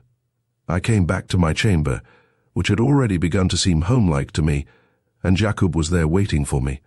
I was glad to see him. I think I would have been glad of the company of an orang-utan, if adequately chained. For I was finding out what a horrible thing solitude can be, although it was not 24 hours since I had parted with Edmund and welfare. Jakoub greeted me with his invariable "all right," and I grunted at him for reply. I felt I had a reputation as an English gentleman to maintain. "We cannot start the camels today, Effendi," he went on. "The sand is still very bad." "We didn't reckon to travel today," I reminded him. "What about tonight?" He shrugged his shoulders in his disgustingly expressive way. "No good, Effendi. The camels would not put their heads, I mean what you call, face it. It may blow all tomorrow again, or it might stop tonight." "Well, we've got to wait for it then and not worry," I answered irritably. "How are you and the other fellows off for food?" "We have enough to eat. The others like the Excellency's white bread, if there is any to spare." The wine made paradise of my stomach. I gave him a loaf of bread and a bottle of wine. "What about water?" I asked. "There is here a very good well. All the water bottles I have filled. The camels have drunk when they did not expect. They give thanks. But the sand drives even here and there as today and tonight. If the Effendi likes and will come 5 minutes through the storm, I can show him better shelter. Very good place. No wind, no sand. Very cool place." I was used now to the place I was in, and averse from changing it until I started back to civilization. I was profoundly distrustful of Jakoub, and I did not like the idea of going out again into that stinging storm. But the man offered me better quarters. I had no good reason for refusing to try them. I was determined not to seem to fear him, and my wretched shyness prevented me from discussing the matter and questioning him as any sensible man would have done. "Very well," I said. "Go on." He led me out again, and we trod the ankle-deep sand past where the camels lay. They were of course unloaded and looked very contented and supercilious. We reached the limit of the Great Wall, and I could just see that it was only one part of a vast building. We were at an angle where another wall met it. But the driving sand hid all the mysteries of the structure. Jakoub led me away from the temple and down the slope of a ridge on which it seemed to be built. I had to keep my head down for protection from the moving sand, but even so I could see that I was stumbling over masses of broken, worthless pottery. I passed fragments of marble pillars and fractured capitals lying in the sand. My feet slid on the loose sand covering a portion of tessellated pavement. There had been Greek artists here, and I knew that, as I suspected, I was among the ruins of some old Ptolemaic pleasaunce and place of worship. Jakoub stopped. "Down here, Effendi," he called through the wind, pointing to a hole that the moving sand had silted up but could not fill. I hesitated. It was like being invited to go down a rabbit burrow. Jakoub disappeared down the hole, and his lean, brown, beautiful hand alone was left inviting me to follow. I took his hand and went down after him. It was impossible to hesitate, alone there in that blinding hurricane. I slid down through sand, and sand followed my clumsy descent like an avalanche. Then I found my feet on rock. I felt my way down a rough descent, with Jakoub's loathed assistance, and I found myself on level, solid ground in total darkness. Jakoub had brought his lantern and lit it at once. At first I could see nothing but his hated face smiling into mine. "All right here, Effendi," he said. And behind him I saw all the packing cases the camels had carried. Although I had seen the camels were relieved of their loads, I had never thought of how the things might be bestowed. I had thought of nothing but my own discomfort, and had accepted all Jakoub's efforts to lessen it. He and his Arabs must have worked hard to get all this merchandise down here, while I slept. I recognized that he did not despise me without some reason. Of course Edmund or welfare would have seen the stuff bestowed before anything else. I had shown myself a mere passenger. Jakoub saw me looking at the packing cases. "They would be hard to find here like Jakoub," he said. I took the lantern from him and began to examine the cave, for such I took it to be.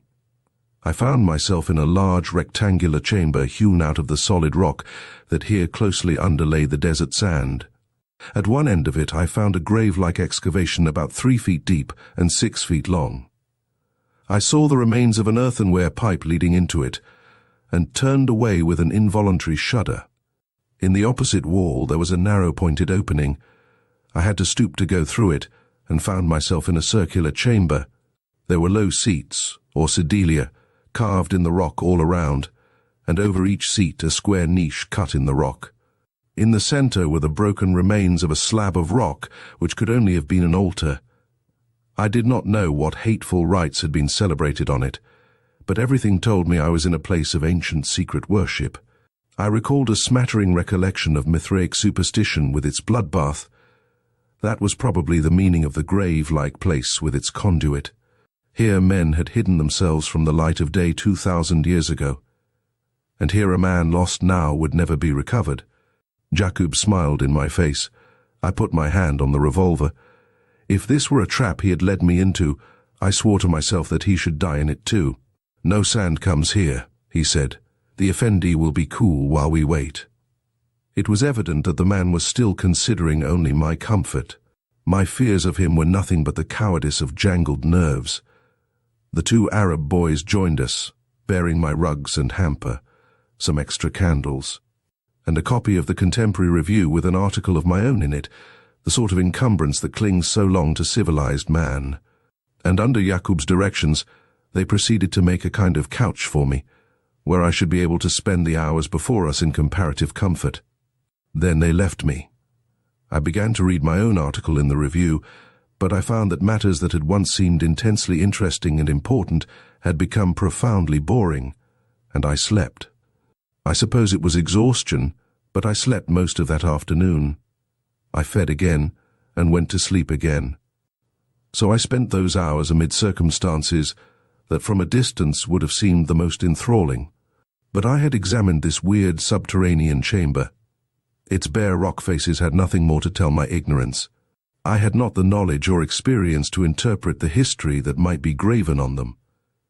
I slept again lightly, and not for very long.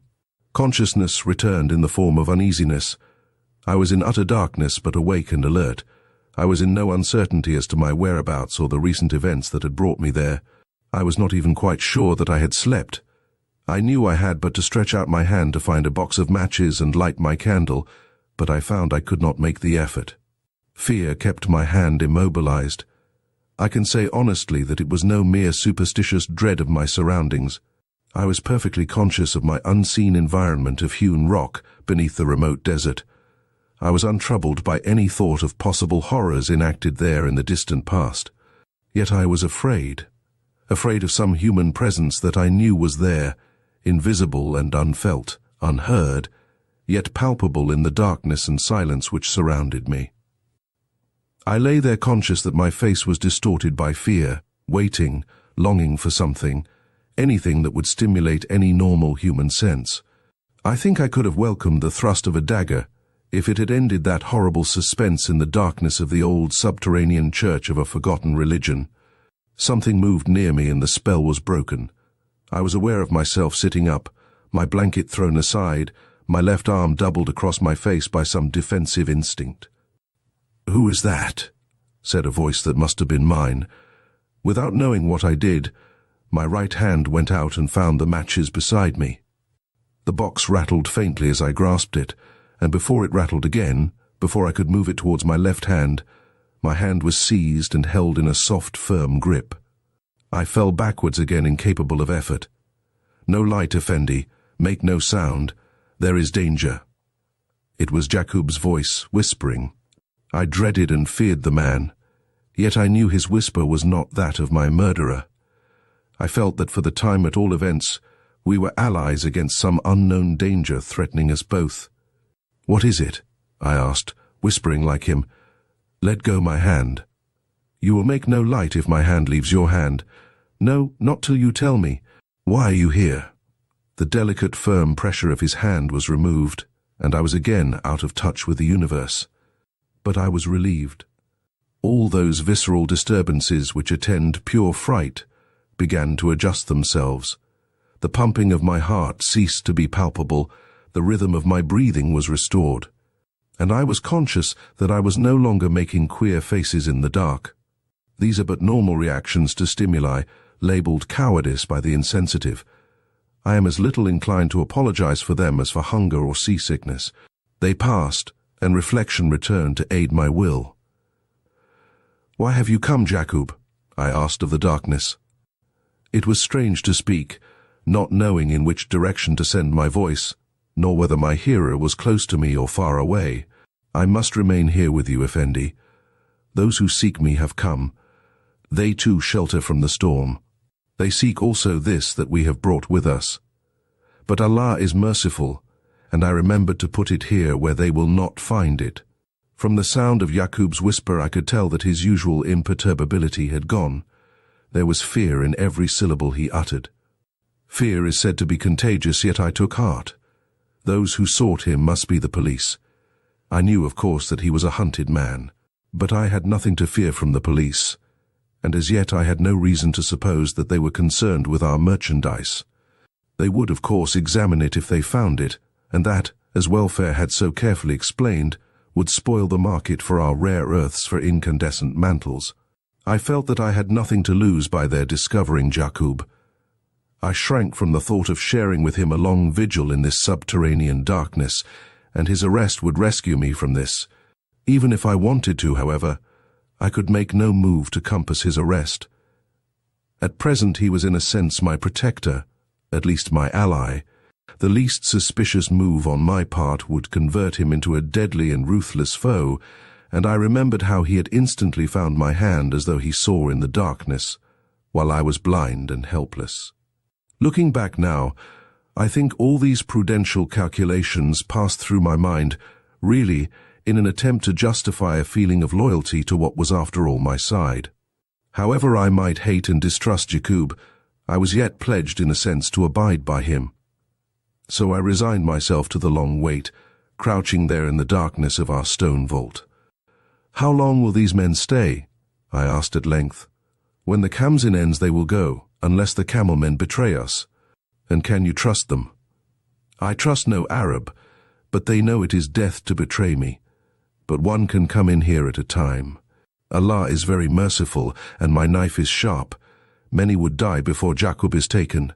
If the Excellency will agree now to make no light or sound, I go to wait by the entry. It will soon be day, and a little light will come then. But to one from outside it will be dark in here." He would feel the knife of Jakoub before he saw it, and then he would see no more. "Go, Jakoub," I said. "I will not move." There was no sound, but I somehow felt that Jakoub was withdrawn from close beside me. For a long time, as it seemed to me, I crouched there, my hands clasped round my knees, wondering if I were destined to be the helpless witness of a murder or series of murders. But gradually the strain on my mind, the heat and the close, unchanged air numbed my spirits. I sank back, thankfully, on my rug, and slept as soundly as though I were back in my own vicarage. I awoke unwillingly and unrested. There was a dim light by which I could just discern the graven rock that formed the walls and roof of our refuge, or our prison. It was Jakoub's voice calling softly that had awakened me. I could see the outline of his figure squatting like a graven image by the entry, and a faint gleam from the blade of his knife. Untiring, he had watched there motionless while I had slept. "Well, Jakoub," I questioned. "It is day, Effendi, and the storm has gone. The Khamsin has spared us one day. The leader of the camels has come and says my enemies have gone, but that may be a trap." I rose wearily and went over to Jakoub. By the entry there was a freshness in the air that revived me, and I noticed there was no longer any humming of the wind. "How shall we know if it is a trap, Jakoub?" He fondled the knife in his hand, and then looked up at me with pleading in his eyes. It was the first time he had humbled himself to me, and I saw that a vision of the jail at Torah was very clear to him. "I like not to ask it," he said at last. "But if the Effendi had courage to go first, they would not harm him, and Jakoub would at least be warned. If Jakoub must die, he will take some with him, to bear false witness against him before the Prophet. But the Prophet is not deceived. He will intercede with Allah, and Allah is merciful to the true believer." Nothing could better have restored my self-esteem than this appeal. I had hitherto been entirely dependent on this abhorred protector, but now he needed my aid and appealed to my courage. I said no more, but walked past him and climbed up the steep and narrow entry to the desert surface above, dazzled indeed by the glare of light, but thankful to breathe again the fresh, pure air of morning that was wafted across by a faint sea breeze. The terrible oppression of the hot wind had gone. The sand was at rest. My spirits rose as, looking around, I saw no trace of the enemy. The sun was just rising, and the desert lay once more sparkling and burnished beneath its level rays. I saw before me the stately mass of the great temple of Osiris. The mighty wall wherein I had spent the first night and morning was revealed as part of a great quadrangle enclosing an enceinte of about 100 yards square. The wall and the gateway, which I seemed to know as a blind man knows things by his sense of touch, were the only parts of the building which retained any semblance of its original design. The rest was a vast, tumbled ruin, wrecked by man and his unruliness, by nature and by time. I climbed again to the summit of the great wall, where I had been the day before. There was a cool, refreshing breeze, and I could see around me the great ruin, and on the slope below it, what I took to be the outlines of a Ptolemaic pleasure city that had once been busy and important under the shadow of the temple's walls. Now the desert lay utterly barren all round, and far in the distance I could just see the sea with that bewildering blue of the butterfly's wing. Looking inland, I could still make out on the horizon a dozen horsemen, and through my field glasses could see the white uniforms. The red tarbushes and slung carbines which I presumed were worn by mounted police or troopers of the Egyptian army. Jakoub's enemies had certainly gone. His cunning and foresight and the labors of those old worshippers of Mithras had saved him for the time being. Below me the Arabs were busy reloading the camels, and I was eager to be on the road again, willing enough to leave behind me all these relics of ancient mystery and magnificence, which for me were associated with that night of vigil and horror. A few hours later, the temple had faded like a dream into the sand that surrounded us, as our party toiled across the last few miles to the railway. We came to it at last, a wavy track following the contours of the desert, an iron link with civilization. There was a plain stone building for a station, and Jakoub was almost immediately in the midst of a wordy fracas with the station master. This functionary came out and inspected our camels and their loads. He immediately fell into a state of almost maniacal excitement. My smattering of Arabic was not sufficient to enable me to gather more than the merest fragment of his complaint. But he seemed to be calling Allah and the Prophet to witness that no freight train ever could or would take such a load as ours was. Jakoub let him rave, but the camel boys joined in, whether on the station master's side or against him I could not tell. Even the camels put in their word. When they were all out of breath, Jakoub said a few sharp authoritative words which started the whole tornado of sound again. This happened several times, and then Jakoub came up to me. He requires 150 piastres bakshish, Effendi. There is a train coming in half an hour. Had I more time, I would make him to take less. I was so relieved to know that the train was nearly due that I did not grudge the money. The camels were unloaded, and their owners led them away in dignified gratitude for liberal bakshish. The train came up like a miracle out of the desert. There was another scene with the guard, but now Jakoub had a firm supporter in the station master, and for the consideration of a 100 piastre note, the whole of our cargo was safely stowed on board. A feeling of intense relief from responsibility came over me, as I found myself back in the impossibly familiar surroundings of a first-class compartment. And 4 hours of heat and dust were the end of my physical discomfort. Remembering Edmund's injunction, I wiped my heated face and neck and donned my clerical collar as the train ran into the Gare de Caire at Alexandria. Chapter 9. The Dope Trade. I have said that Jakoub had compelled my grudging respect as he faced the sandstorm. Now I had to recognize in him again a master of circumstance, as from a fiercely clamoring crowd of apparently hostile natives and some overexcited railway officials, he mobilized a little force of porters, and conjured from somewhere a kind of wagon, or rather a long beam mounted on 2 pairs of wheels and drawn by a couple of undersized ponies. On this he had all our cargo stowed at the time an ordinary man would have taken to find a hat box. He had a gharry ready for me, with my hold all on the front seat. Our tickets were delivered up, and the crowd more or less pacified with bakshish. We drove off, watched with haughty indifference by a couple of Egyptian policemen. I was back in the world of men and wires, and my first care was to send a cable home. I had decided on Bates as the recipient of the first news of my resurrection, so we stopped at the office of the Eastern Telegraph Company. I had thought out my message during the long weeks in which I had been tending to this ganglion in the nervous system of the world, and I cabled simply, unable to communicate earlier, returning next boat via Marseille. There was no need to say I was writing, as I would be home as soon as a letter, and in any case I felt that it would be utterly impossible ever to explain why I had been lost so long. I intended simply to say that the weather had tempted me to a longer cruise than I had contemplated, and that I had not had time to write. Snape, I felt, would believe this. Bates and Mrs. Rattray would not care, so long as I returned at last in safety and health, and some day I would tell the whole story to the bishop. There was really no one else who would be either curious or concerned, though Marshall would doubtless be glad not to have to apply to a court of law to presume my death. And some day I would certainly swagger a little in my corner at the Athenaeum about my adventure in the sand and my exploration of the Temple of Osiris. I had begun to think of myself as more in my element at the Savage or the Travellers. I posted Captain Welfare's letter to his agent, and we arrived at Van Ermengen's hotel, a pleasant, spacious place facing the sea, from which it was only separated by the wide tram-girt road and the sea wall. Van Ermengen, the proprietor, met us in the hall.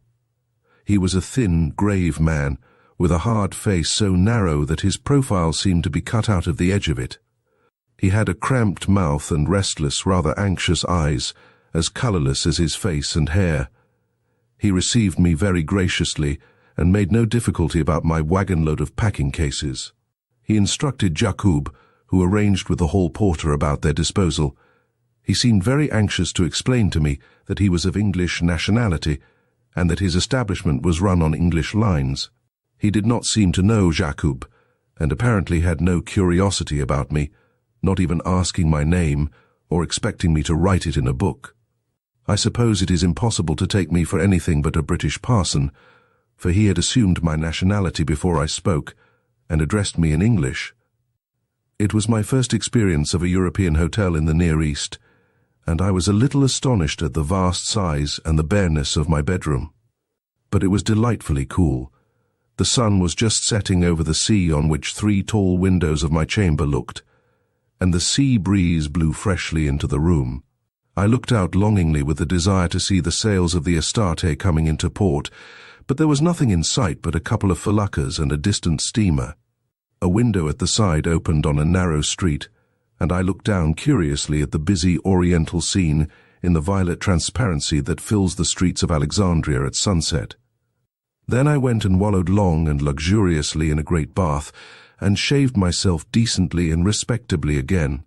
After my scorching in the desert, the evening seemed cool enough for ordinary clothes, and it was with a curious sense of luxury that I put on the dark clerical suit that had last been folded by Bates in my dressing-room at home. There were still some minutes before the vaunted English dinner would be served at 8 o'clock. I lit a cigarette and sat down by an open window watching the rapid onset of night and the assembling of the stars. Hungry as I was, I realized that I was very tired. I could have slept where I was, but I did not wish to sleep. There was on me that feeling of excitement, almost of elation, that comes with physical fatigue after a long strain is relaxed. I was glad to be rid of my queer and rather doubtful responsibility, and to have succeeded in my first commercial mission, but I regretted the end of what had seemed a momentous interlude in my uneventful life. It seemed stupid to go straight home, but home called me. This was not the season for travel in Egypt, and anyhow, the experiences of a tourist would seem insipid after my journey over sea and land. I decided to revisit the country in the orthodox way, perhaps the following winter, and meantime I must go home. Then into my mind rushed all those mundane details inevitable in what we call civilization, which had been banished since I first put foot on the deck of the Astarte. I had sent word that I would sail by the next boat, but now it occurred to me that I might not have money enough for the journey. If Edmund did not come in time, how was I to get it? I knew nobody in this city, and even if my bankers cabled money, I was not sure how I could draw it without any means of identification. I could no doubt find an English banker, or consul, or official of some kind, but he would ask questions. He would naturally want to know why an English clergyman, claiming to have ample means, found himself suddenly without resources in Alexandria. He would ask had I not arranged a letter of credit. He would want to know what boat I had come out by, and where I had stopped while in Egypt. The blood rushed to my face as I thought of it. Who on earth would believe my tale of the Astarte and Jakoub, and my camel ride, even if I dared to tell it? I might make what was left of my money do, but I reflected that Jakoub had earned something handsome in the way of a tip. He had not only refrained from taking my life, he might almost be said to have saved it. I went down to the big dining room with my mind full of these grovelling details. As certain that my connection with the episode of the merchandise was at an end, as I was convinced that my muscles ached with fatigue. But if we deny the existence of chance or of the fates, we shall have to include a sense of humor among the attributes of the deity. It was what men call chance that now prolonged the game of cup and ball the gods were playing with me. The head waiter was indicating my solitary table with the extraordinary gesticulations and grimaces of his kind, when I heard my name called out in a shout of surprise. A tall man in the uniform of the Egyptian army rose from an adjoining table and came across to me, with a beaming smile and outstretched hand. "You don't know me from Adam," he exclaimed. "It's this bally uniform." "Brogden!" I cried, in a flash of recognition. "Good shot," he said. "It's jolly to find one's not quite forgotten after all these years. What on earth are you doing here? But you must come to my table, and we'll tell each other all about ourselves." He had me by the arm and walked me across the room to his table. Again, my will had nothing to do with events. I watched the waiters doing conjuring tricks with knives and forks and napkins as they rearranged the table, and gaped in astonishment at my old friend.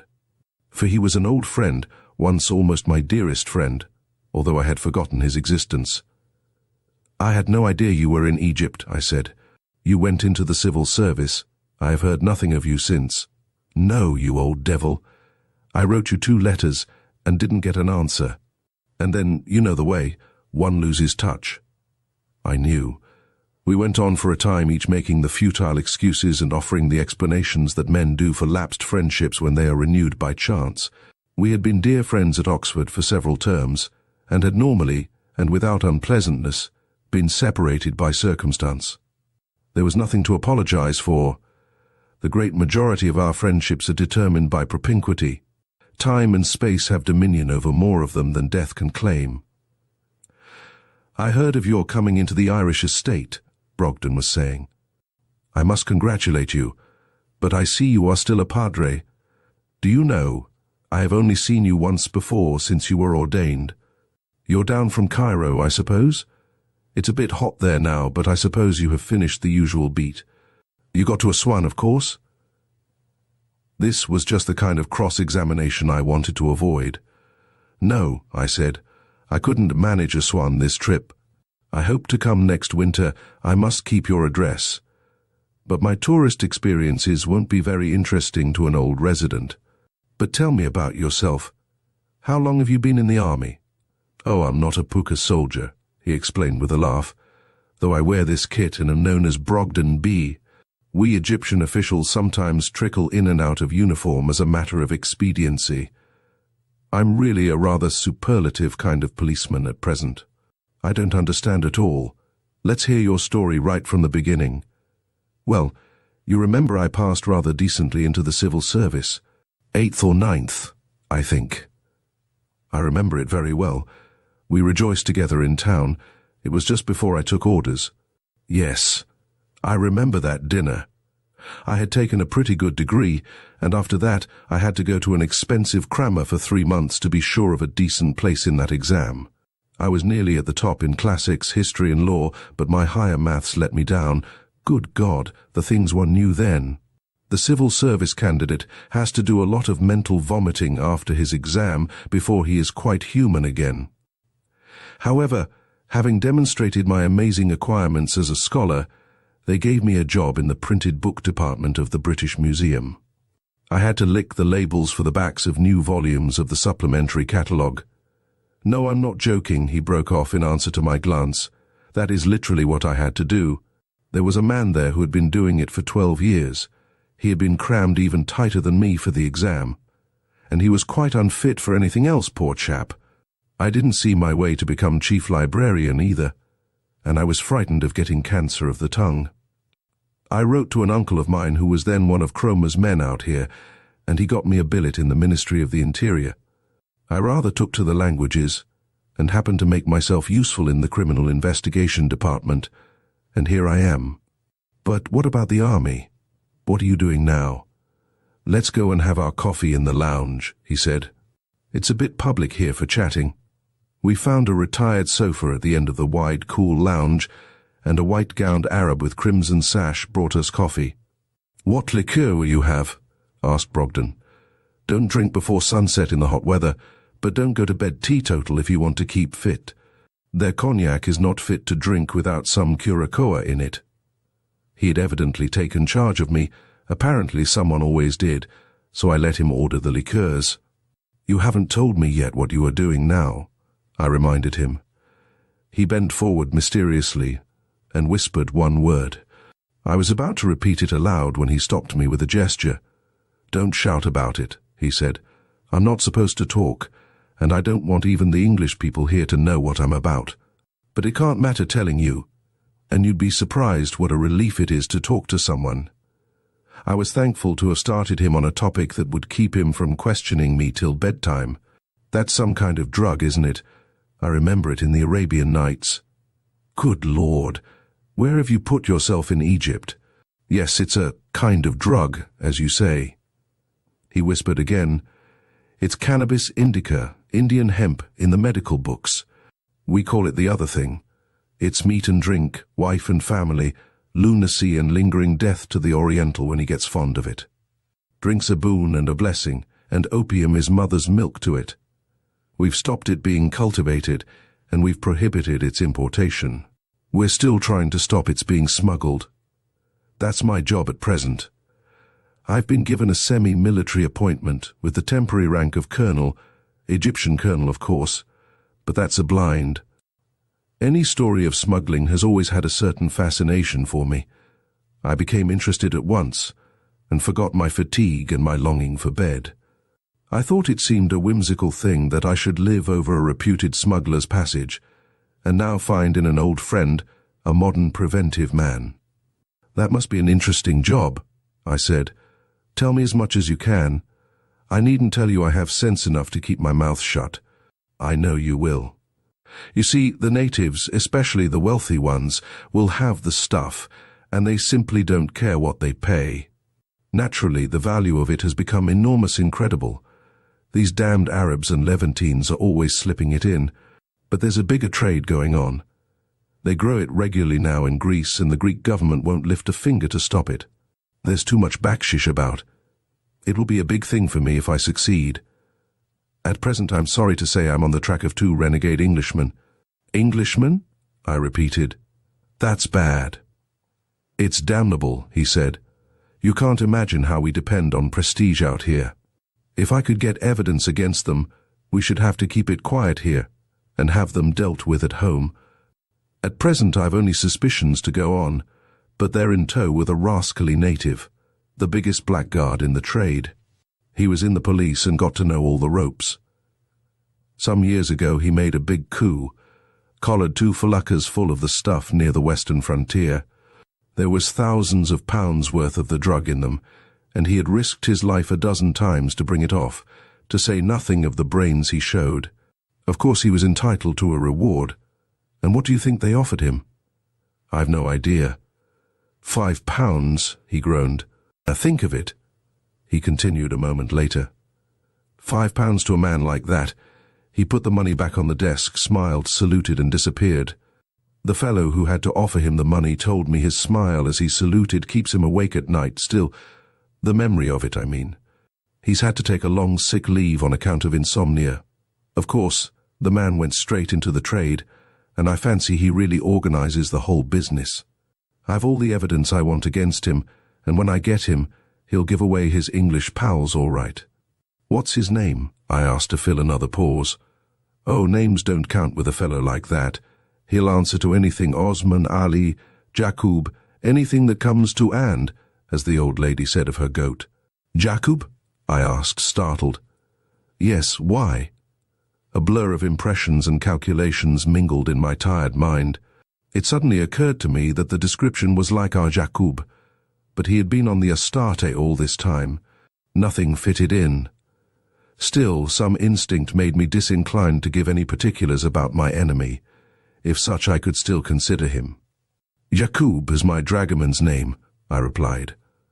It's a common enough name, said Brogden with a laugh. They've only got about a dozen names among them. But what have these Englishmen got to do with it? They run the damned ship, a wretched little Greek schooner they picked up here, in turn during the Balkan War, and sold for a song. They profess to be making money out of the fruit trade, which of course is rot. I was aware only of the effort to keep any revealing emotion from my face. Suddenly and quite clearly I had seen who were the 2 renegade Englishmen.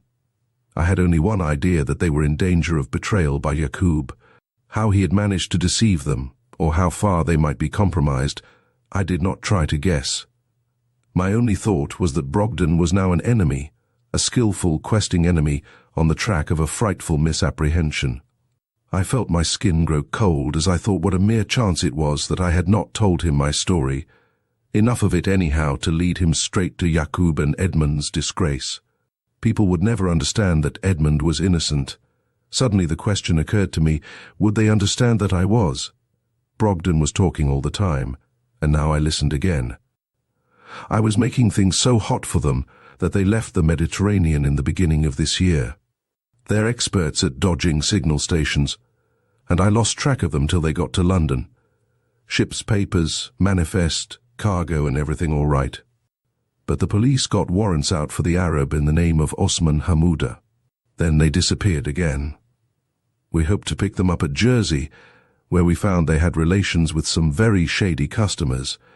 I don't know what their game was, but there's sporadic smuggling going on there still in the old commodities whenever a chance offers. However, we missed them again. They got warned somehow and disappeared. I shouldn't be surprised if they're back in the Mediterranean. We'll find them with a perfectly innocent cargo of bananas or something. Brogden laughed, and then I heard him exclaim, "Hallo! What's the matter? You're ill." A great darkness had come on me, through which I seemed to hear his voice as a teasing sound at a distance.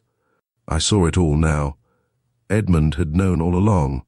"No, I'm all right now, a bit fagged, and the heat. Let me help you to your room." "No, no thanks. I can walk all right." I stood up to show him that I could, and to my surprise I was really dizzy. I swayed and sat down awkwardly on the couch, but my mind was clearing. "Stop there a bit," he said authoritatively and rang the bell. "Here, Esma," he called to the Arab. "Get a whiskey, get 2 large ones and some soda." I swallowed the whiskey, longing only to be left alone. "That's better," I said, and this time I managed to rise quite steadily. "I'll turn in, I think, if you don't mind." "Many thanks. Good night." "Well, I'll look you up tomorrow." He came to the foot of the staircase with me, and I felt he was watching me as I went up. I turned at the landing and smiled, I think quite naturally. He waved a hand, and I was rid of him at last and alone in my room. I wanted to think everything out and understand as far as I could, but thought was blotted out by emotion. My mind seemed blackened by the sense of Edmund's degradation. Less worthily, but I suppose not unnaturally, there simmered the sense of personal humiliation and affront. Edmund had associated with welfare and Jakoub in making of me their tool and dupe. In my bitterness I accused them of laughing at my innocence. But I knew at once I wronged them in that. I knew enough of the good in both of them to realize the wretchedness for them of our association during those weeks on the Astarte. Then I began dimly to perceive the hold that Jakoub had obtained over them. I tried to put away all these profitless ponderings and think out what was now to be done, how some shreds of honor were to be saved, or at least depravity concealed. I remembered the cargo of curiouses brought into my house, and realized it must be contraband, and the shop in Brighton only an agency for its sale. But my mind refused to think it out then. I went disconsolate to bed, and was mercifully surprised by sleep. I slept heavily until the Arab came with my tea and opened the lowered shutters that closed my windows. I awoke with my body refreshed and mind alert. As though I had thought it out in the night, I saw that I must at once get control of that abominable stuff. Whatever happened, it should not be released to poison the souls and bodies of men. I would be a passenger no longer, but must act now. I hated and feared the timidity and indolence that I had made a sort of petted habit. As soon as I was dressed, I went downstairs and sent for Van Ermingen. He came, smiling and urbane, and wished me good morning. "Good morning. Those packing cases of mine?" "Yes." "I want them brought up to my bedroom." There was a sudden hardening of his face, and I remembered Edmund saying, "Van Ermingen knows all about the consignment." I was certain now that he did know all, that he was in the trade. It was evident, too, that he had assumed, how rightly, that I knew nothing. "But it is impossible," he said. "They will be called for this afternoon." "Who says so?" "Your dragoman told me." He sucked in his lips with annoyance at being forced to this admission. "My dragoman takes my orders." He referred to your partners, said Van Ermengen with a touch of insolence. "I am waiting for my partners." Now that I had started, it seemed much easier than I had expected to assert myself. I had feared Van Ermengen. Now I saw that he began to fear me. I saw, too, that he was utterly puzzled by my demeanor. "But your bedroom, sir." "It is impossible. It will take a couple of Arabs all morning." "I will pay them. If you will come, I will show you where your cases are. They are quite safe." "I want them in my bedroom." "But think of the weight. They are too heavy for the floor. If that's so, I will ask the English consulate to take charge of them. Will you be good enough to ring them up?" He darted at me the malevolent glance of a beaten man, and gave some orders in Arabic to a porter. "I will have my breakfast in my room, if you please, so that I may count the packages." He bowed, and we parted. In spite of the misery that still afflicted my soul, I had a new feeling of self-esteem as I regained my room. I had come well out of this encounter, and felt I could depend on myself in the struggle that must lie before me. Before I had finished my breakfast, Jakoub was shown in, polite as ever. "You have slept well, Effendi? You seem no longer fatigued." "I'm quite well, thank you." "The praise to Allah. You would have the packing cases up here, Effendi?" I nodded. "But it is against the orders of the captain and the other Effendi. Nasser Hussein calls for them today." "I must obey my orders, Effendi." "You must obey my orders." "It is not in my agreement. It is impossible, this." He was evidently prepared to defy my authority. I stood up and looked at him. "Jakoub, if those cases are not all here in 1 hour, I shall send for the police to take charge of them." I suppose he saw in my eyes that I knew all that was involved in this decision, to Edmund and myself as well as him, and realized that I was determined to take the consequences. He smiled as he had smiled at the official who offered him the £5. "Very well, Effendi," he said, and departed with a salam. There was deadly fear of him in my heart, as the Arabs piled the cases on the floor. Shortly after they had deposited the last one, a message came that Brogden Bey was waiting for me below. I had forgotten his promised call. It was another embarrassment. I locked my door and went down to meet him. Chapter 10. I handle a revolver. It was somehow a relief to me to find Brogden in a suit of civilian linen. His exotic uniform and the tarbouche which etiquette compelled him to keep on his head throughout the evening had increased his effect of a figure in a bad dream. Now I could realize him as my old friend and keep him at arm's length. I answered his anxious inquiries by assuring him I was well, but I intended, however, to remain on guard over the abomination hidden in my room, and I made use of my supposed indisposition as an excuse for not leaving the hotel. He, of course, wanted me to lunch or dine at his club, to meet his friends of the English colony. I knew that Edmund and Welfare might arrive at any moment, and the sweat broke out on me as I thought of their walking in and finding me with this man. And it was impossible to get rid of him. Through all the gloom of my misery I saw, like a golden thread, the humor of our being there together, of my having in my hands the treasure for which he would have ransacked Egypt. Of all men, he was one I would most gladly have helped, up to last night.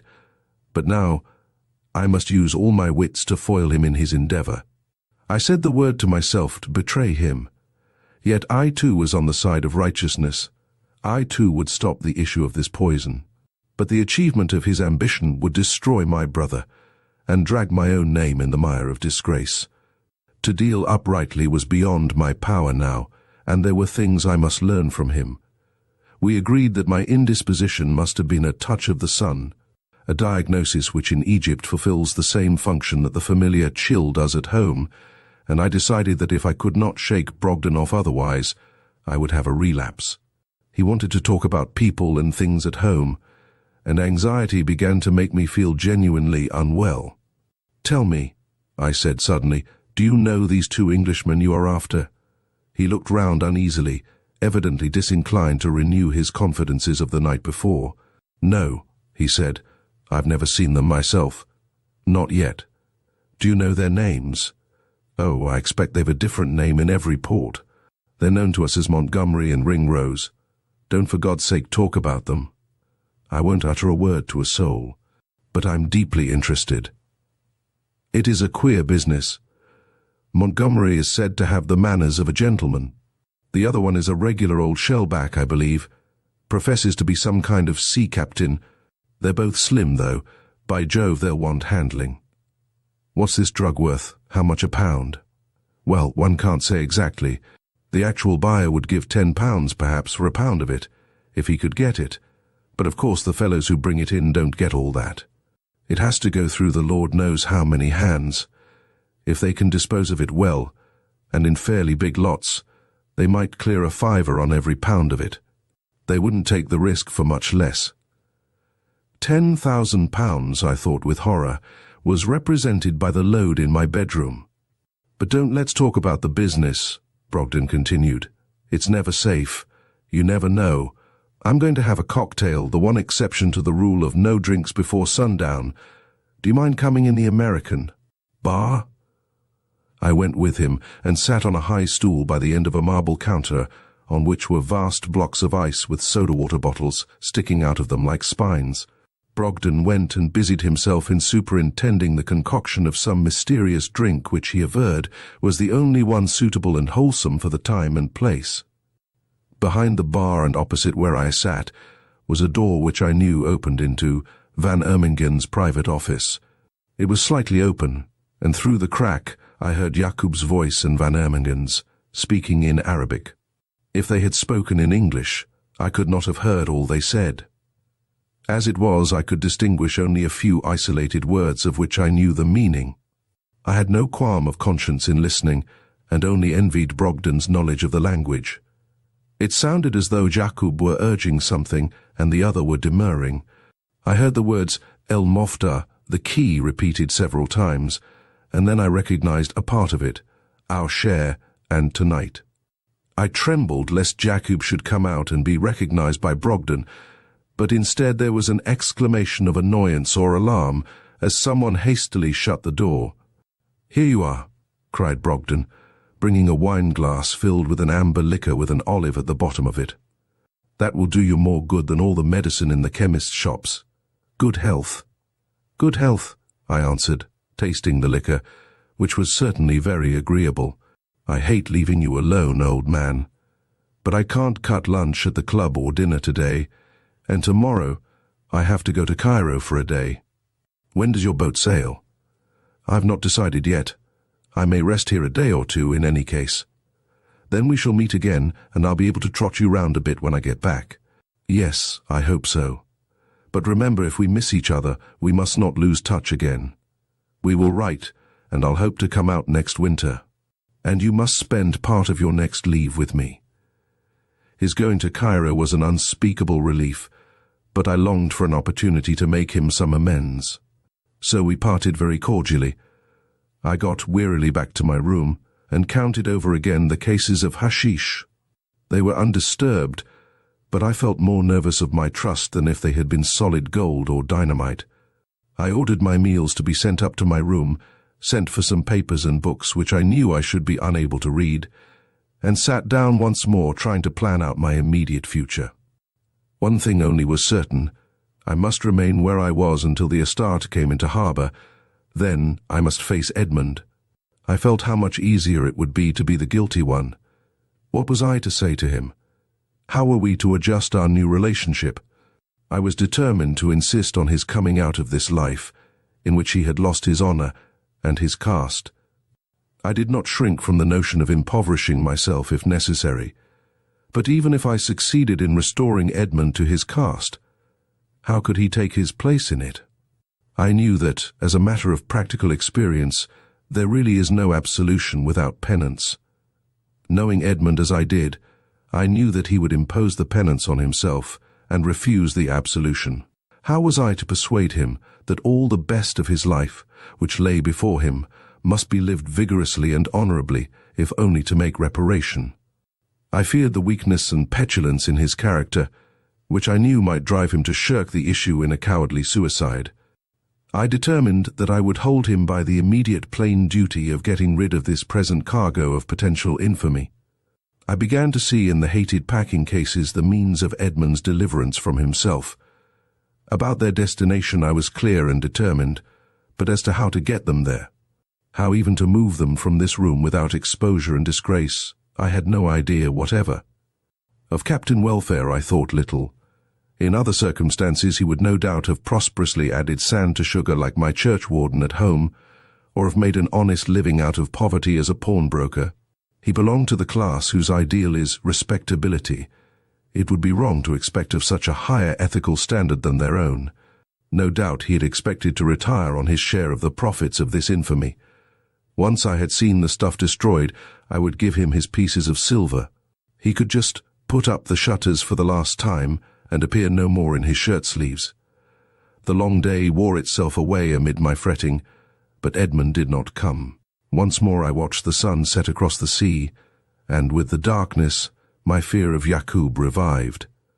I knew now that he was in league with Van Eermengen, that they both knew I was an enemy to their schemes. In my loneliness and sense of weakness I wished that even Brogden were back. I was in the enemy's camp and had no means of finding even one man whom I could trust.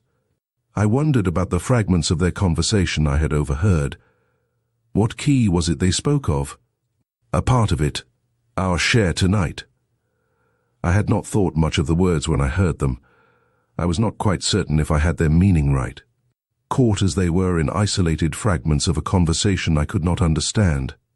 Besides, my mind had been concentrated on the fear of Jakob's appearing and being recognized, but now, at the end of my day of solitary pondering, they came back into my mind, and it seemed their meaning was obvious. The key must be the key of my own door. Jakoub must intend to steal the poison from my room, or at least as much of it as he regarded as his share, his and Van Eermengen's. From what I knew of its value, I realized that a few cases of it would recompense him, and the attempt was to be made tonight. My dread of the man almost overcame me. I longed to leave the place, to escape, and let him do as he would. I do not think it was fear of any violence he might attempt against myself. I have not tried to tell what the loss of my faith in Edmund meant to me, but I do know that I would have surrendered my life then without regret. Yet I shrank from the idea of conflict with this man. I mistrusted myself and my own will. It was exactly the same feeling I had had before my first fight at school. I was then not frightened of being hurt, but I was sick with the terror of finding myself a coward and showing it. However, I determined I would not desert my trust. I got out Edmund's revolver, laid it on the table, and sat down by it to wait. The night was hot, and it was late before I heard the voices and the closing doors of other occupants of the hotel retiring. Had there been an Englishman among them, I believe I should have appealed to him to share my vigil. But they were all foreigners. I had heard nothing spoken but Italian, and a language I took to be Greek. I could speak neither. To explain would be impossible. A clock somewhere struck one, and suddenly the strain became intolerable. I reflected that they would not come at all while my light was on, and like a kind of vertigo came the desire to get the encounter over. It was the same longing that one has to throw one's self down from a height, but could I endure the waiting in the dark? I decided that I must. There was a switch attached to a long cord over my bed. I placed it under my pillow. I turned the key and took it purposely from the keyhole, took the pistol in my hand, and putting out the light, lay down on the bed. I listened to my heart like a muffled drum within me, beating its funeral march to the grave. And then the one thing I had not contemplated happened. I slept. I awoke dumb with horror and the certainty that someone was in the room with me, but I had heard nothing, and there was no sound but the funeral march within me, beating time. I do not know how long I listened, but at last came the unmistakable gentle sound of fingers sweeping along the wall. It is a sound that would wake no sleeper, but I can imagine no sound more terrifying to one listening in the dark. In a spasm of terror, I pressed the switch and sat up, covering Jakoub with the revolver. He stood by the wall near the end of my bed. One hand was in the bosom of his galabier. He was not smiling, but his lips were drawn back, and his teeth bared in a kind of snarl, the reaction of a man startled and disconcerted by sudden fright. Fear was like a third party between us. "Put your weapon on the table or I'll fire." I had not meant to speak, and my own words startled me. Jakoub hesitated. The revolver was not cocked, and I began to pull the trigger. Jakoub could see the hammer rise. He laid a knife on the table. "It was but to cut the strings, Effendi," he said with a return of his smile. I slowly relaxed my pressure on the trigger. The hammer sank again, and I cocked the thing with my thumb as Edmund had shown me how to do. Jakoub watched me.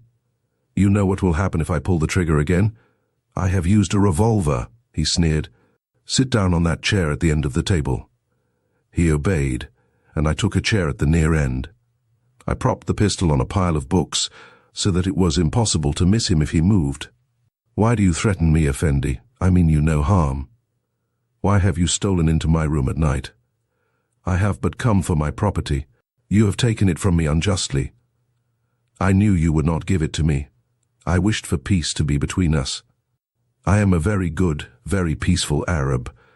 In spite of myself, I smiled at his remark, and at my smiling, I saw to my surprise a new respect and fear of me awaken in Jakoub's eyes. It was as though he knew our Irish proverb, "Beware of the front of a bull, the heels of a horse, the teeth of a dog, and the smile of an Englishman." An immense relief swept over me as I realized that fear had changed places across that table. I no longer dreaded my own cowardice. "Let me go now, Effendi, and I will await my share till the captain come. It is now morning. He will be here today. If you move, I will fire." I was aware of an extraordinary feeling within me. It was an intense desire to pull that trigger and kill him. It was bloodlust. It had never visited me before, and I felt it now as an intolerable temptation. Jakoub saw it in my face. I saw it reflected by the terror in his eyes. "Do not, Effendi," he moaned, and I pitied him. The desire for his life faded out. "In an hour it will be day," he argued. "The people will awake. If I am found here, there will be plenty questions. It is not wise, Effendi." I reached out with my left hand and took his knife from the table. "To cut strings only," he repeated. It was true that if he were found there, questions might be asked, and talk might arise that would ruin everything. I was at a loss how to end the situation. "Jakoub," I said, "I know now what is in those cases. Of course the Effendi knows. Are they not his?" "No, they are not mine. I did not know what was in them until I came here the other night." Jakoub's face told me what I wanted to know. He understood it was a time for truth between us, and I saw that he was surprised. He had evidently believed that I was all along privy to the conspiracy. I suppose his manifest contempt for me was due to some idea that I was willing to accept less than my proper share of the profits. "I did not know what was in those cases," I repeated. "I did not understand that this was a scheme to poison your own people and make money out of their misery. I knew nothing about your accursed trade. Now, I tell you I know, and as long as I live not 1 ounce of that stuff shall be sold. I will pay you for your services to me, but you shall not get 1 piastre of profit from your drug." The man's avarice almost overcame his self-control. He started forward in his chair. I raised the revolver an inch or two, and he sank back. "It is my property, my share of it. Even the poor Arab cannot be robbed always. I have paid for what I have there. I will see the captain. Who are you to take from me my goods? I know the man who is hunting you, Jakoub. He is very close on your heels. If I speak to him today, you will be in prison tonight. If I am, I speak. What then for you and the others? We're all in one ship. I am not. I knew nothing of the business, and I can prove it to my friend who is looking for you, only for you, mind. The others can take care of themselves. They have deceived me." I watched him closely to see if he believed my last statement. I gathered from his look of discouragement that he did. I suppose from his point of view there was nothing surprising in it. "If you wish to see Captain Welfare again, you may see him here, in my presence, when he comes. I will let you live till then. I will not answer for Montgomery Effendi." He showed no surprise at my mention of this name, and I hope that perhaps he knew no other. "Have you complained of me for him? Have I not served you? You served me well on the journey. I shall not forget to say so. But he will be angry when he learns what I know. You will not understand, perhaps, but he will not be just. This is his pistol. If he were here holding it now, you would be dead, Jakoub. I do not fear him or any man. All right, you can go now. I shall not lock my door, but I think you will not try again to take your property. See, there is the daylight. I rose and opened the shutters. I had to risk the movement because my forearm ached so with holding the revolver that I knew I could bear it no longer. The amber light of morning filled the large bare room, revealing the feebleness of the electric lights which before had seemed so brilliant. They glowed now as points of light without power to illuminate anything. Jakoub looked yellow-skinned and old. I saw points of grey in his black hair that I had not noticed before. I felt as if I looked 100 years old, and knew that whether he went or not I must sleep. He was standing with his hands folded before him, looking at the ugly pile of packing cases. "Effendi," he said, "it is many thousands of pounds. We have worked hard and suffered much. We have paid much money to bring it here." "Go away," I answered petulantly. I was rocking on my feet with the desire to sleep. The man simply bored me now, like a guest that will not depart. "It is no good," I added. "You cannot have it. You cannot have any of it. All my life I have dreamed of such a chance, and now you rob me. Why?" "If you don't get out of this, I'll ring the bell." I was conscious of bathos in this threat, but somehow the ordinariness of daylight made it impossible to threaten him with the revolver. I was a clergyman again, longing to get into my pajamas. Jakoub went sorrowfully out of the room. I undressed and lay down, leaving the door ajar. I knew there was something more potent than gunpowder protecting me and my charge, and I slept secure under the aegis of my own will. I had overcome Jakoub, and I was proud of it. Chapter 11. Captain Welfare explains. I had finished a late breakfast and sat trying to forget my trouble and take an intelligent interest in the Egyptian Gazette and an eloquent indictment in its columns of the Ministry of Waqfs. I was still at a loss as to the nature and functions of this institution when Edmund came in, very debonair in his white linen suit. "By Jove," he cried, "I'm glad to see you here safe. We were terribly worried about you when we saw the sand blowing. What is it? What's the matter?" I had tried to keep all signals out of my face and aspect, but I could not command myself. I knew I looked a crushed and guilty man. I saw the youthful joyousness fade out of Edmund's eyes as he turned and saw the pile of boxes on the floor. And more than ever then I knew how dear to me he was, how much dearer than I suppose most sons are to their fathers. He had wronged me deeply. How would it be possible for him to forgive me? We pray to be forgiven, as we forgive them that trespass against us. We dare not profess to forgive those against whom we have trespassed. He faced me again, but now with a grave, stern face. "Why have you brought all that up here? I could not trust it anywhere else. I see. You know what it is?" I nodded. "You understand, of course, that I knew all along." "Yes, now. From what I have learned, I am bound to suppose that. I want you to tell me all about it, to explain." "Explain? There's nothing to explain. I did want to keep you out of it. I tried faintly. I loathe the idea of your being humbugged. Oh, yes, that's what it comes to. But I was too feeble to prevent it. But I won't insult you further with my regrets. The other things are bad enough, but I wish to God you could know how I mind about you. Goodbye." He went to the door, and it was no mere melodramatic movement. I knew well that if he went, it would be the end between us. Very quietly I said, "Wait a moment. You have no right to leave me in the lurch now. You have got me into this hole. Even at the cost of a few days' unpleasantness for yourself, you must get me out of it. Then you can go on with your own plans for yourself." It stopped him like an expanding bullet. "I beg your pardon. If there is anything I can do at the cost of a few days' unpleasantness, I shall certainly not grudge them." "I'm glad to hear it," I said. "There's a devil of a lot to be done. You'd better sit while we discuss it." "Well?" he asked as he took the chair in which Jakoub had last faced me. I felt I had a much harder, much more important contest before me now, one in which I should have no aid from revolvers or other mechanical weapons. Under the circumstances, I said, I cannot consent to your calmly clearing out and leaving me with all this very incriminating stuff on my hands. You'll have no difficulty in getting rid of it. That was all arranged.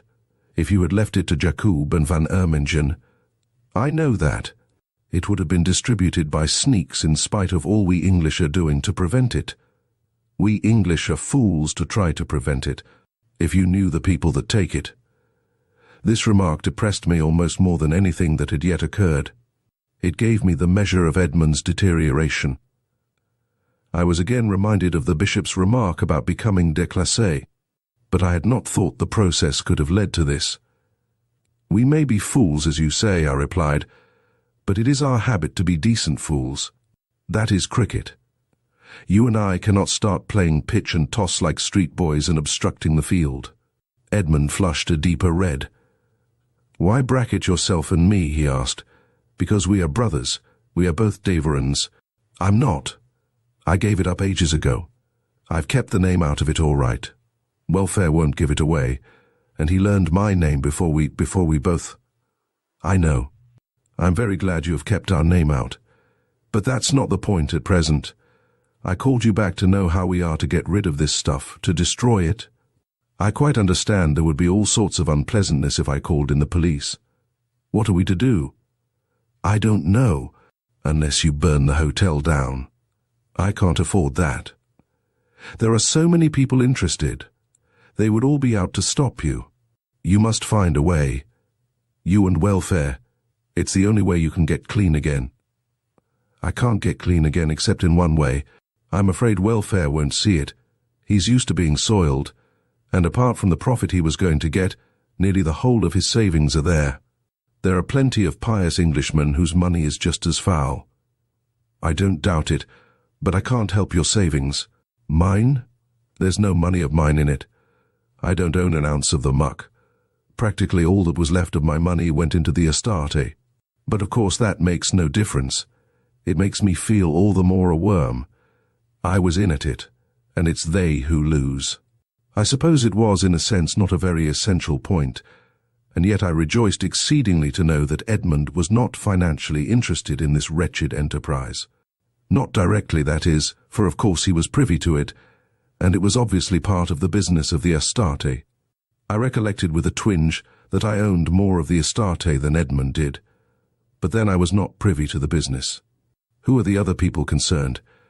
There's Jakoub, of course, and Van Ermingen, and the other scoundrelly native who was coming for the stuff today. Well, there's no use any of these people trying to prevent our having the stuff removed and destroyed quietly. As a matter of fact, the situation is that I offer to permit its destruction. The alternative is handing it and them over to the police. You've got to act for me in the matter. You must see them and explain. Then you must help me to get it destroyed. And I must see it destroyed myself. That can't be done in Egypt. Then it must be got out of Egypt. If it wasn't for old welfare, I'd rather you did tell the police, but it would be terribly hard on him. It was a fearful temptation, and I know he tried to keep out of it. Better men than he is might have given in. I quite agree. It's just because we've got to consider welfare that I propose this plan. You and he must carry it out. Yes, I see that. I don't know if it's possible, but by God, I'm glad to have the chance of trying. Is welfare here? He's in Alexandria, yes. Well, you must see him. Tell him what has happened and explain what he has got to do. And look here, tell him when it's done I won't see him stuck. I suppose there will be some honest money over when all your joint business is wound up and the Astarte sold. Tell him that will all be his, and he can rely on me to help him in any straight business he may take on. I know he's an honest man by nature. It's generous of you to say that. No, it's simply my belief. Try and explain to him. Could you bring him here this afternoon? I could, of course. Very well. Then we'll thrash the whole thing out. Do you mind telling me how you got to know about the infernal business? Not a bit. I met the man who is hunting you all down. He is an old Oxford friend of mine. My God, what an extraordinary thing. It is. An almost incredible circumstance. But it's the way things happen. And you told him nothing. He began telling me things, and I saw it all before I let anything out. Even now I think I could give him all this, and Jakoub, and keep you and welfare out. But I prefer the other way. You couldn't muzzle Jakoub once he knew his own game was up. We are compromised utterly. They would bring you in as a witness. They might even arrest you. No, for God's sake, let's do it our own way. A flash almost of fun came into his eyes. Do you know, he asked, that we'll have to steal it from Jakoub and the others? I don't care a hang about that. There was healing in our laugh, and I was filled with a great thankfulness as Edmund went away. I knew that for the time being he was saved from himself. He had at last a clear, clean duty and an enormously difficult task before him. I could not tell how he would accomplish it, but in the trying there would be reparation. After all, he had not sunk so deep as I feared. He had tolerated depravity in order to live the life he desired, but he had not yet actually traded in it. I was much more hopeful as I dozed through the stifling heat of the afternoon, waiting for Captain Welfare. They came at last about 5 o'clock. Captain Welfare hesitated, or professed to hesitate, about taking my hand. "It's good of you to offer it, sir," he said. "I hope you'll believe as I'd never have allowed you to leave us when you did if I'd known such a storm as that were blowing up. It's the worst I've seen, and I've seen plenty. When we got sand coming on deck 5 mile from the land, I knew what it were like ashore. I thought you were lost, sir. I did indeed. I didn't think as you would have stood it. Your brother will tell you how I carried on about it." He paused, appealing with a look to Edmund, who grunted as he generally did when Welfare became eloquent. "That's all right. We had a rough time, but now that it's over I'm glad to have had the experience. I wouldn't have had you come to harm, not for a million." It was evident that Captain Welfare was perfectly sincere in his solicitude. I had no reason to doubt it, for in spite of the deception he had put on me, I believed him to have a regard and respect for me that was none the less real, because of his very English pleasure in knowing one whom he persisted in regarding as a swell. Unfortunately, he had the failing, so common in his class, of believing it to be necessary to put all the fine shades of his feelings into words. He would leave nothing to the imagination if he could help it. I feared he would drive Edmund quite mad.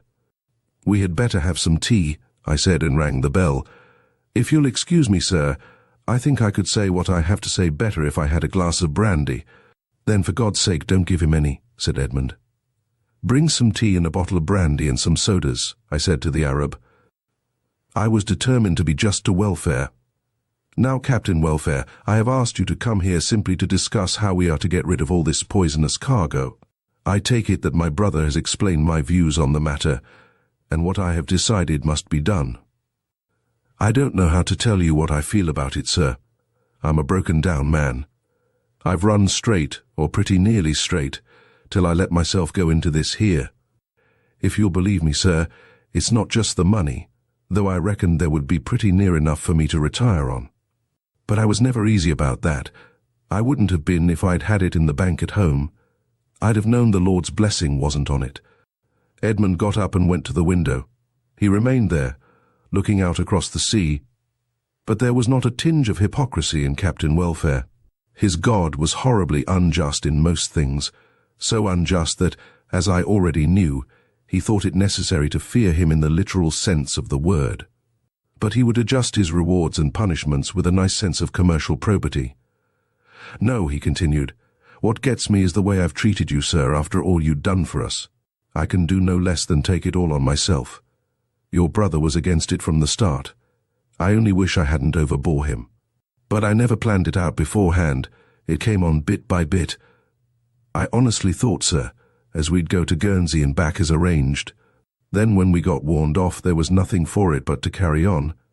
You'll understand now it wasn't only Jakoub was in danger. Well, there's times a man can't tell the truth, and we couldn't then. I think you'll see that yourself." "Quite," I said. Well, we deceived you then. It wasn't the first time, I admit. I suppose we'd been deceiving you all the time. I was nervous at first, but if you'll excuse me, sir, it seemed to come natural to you to be took in. Yes, I'm afraid it did.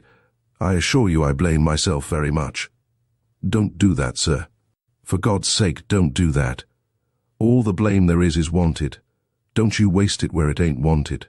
Well, we had this job on, though we didn't mean to do it so soon, but it come over me that if we could work you in, it would make all plain sailing. There didn't seem any harm in it. I didn't see what harm could come to you, but what I can't forgive myself is them books. Them books I showed you was false. This seemed to me a curiously minor point to rankle so in his queer, crooked conscience. I do wish now I hadn't done that, he added.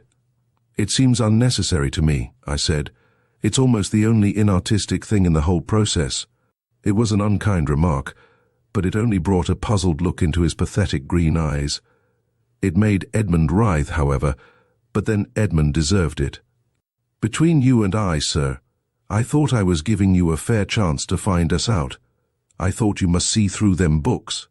You would have if you'd have looked through them. But you never did. Captain Welfare, I might just as well give you a Greek Testament to read. I told you so. Well, I don't know. I know you don't, I snapped, for this meaningless exclamation always irritated me. Captain Welfare looked so pained that I was sorry I had snapped. There was a real innocence about the man that made it almost impossible to keep him focused in the mind as the old schemer he undoubtedly was.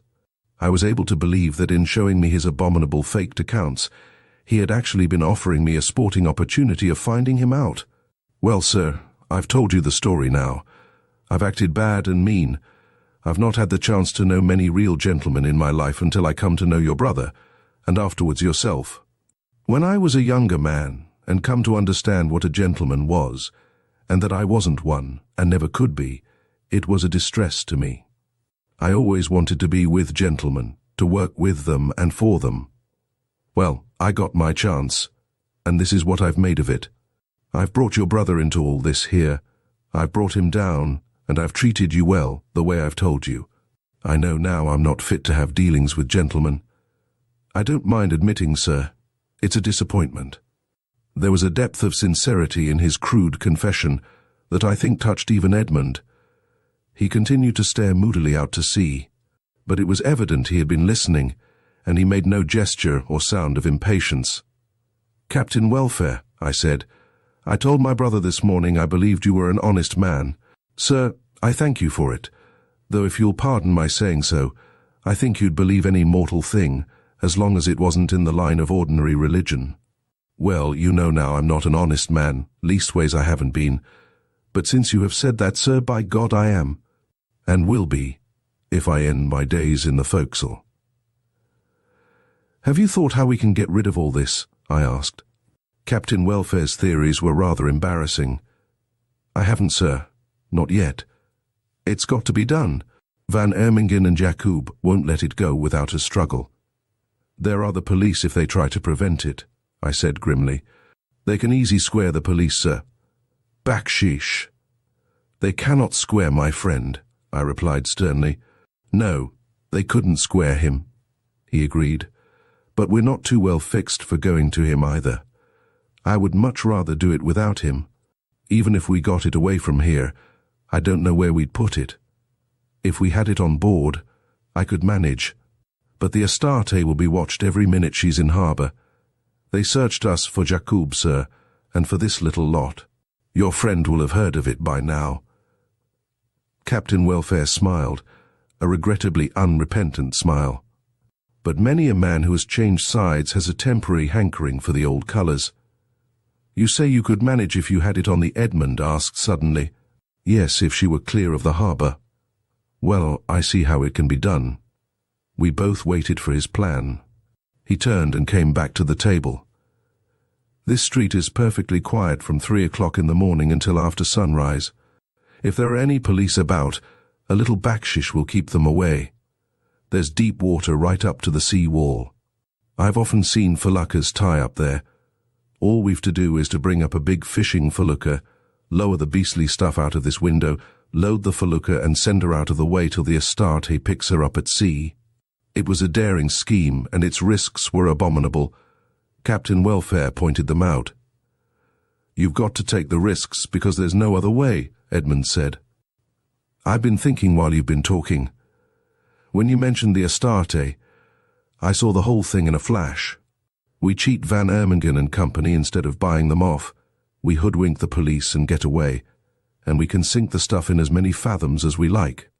For that matter, we could drop it overboard from the felucca without bothering about the Astarte at all." "No," Edmund argued. "Some of the crew would talk. Jakoub will know what we've done within 48 hours of their coming back. He would get it up again if he had any clue to its position. Besides," I said, "I stipulated that I was to see it destroyed." "So you did, sir," Captain Welfare admitted, "and that will be done as per agreement.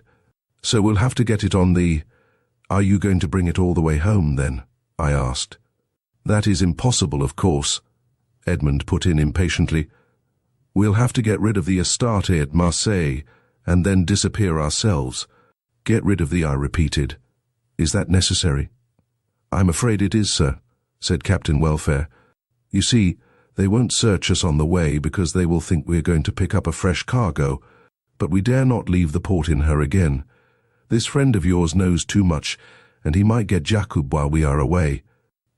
"I see," I said regretfully, "but I don't see how you will keep your promise about letting me see this stuff destroyed. Not that it really matters. I'm quite willing to trust you." "I'll not ask you to do that again, sir," said Welfare very solemnly. "You are bound for Marseille, too. We shall have a day or two's start of you, but you will get there first. I promise you faithfully you will see the last of the cargo." "Very well. But by the way," I asked, "what was that cargo you landed at home? Was it curios?" "Of course it wasn't," Edmund said contemptuously. "I hope it was not more of this wretched stuff." "No, sir," said Welfare. "There would have been no use leaving that in England. That was ordinary old-fashioned smuggling. Brandy and cigars, as a matter of fact. It's done still from the Channel Islands when a chance occurs, and of course the Astarte was a chance. We had meant to get the stuff through the customs along with our straight cargo somehow, but we had difficulties at Tilbury. Then this tunnel of yours cropped up, sir. It made the whole thing so easy we were going back to Guernsey for more. Only this hashish business got in the way, and we learned there was a warrant out for Jakoub. Well, if they'd got the Astarte then, the whole thing would have come out. That was why our agents sent to warn us. Getting the Astarte back here without arrest was a fair masterpiece. But by the Lord Harry, it was anxious work. You've little idea what I went through, sir, and the course we steered, oh my lord." "Life was worth living for the time," said Edmund. "I often felt sorry you were missing all the fun of the gamble." "Of course you knew all about this smuggling at home, Edmund." "Of course. Don't make any mistake about that. I was in it for all the money I could put up at the time." I sighed. The whole business was so very sordid. But after all, brandy and cigars were not going to poison anybody. The whole thing was stopped now, and in face of the horrible traffic I had circumvented, I was not going to break my heart over His Majesty's customs duties. "Well, gentlemen," I said, "our business now is to get this load back on the Astarte. The sooner it's done, the better. I suppose we're all agreed to get it away as suggested." "I agree, as there ain't any other way." "How long will it take you to provision the ship?" Edmund asked of Welfare. "I could do that tomorrow at a pinch." "Very well. Tomorrow night we'll shift this lot. Let me see. All we want is a few fathoms of rope. I'll bring that up in a suitcase. You and I will have to manhandle it out of this when Welfare brings up the felucca. 6 good workers will have it aboard as quick as we can lower it. Welfare, you'll have plenty of fishing nets aboard to cover it up with. Then I'll take the Astarte out first thing in the morning and pick you up when we're well out of sight." So it was settled, and the scheme began at last to look quite feasible to me. "I wish," I said, "we could dine together, but I cannot leave this stuff unguarded, and it would be awkward here if my friend Brogden turned up. But Edmund, I want you to sleep here tonight. I was disturbed last night, and I'm tired and sleepy." Anyhow, I'm a rotten shot with a revolver. I had to tell them of Jakoub's visit and my vigil with him, though I knew the knowledge of my danger would hurt both of them very sore. The things they said made me realize that I was not insensible to flattery. Brogden, to my relief, did not return that evening. When Edmund came back to my room, we talked long together, but what we said, I think, concerns no one but ourselves. It left me happy, in a new confidence, that he would be restored at last to begin an honorable career. The night was comparatively cool, and I slept for 12 hours. Chapter 12. A Midnight Adventure. Edmund had gone when I awoke, but he had left a note saying that he would be back early with what he called the fixings for tonight. He would remain all day, he said, and I was to go out and leave all to him. I was glad to be at liberty, for I felt as though I had been imprisoned for weeks in the hotel, and I detested the sight and the thought of the place. The Arab brought up a message that Brogden was waiting to see me. I went down, feeling for the first time prepared to enjoy his society, so I agreed at once to lunch with him. He had a car outside, and wanted to take me for a run round the more interesting parts of the city. I readily accepted the offer. But I could not leave until I knew Edmund was in charge, and so I invented pretexts to detain him. I took his advice as to the best boat to return home in, and asked for an introduction to his banker so that I might cash a cheque. Then I insisted that he should again procure his patent cocktail. During this performance, Edmund came into the hall with his bag. He saw me with a stranger, and of course went upstairs without noticing me, so I was free at last to leave. We drove at first among the narrow flagged streets of the native quarter, which I specially desired to see, and all the brilliantly coloured but squalid scene, which seemed so commonplace to my friend, had for me a wonder and a charm which kept me silent. It was too soon for me when Brogden said, "I guess you've seen enough of this now, and smelt enough. Now we'll have a spin."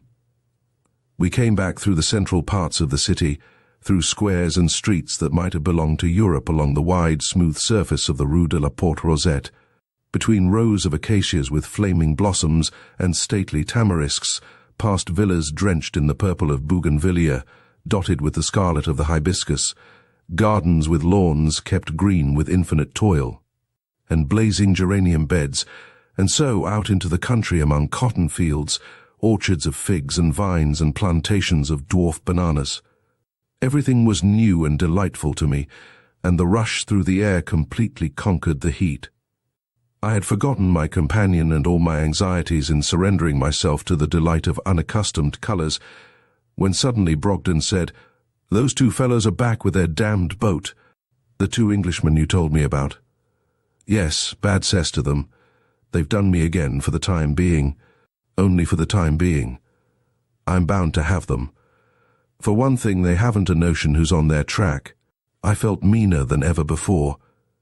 The whole squalor of the business in which I was involved came back on me, and seemed to take the colour out of the sunshine. Yet I felt I must play the hand through, however dirty my cards might be. I was committed now to Edmund's and welfare's side, and I must learn what I could, even though I should feel spotted with treachery all my life. "What happened?" I asked. "They got ahead of their timetable, or rather my timetable. One of my picket boats picked them up only a few miles outside. The native rascal I was after was not with them, and there wasn't a thing aboard that shouldn't have been there. I'm practically certain they had a big lot of hashish with them, but they'd got rid of it. Unfortunately, there was only a native officer in charge of my crowd, and naturally he got nothing out of them." "And what are you going to do now?" "Oh, of course they've landed their rascal somewhere between this and the western frontier, and he is pretty sure to have the real cargo with him. He's bound to make for Alexandria, and he'll bring the stuff on camels to some hiding place in the neighbourhood. I have every possible track watched, so I'm bound to get him." "What about the railway?" I asked with beating heart. "Oh, no native dare put a load like that on the railway. It would be stopped and examined at once."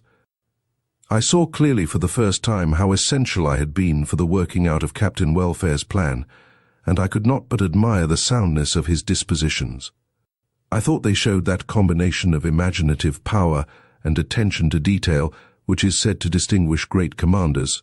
I remembered my first impressions of Welfare, and how I had instinctively thought of him as taking a lead in his line of life, whatever it might be. Yet he had come to seem small in his ways, and paltry in his aims. I wondered which was the real man, how much the Welfare I knew was but the product of untoward circumstance.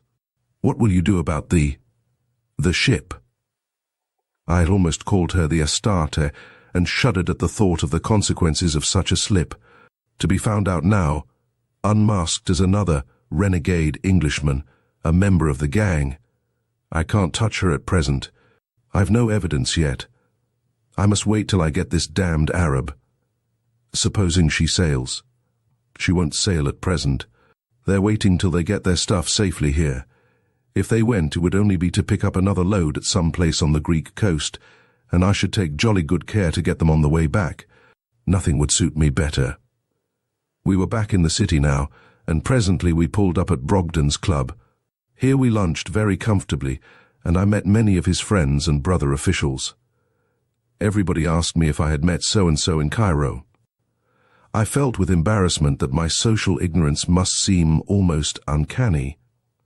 When I said my time in Egypt had been short, and that I had spent it in sightseeing, I knew I had utterly lost caste. To the official Englishman in a foreign country, the only objects worthy of regard are other Englishmen and women. One, elderly, an evidently important person, informed me that he had been 25 years in Egypt and had never seen the pyramids. "And I never mean to," he added with a glance of mingled pride and indignation. I had not seen the pyramids myself, but I felt it would be presumption on my part to say so. A futile attempt to regain the place I had lost in his esteem. He evidently regarded the pyramids as bad form. I think he suspected Cheops and the other potentates who built them of having done so with a view to attracting the undesirable tourists of a dim future. He might have dined with Cheops himself, had that been possible, but he was not one of those who could be expected to be amused by the remains of a pyramid.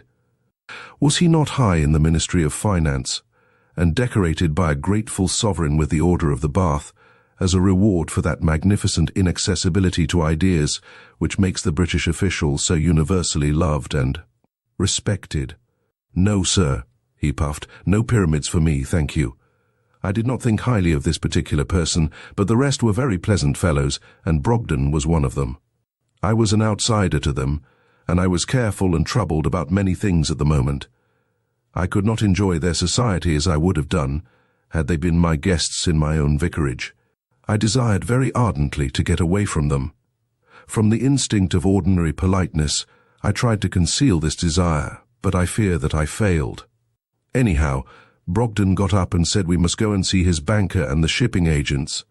I know I left that club with the reputation of a bore and a bit of a nuisance, but I consoled myself by reflecting that I was quite forgotten in 5 minutes. All the same, I felt I had inflicted a further injury on the much-wronged Brogden. He had paid me the compliment of introducing me to his own little coterie in his favourite club.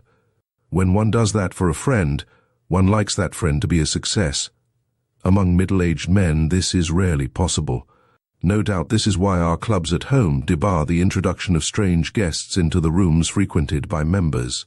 I had not been a success, and as we went down in the lift I appreciated for the first time the profound knowledge of human nature that would prevent my taking Brogden into any room in my own club, except one that suggests the waiting room of a long-deceased dentist. The fact is that an old friend, however valued, is apt to be a nuisance when he suddenly emerges from the past and bursts in on the routine of the present. In spite of his cordiality, I could not help knowing that Brogden wanted to be back among his friends of today and at his usual rubber of auction. Accordingly, when our business was finished, I made excuses for getting away, and he let me go with shamefaced willingness. I found Edmund busy with a block and tackle arrangement he had slung to one of the bedposts, and watched him in some surprise. "We can lower 6 cases at a time with this," he said. "I'm going to make a pair of shears out of a couple of these iron bedposts and make them fast over the bit of balcony outside the window. I reckon we shall be able to shift the lot in half an hour, quite as quickly as they will load it. I hope welfare has got the felucca all right. Did you get rid of your pal? I did. He's fixed up for the evening at his club. Good. He knows about the Astarte being in, I suppose. Yes, he told me all about it and about searching her. He guesses Jakoub was landed just about where we did land. He is having all the routes to Alexandria watched. Poor devil. Is he a decent chap? He is, very. It's rotten having to let him down. Of course it is. But the whole thing is rotten, I said wearily. You still think this is the best scheme? It is. Please don't let us discuss it again. The alternative is unthinkable. What is he doing about the nothing? He has no evidence at present. I asked him what he would do if she sailed. He said, she won't sail. If she did, it would be only to pick up another cargo, and he would have her then. I believe, said Edmund, he would have had us all right in the end only for you. Edmund, I said after a long pause, what about Jakoub? Jakoub is at present our only risk. Fortunately, he doesn't know our name. Nobody knows that, but of course he could identify us. He can't give us away unless he's caught and done for himself, then of course he would. I don't think he will be caught, but if not, he will try blackmail. I shuddered at the thought of spending the rest of my life under the threats of this man. I remembered the impulse I had felt to shoot him, and dreaded the possibility of being subjected to such a temptation again. Couldn't you take him home with you? He wouldn't come. And what could we do with him if he did? It would only make it easier for him to start his blackmailing. He'll probably want to get to England in any case, and there's no use our giving him a passage. A note came from Captain Welfare announcing that the Astarte would be ready to start in the morning, and that he would meet us with the felucca as arranged. He was too busy to join us then. He must have had a heavy day, I said. Yes, agreed Edmund. It's not everyone could have done it, but I must say for Welfare he's a worker. Nothing will stop him when he's fairly on a job. I am myself naturally very deficient in energy, and so perhaps have an exaggerated respect for it in other people. I detest the photographs one sometimes sees of raucous politicians declaiming with wide-open mouths, uplifted fists and overdeveloped facial muscles. To many, I know, such men are the type of energy and what they call efficiency. The men whom I have worshipped, whose names I have seldom known, are those who have made great roads and bridges in remote places, who have conceived ships and mighty engines, and the few god-like ones who have written the great books of the world. Between such men and myself there is a great gulf fixed, but between me and the loud-voiced politician there is only my own fastidiousness. Some of this nobler energy Captain Welfare possessed in his degree. His intelligence was of quite a high order. He had the face and aspect of a man intended for doing things on a large scale. He had the simplicity and lovableness of a great man, and he was unhampered by what we call higher education. Yet beyond escaping from the dry salter's shop, he had done nothing with his life. He had seen men and cities, but he had not known them. He had certainly not commanded them. Had he succeeded in his first primitive ambition of making money, it might have been replaced by a nobler one, and in that he would have succeeded too. But he had failed. Poking about amid adversity, he had done shady things. He had done this one blindly dishonorable thing. But successful men who have the choice of avoiding dishonor have done far worse things, and I believed that as a successful, happy man, Welfare would have done nothing base. What is the flaw in such men as this? These many men who ought to bequeath something to their race. Is it all the bishop's want of opportunity? Was Edmund also to become one of them? That was to me the most poignant question. As there was no chance of Brogden's returning, we ventured to lock the door of our room and dine together downstairs. But it was not a festive meal. The cloud of anxiety for the enterprise in hand was dark over us, and beyond that the sky of the future looked gloomy enough. There was the threat of Jakoub's malevolence, and, more serious to me, the question of Edmund's eventual future.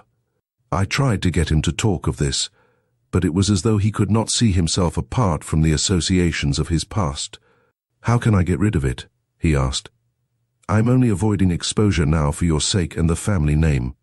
Otherwise I believe I should feel better if I went through the mill and took what I have earned.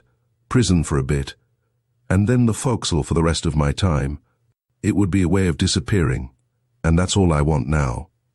Naturally, but you have no right to think only of what you want, I said. You are wanted yourself. Yes, by the police. Don't scoff just now, old boy. Your services are wanted.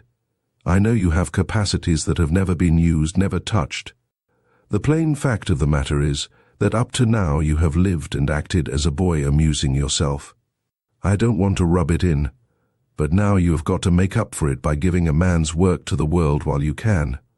How can I? What can I do? I can do nothing but sail a ship. 10,000 old duffers can do that better. There is just one thing you can do that everyone cannot do. You can command. All men like to be told they are capable of command, and Edmund did not question my statement. Much chance I have now of commanding anything or anybody, was all he said. Remember, you come of the officer class, I said. We have ceased to be a ruling class. I know it's old-fashioned even to think we are a class. The vulgar call it snobbish. But heredity remains a law of nature, and democracy is only an invention of man. I don't see that social theories are going to help us much just now. Then I'll come down to hard facts. However wrong and corrupt it may be, we are still to some extent a privileged class. And owing to that fact you can still get a fresh start, which, to be perfectly frank, a plebeian could not get. How do you mean? He asked with an eagerness that greatly encouraged me. I told him then of the bishop's suggestion about the colonial service. Edmund made no reply. He was leaning his elbows on the table, balancing a spoon on the edge of a knife. The spoon see-sawed dangerously, and I watched it in an agony lest it should fall. It seemed as though our fate somehow depended on its equilibrium. It swung slowly to a balance and came to rest. "Do you think," Edmund asked, watching the spoon, "that the bishop would still do that, or try to do it, if he knew all this business?" "I don't know. He will have to be told first." "Of course.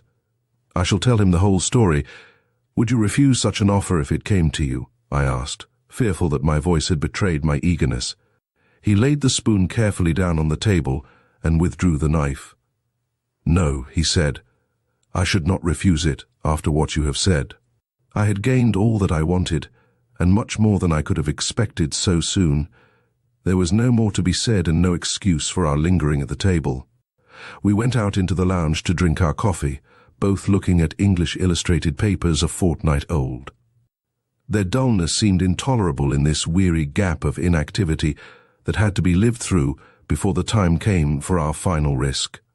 "I can't stand this any longer," said Edmund suddenly, throwing down a sheet of snapshots of advertising peeresses at race meetings, foolishly photographed in the awful ungainliness which the camera reveals in the act of walking. "Let's go out and walk or drive somewhere." "We can't both leave, it's not safe," I reminded him. I persuaded him to go out alone, for I felt I could better endure the irksomeness without him.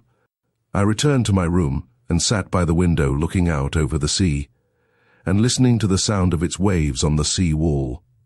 The sound of the sea is always soothing and always melancholy, but it is especially so in distant places, for the sea has but one voice. Everywhere its murmur is the same that we hear at home. Edmund came in about midnight, and we sat together in the dark by the window. Next door to the hotel there was a cafe, and its chairs and tables were spread out over the wide footpath. We could see under its electric lights the tops and tassels of tar bushes, and the white discs of straw hats whose owners sat sipping coffee or lager beer, and eating olives and strange sweets. Most of them were talking loudly, and a strange babble of Arabic, Greek, Italian, and French came up to us from the pavement. "I've seen the policeman on duty," said Edmund, "and put him all right with 50 piastres. The street will be as quiet as the grave when that infernal cafe shuts up." "It closes at 1, I said. The moon, now some 4 days past the full, was but newly risen, but starlight is very real in Egypt.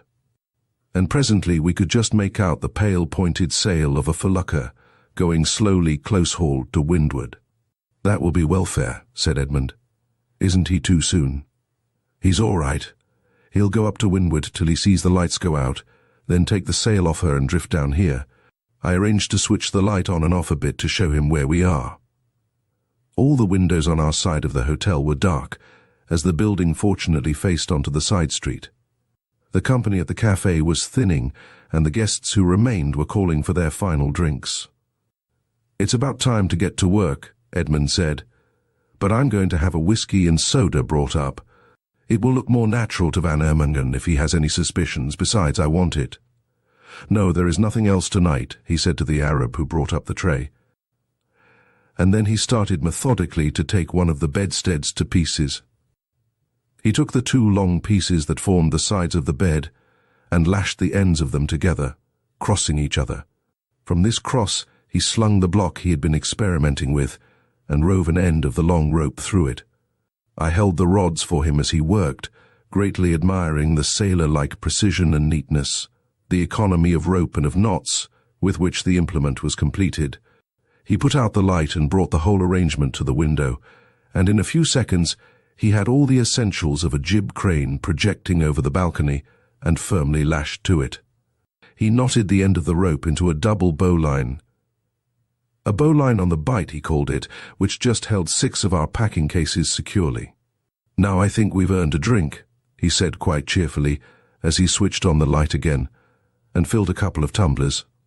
"We shall have to work in our socks and move about as little as possible," he explained. "As soon as welfare is ready, I want you to hand me the cases. I'll put them on the parapet and get them slung. You must hang on to the rope and take the strain when I get them over the side. Then lower slowly. Do you understand?" "Perfectly." "I'm sorry to give you so much of the hard work, but I must see to the slinging myself. If a case slipped and fell, well, that would about close the operation." "I don't mind the work," I assured him. "I only wish we were at it." "It won't be long now. The cafe is shutting up." I looked out of the window. Tired waiters were dragging in chairs from the pavement and whisking the stained cloths off the very tables at which a few guests lingered, reluctant to leave. Others were closing shutters with a rattle.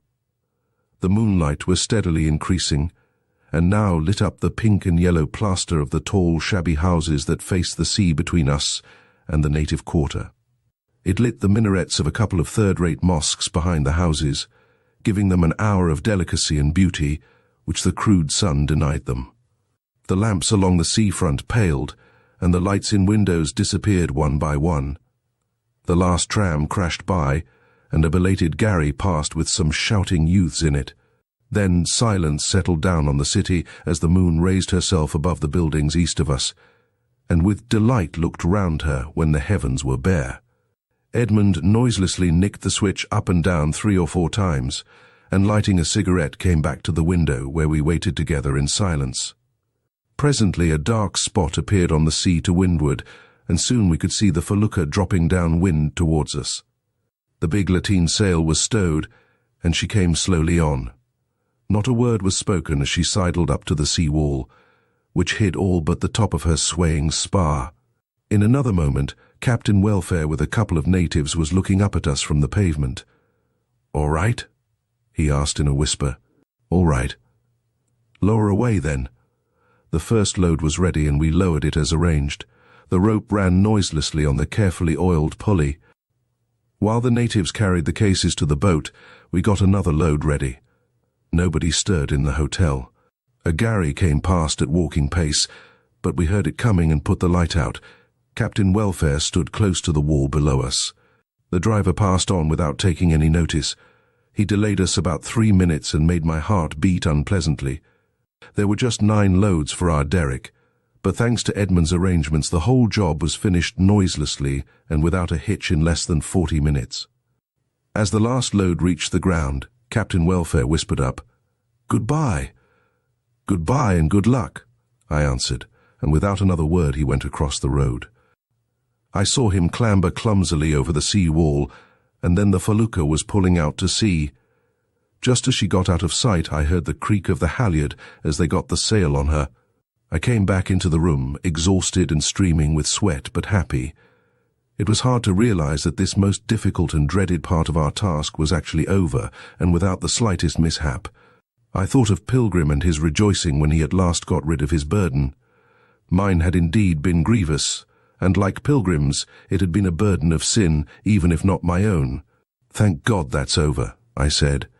"Yes, it's a good job it's gone so well. By Jove, how hot you are. Strip and have a sponge down and get into your pajamas. I must put this bed to rights and pack the tackle." I took his advice and made myself comfortable as he plainly needed no help. "Now I think we'll have our final drink.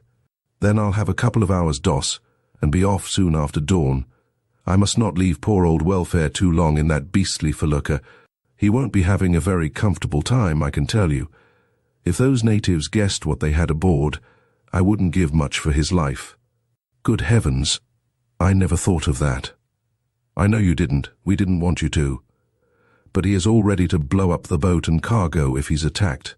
He would run no risk of the stuff getting back into circulation. Yes, on the whole, old Welfare's part of this racket is one of the few really courageous things I have known a man do. And I had never said a word to him. I had not known. He's as pleased as Punch about it," continued Edmund. "He's a sentimental old boy, and he has a feeling that he's doing something to make up for the way he has treated you." "I shall be miserable until I know he is safe," I said. "Oh, the odds are on him, even if he has to hold the crew off with his revolver. Those fellows are easily cowed, and they know the Astarte is coming up. The danger is that they may rush him in the dark. Well, here's luck to him." But I could not take it so lightly, and I was certain that Edmund did not in his heart. I understood that he had felt bound to tell me in justice to Welfare, and now this anxiety would overshadow all the others until the suspense were over. "You're about done, anyhow," Edmund said. "Do get to bed. You'll sleep all right." "I think I will. I am tired, but wake me before you go if I'm asleep." "Shall I?" "Of course. I want to say goodbye." The dawn had come, and it was daylight when I was awakened by hearing him moving about the room. "I shouldn't have had the heart to wake you," he said. "Goodbye. I say, you've been a brick. I wish I could tell you. Goodbye." And with this he left the room and went on his way. Chapter 13. Captain Welfare keeps his promise. My boat did not sail until the following day, and I now felt a degree of mental and bodily lassitude and exhaustion that prevented my having any pleasure in the prospect of my last day in Egypt. I suffered from a profound nostalgia and craved only to be home. I had the feeling that I should never see my experiences in perspective until I saw them from my own study. Much as I dreaded the sight of him, I yet longed to see Jakoub, to have a final reckoning with him, to find out at least his intentions and know the worst. But Jakoub did not appear, and I had not the faintest idea how to find him. I was very lonely and depressed as I gave notice to the hotel people that I should leave the following morning. Van Ermingen had kept out of my way since our last interview, but the news of my departure brought him at once to see me. His manner was grave and courteous as he bade me good morning. "Excuse me," he said, "but I understand you sail tomorrow." "That is so. Have you any instructions about the goods in your room?" "No, I don't think I have, thank you. They cannot remain here, you know." "Of course not." I fear I was spitefully enjoying his perplexity and deliberately prolonging it. "But you cannot take them with you." I had not thought of doing so. "But what am I to do? I must have the necessary authority to hand them over." "You won't be bothered about it at all, Mr. Van Ermingen." "But I will be, I must be. I will not hand over the goods to anybody without authority." "You will not be asked to, it is all arranged." I turned away, but he came after me and caught my arm. "But this is my house," he said, getting more excited. "Things like this cannot be arranged without my knowledge." "It seems to me that they have been," I said coldly, shaking off his hand. "The goods, as you call them, are in the charge of my partner, but he cannot leave them here without consulting me." "I suppose not," I agreed. "I suppose that is why they have taken them away." "Taken them away?" he repeated. I nodded. His look of perplexity changed to one of suspicion, and then suspicious fury. "But they cannot do this without my knowledge. It is impossible." "Well, they have done it. You can go and see for yourself." The man began to lose self-control and raised his voice. "But it is not legal," he cried shrilly. "It is robbery." We were in the entrance hall of the hotel, and there were people standing and sitting about. "Please don't make a scene here," I said. "It cannot do any good, and it is unpleasant." He glared at me but controlled his voice. "Will you please to come into my office and discuss this matter?" "I see nothing to discuss, but I demand an explanation." "Some of this property is mine," he blustered. "It was in your charge. If it has been stolen—" "Come then," I said. "I will talk it over." I saw that if I refused to go with him, there certainly would be a scene with possibly disastrous consequences. He led me into the office where I had heard him talking with Jakoub. There was a sort of sloping counter along the wall under the window with papers and big account books on it, and we both stood by this facing each other. Van Ermengen's thin, knife-like face was eager and malevolent. It would have frightened me once, I reflected, but I had faced him before and had the better of him. Now I felt a kind of queer pleasure in the idea of conflict with him. "I will have this cleared up at once," he began. "Certainly that will be best," I assented. "I will not be played fast and loose with." "Not by me, Mr. Van Ermengen, certainly." "It is by you," he insisted. "You speak of your partners. They are my partners. But I do not know you. I have no arrangement with you." "None at all, except that I am responsible for settling my bill. I think under the circumstances I had better settle it now and change my quarters. It is not of that I speak, and I do not appreciate to be mocked. I tell you I had an interest, a considerable interest in the goods which you insisted to have in your room. You tell me the goods are gone. Very well, I hold you responsible to me. I will have my money, please, if I do not have the goods. I will not be robbed by any damned sham parson." "You shall not," I said quietly. "I am rather at a loss here in your country. But at home, if you wanted to charge me with theft, you would only have to call a policeman and give me in charge, as they call it. I happen to know these things because I am a county magistrate, as well as being a perfectly genuine parson." "Damn you," said Van Ermengen, whose temper seemed to have gone, but who was as much impressed by the word magistrate as the lower orders still are in England. In spite of the degradation which has overtaken the once respectable Commission of the Peace. There was a lull in the storm. "I do not want your police," he said at length. "I want my money, and I will pay nothing beyond my hotel bill except through police or lawyers." "How did they get the stuff away?" he asked, his curiosity getting the better of his anger. "Damnation, they must have taken it through the window." "I don't think it matters," I said indifferently. "You must get any information you want from them. As you say, you and I have no business relations." "But I will have my money," he spluttered. "You will not leave Alexandria till I get it." This made me uneasy because I did not know what the man might do or could do, but I felt it was essential not to betray any uneasiness. "I shall certainly sail tomorrow," I said, "and I do not consider it worth my while to change my quarters. If you attempt to interfere with me in any way, I shall simply report you to a friend of mine as an importer of hashish." "For God's sake, hush!" he exclaimed. "Do not shout that word." "I have nothing to fear," I assured him. "I do not mind who hears me say it. When I came here I did not know what the vile stuff was.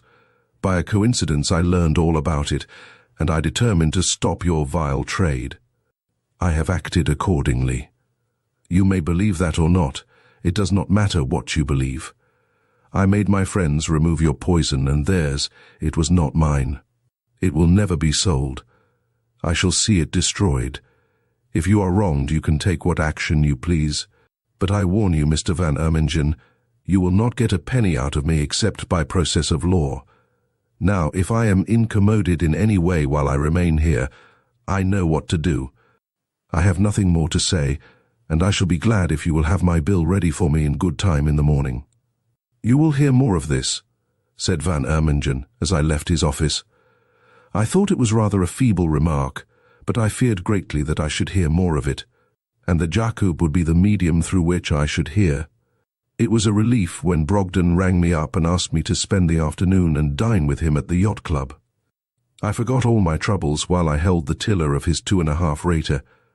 Although we spent the afternoon and evening together, there was no more said about the hashish business, I understood that he must be at a loss, and would avoid reference to it, and I had no longer any reason to question him. Brogden saw me off at the dock the next morning. I greatly dislike being seen off, but after all his kindness I could not tell him so. Thus it was that I, who had so strangely and unintentionally stumbled into Egypt, left the land of sunshine and mystery like any respectable and most commonplace traveller. The low line of yellow sandhills we had been so long approaching a few days ago soon sank below the horizon as the great steamer rushed seawards, and in spite of the sorrow that had come upon me there, I felt a certain sadness at seeing the land fade from sight. I felt that there in these few days I had had more of a man's part in the world than in all the other days of my life. I knew that what I had done there would offend many consciences more conventional than mine.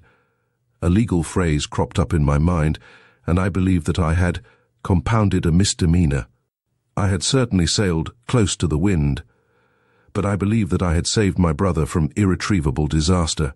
I had done what I could to break up a nefarious conspiracy, and though I now saw things that might have been better done, I looked my conscience in the face and was not ashamed. That evening, just at sunset, I saw a sail ahead of us. It looked small and insignificant in the distance, but a great hope came over me that it might be the Astarte. As we overhauled her, she altered her course, so that we should pass closer to her, and I saw the leg of mutton sails, the long high bows and the bowsprit with its head sails like a skein of geese. I found myself close to one of the ship's officers as I leaned on the taffrail watching her. "What the devil is that idiot doing?" he said. "She looks as if she wanted to cross our bows. There'll be some swearing on the bridge if she makes us alter course." "She won't," I remarked. The officer looked at me with surprise and some amusement. I suppose it did seem quaint in a clerical passenger to assume a knowledge of nautical matters. But in a minute or two the helmsman let her away again, and put her back on a course nearly parallel to our own. The officer glanced at me as though there was something uncanny about me. At the same moment I saw a string of flags mount to her peak. The officer got his glass on her. "I beg your pardon, can you tell me what that signal is?" "Yes, it's all well. I wonder who the deuce they think they're speaking, or what they're playing at anyhow. She's one of those little Levantine fruit boats, but she looks cleaner than most of them." A great weight was taken off my mind, for I knew that Captain Welfare was safe, and they had taken this chance of telling me so, no doubt guessing I would find someone to read the signal. We were rapidly overhauling the Astarte, and I saw that our converging courses would soon bring us within a few cables' length of each other. Already through my glasses I could recognize Edmund at the wheel, and Captain Welfare holding by the shrouds, directing the movements of some of the crew for'ard. I raised my white helmet at arm's length above my head, but it was doubtful whether they saw the signal. For already I was surrounded by a group of curious passengers, all waving handkerchiefs in obedience to that strange instinct which creates a sense of excited fellowship between strangers who meet and pass each other in ships or railway trains. However, my movement was immediately followed by a wave of Captain Welfare's hand, and something splashed into the sea and sank in the Astarte's wake. The splash was repeated, and I could see that the crew were heaving overboard the precious, hateful cargo. Captain Welfare was keeping his promise. I watched the process, fascinated at first, infinitely thankful to feel that the load of iniquity which had so burdened my spirit was thus at last cast into the sea in the Astarte, purged of sin. But very soon I was recalled to uneasiness. The curiosity of the silly passengers around me was excited by the process, and I still scented danger in every trivial circumstance connected with the nefarious trade. "Whatever are they doing?" was the question I heard repeated all around me. The ship's officer beside me came unexpectedly to my relief. "Chucking bad rations overboard," he replied to one of the more eager questioners. "Those Levantine schooners," he added in an oracular tone, as he turned round from the taffrail to explain to his audience. "Those Levantine schooners always load up with condemned bully and other blown tins to feed their Dago crew on. Sometimes they drive it too far, and the stuff gets into such a condition that nobody can live aboard with it. Then it has got to be jettisoned. That is what they are doing. Those fellows drew across to us because they were frightened of a mutiny while they chucked the stuff away." He closed his telescope with a snap and looked round impressively, receiving the homage which landsmen pay to the omniscience of the officers responsible for their lives. Thus was one minor wrinkle of anxiety smoothed away for me. The Astarte fell rapidly astern, and the setting sun turned her white sails to bronze. In spite of all that had happened, I longed to be back aboard her. "I hope," Edmund had said, "that you will always keep a warm place in your heart for her." I found I had, and that it would hurt me as much as him when she was sold. My blunder about scrap price had been prophetic. When I thought of the little familiar cabin of the Astarte, all the pomp of the saloons and staterooms on the steamer seemed to me but vanity and vulgarity. I was back in my vicarage. In my absence, the tremulous passion of spring had passed into the suave splendor of early June. I grudged having missed the pageant of April and May, for at my age one begins to count the number of springs one can still hope to see. I had rather dreaded my arrival and the necessity of explaining things, but it was made much easier for me than I had dared to hope. Travelers are often disappointed by the lack of interest in their experiences which they find among those they left at home. The fact that they have temporarily enlarged the orbit of their little swirl on this planet gives them a new sense of their own importance. They are apt to look upon events that have happened at home as trivial, merely because they happened at home and not in some other latitude. Until they settle down again, they think of the people around them as absurdly interested in very minor matters. They forget that in them too distance had once annihilated interest, and will do so again. As always happens on such occasions, Bates and Mrs. Rattray were much more eager to impart information than to receive it. And for once, the returned adventurer was sincerely thankful for this perfectly natural attitude of mind. Mrs. Rattray had deemed the occasion of sufficient importance to emerge from her own precincts and welcome me in the hall. "We were glad to get your wire, sir," she said, as Bates took my coat and brought my scanty luggage in. "I was afraid you would be very uneasy," I said, feeling like a guilty schoolboy. "But I simply hadn't a chance to send word, and I could not resist going on." "No, sir. It would have been a pity as long as you were enjoying it. We didn't worry the first fortnight, but then we did expect to hear. I would have been very anxious, only the weather kept so fine I felt you couldn't come to any harm. Only for them wild men on the ship, sir. Bates didn't like the looks of them at all. Oh, they were really most harmless fellows." "How did you leave Mr. Edmund, sir?" asked Bates. "Quite well, thank you. He's on his way home, but it will be a few weeks before he gets back. Where is Mr. Snape?" "He is away for the day, sir. He told me to apologize to you, and tell you he had made an appointment with his lordship. He thought it better not to put it off." "Quite right. There's no trouble, I hope." "Well, sir," Mrs. Rattray explained, "they will be very glad to see you again in the parish. Oh no, not trouble exactly, but they don't seem to hold with some of his ways, I don't know why. I'm sure a quieter gentleman in the house I never knew." The highest praise Mrs. Rattray ever gave to one of my sex was to describe him as quiet. She seemed to suspect all men of a tendency to sudden outbursts of noise. "Some of them don't like his ritualistic ways, sir," said Bates. "There were none of the regular sidesmen collecting last Sunday, and there has been trouble because he asked Miss Reynolds to be secretary of his new communicants' guild. She's only been a year in the parish, and they did not like the idea of a guild anyhow." "All right, Bates. No doubt Mr. Snape will tell me all about it. Now I must go and see the pigeons till lunch is ready. Then I'll have a walk round the village." All was well in my pigeon loft, and the young birds were promising. It was a peaceful little world. I sighed as I thought what a pity it was that Christians could not make more allowance for each other's fads. Most of us are so terribly anxious to close all avenues to the kingdom of heaven, except our own crooked little path. Among my parishioners in the afternoon, I found that I had to protect poor Snape from a widespread suspicion of his being a secret emissary of the Vatican. The other mistake he had made was to start only 3 of his organizations. There was thus much jealousy about the filling of official positions in connection with them.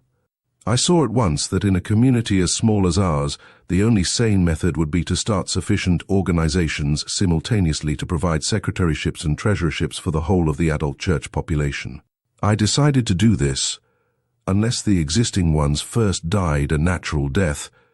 I hoped they would, for so far they did not seem to have made people behave better, but had been the source of a good deal of envy, hatred, malice, and all uncharitableness. However, all this turmoil saved me from inquiries about my own recent movements. They were much too preoccupied to take any interest in these, though they were, I believe, unfeignedly thankful to see me back among them. I decided to preach to them about charity. I would tell them that though nobody knew exactly what St. Paul meant by charity, for all his list of attributes, yet we all knew exactly what was meant by uncharitableness, and that the main thing was to avoid the latter. On getting home, I wrote to the bishop. I apologized unnecessarily, I knew, for my prolonged absence. I told him frankly it was impossible to explain this in a letter, but that I had many surprising and painful things to tell him, and was in great need of his counsel. I besought him to give me an opportunity of talking to him as soon as he could spare an hour or two, and added, as in duty bound, that it was not in connection with the affairs of the parish that I wished to trouble him, but that my distresses were entirely personal. His reply was delayed a day owing to his departure for London, but I will quote a part of it here. I could give you a brief interview immediately on my return, but I feel sure from the tone of your letter that you have matters to discuss that demand more than this. If you could have me for a night next week, we could talk things over as of old. It would be a great pleasure and rest to me too, for the time is a terribly harassing one. I think it is not at all generally known how fearfully anxious the European situation is becoming. There are many forces at work that appear to be intent on war, and I feel that Satan may be unchained among us almost any day. Do not, however, speak of this at present, and if you wish to see me earlier, do not hesitate to come over to the palace any day after tomorrow. Poor Snape was over the day you wrote, and told me of his troubles with your flock. I am arranging other, and I hope more suitable, duty for him. Dare I ask you to keep him with you for a few days? I know he has to consider expense, as he has got into debt, among other troubles, purely through financing some of his own attempts at organization. To paraphrase the Book of Common Prayer, he has left unpaid those bills he ought to have paid, and paid those bills he ought not to have paid, and there is no sense in him. You will no doubt have perceived that he is one of those excellent, earnest idiots that are so hard to keep out of mischief. But he is a lovable soul too, and capable of great good if I could only find the right sphere for him. I know you will not mind helping me to help him.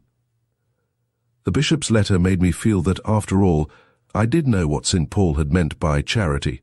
It was the spirit that could see the worst in a man and believe the best of him, the love that could recognize folly and succor it without contempt. After having mingled so much with what was base and paltry and mean, the thought of seeing the bishop again was to me like mountain air to one who had dwelt in a dungeon. Snape returned in time for dinner, and after a few perfunctory inquiries about my trip, as he called it, he told me of his interview with the bishop.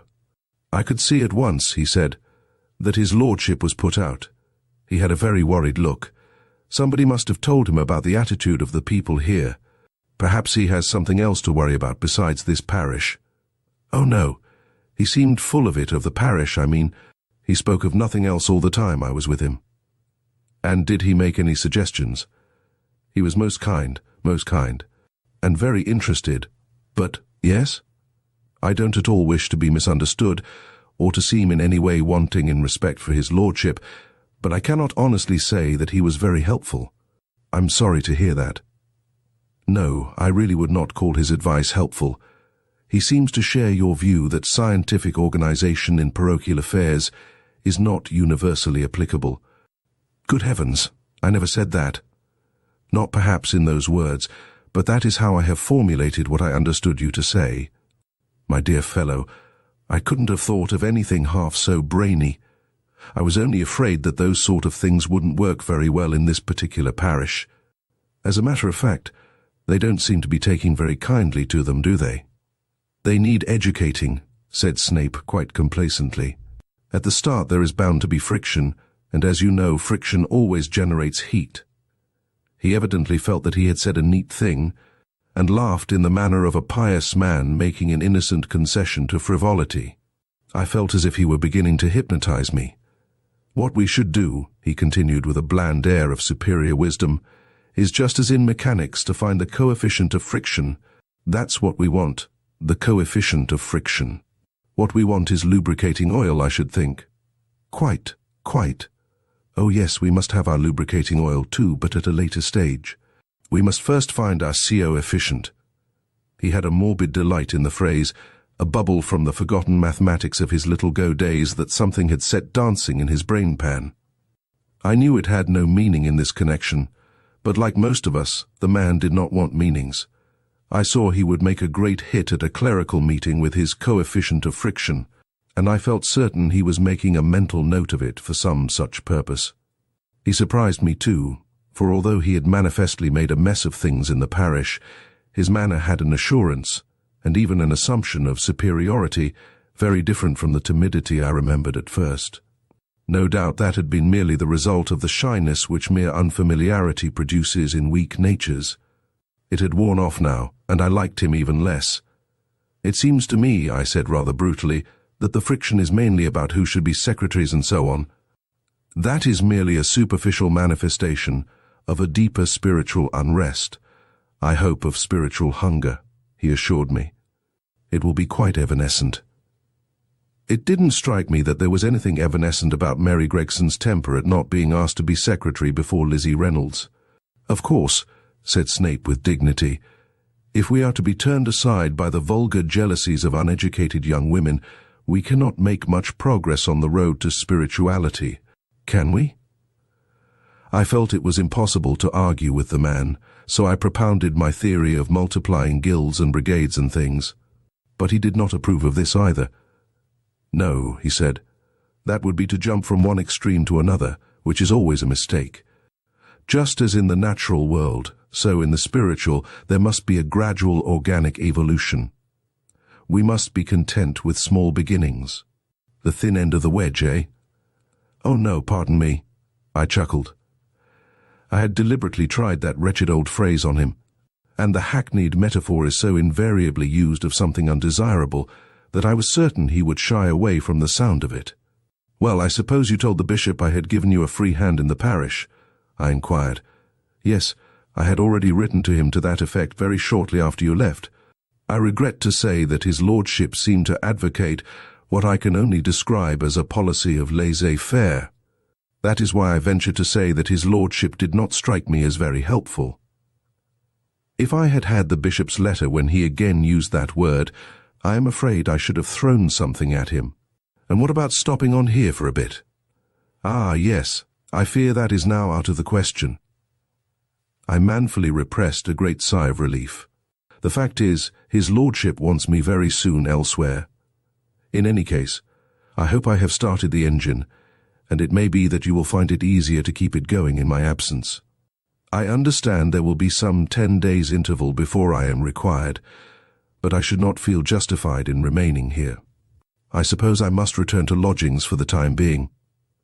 There was a wistfulness about him as he said this that made me feel mean in my gladness at getting rid of him. In spite of himself, I feared that the comparative comfort of my house had softened his ascetic fibre a little. There was something fine, too, about his immediate acquiescence in the idea of leaving it as soon as he was no longer on duty. "Why not stop on as my guest until you are wanted?" The invitation was an impulse I could not resist. "You are very kind, Mr. Devoren. I have not been used to very much kindness in my life," he said simply, "and I thank you very warmly. To be frank, what you suggest would be a very real help and convenience to me just at present, but I hardly like to accept." "I consider it settled," I said. He went to his room early, and I was glad I had asked him, for I felt my soul was in need of some penance. Afterwards, I was especially glad that I had done it before I got the bishop's letter. I was at last alone in my familiar study with silence, with my shaded lamp, with the June twilight on the garden outside.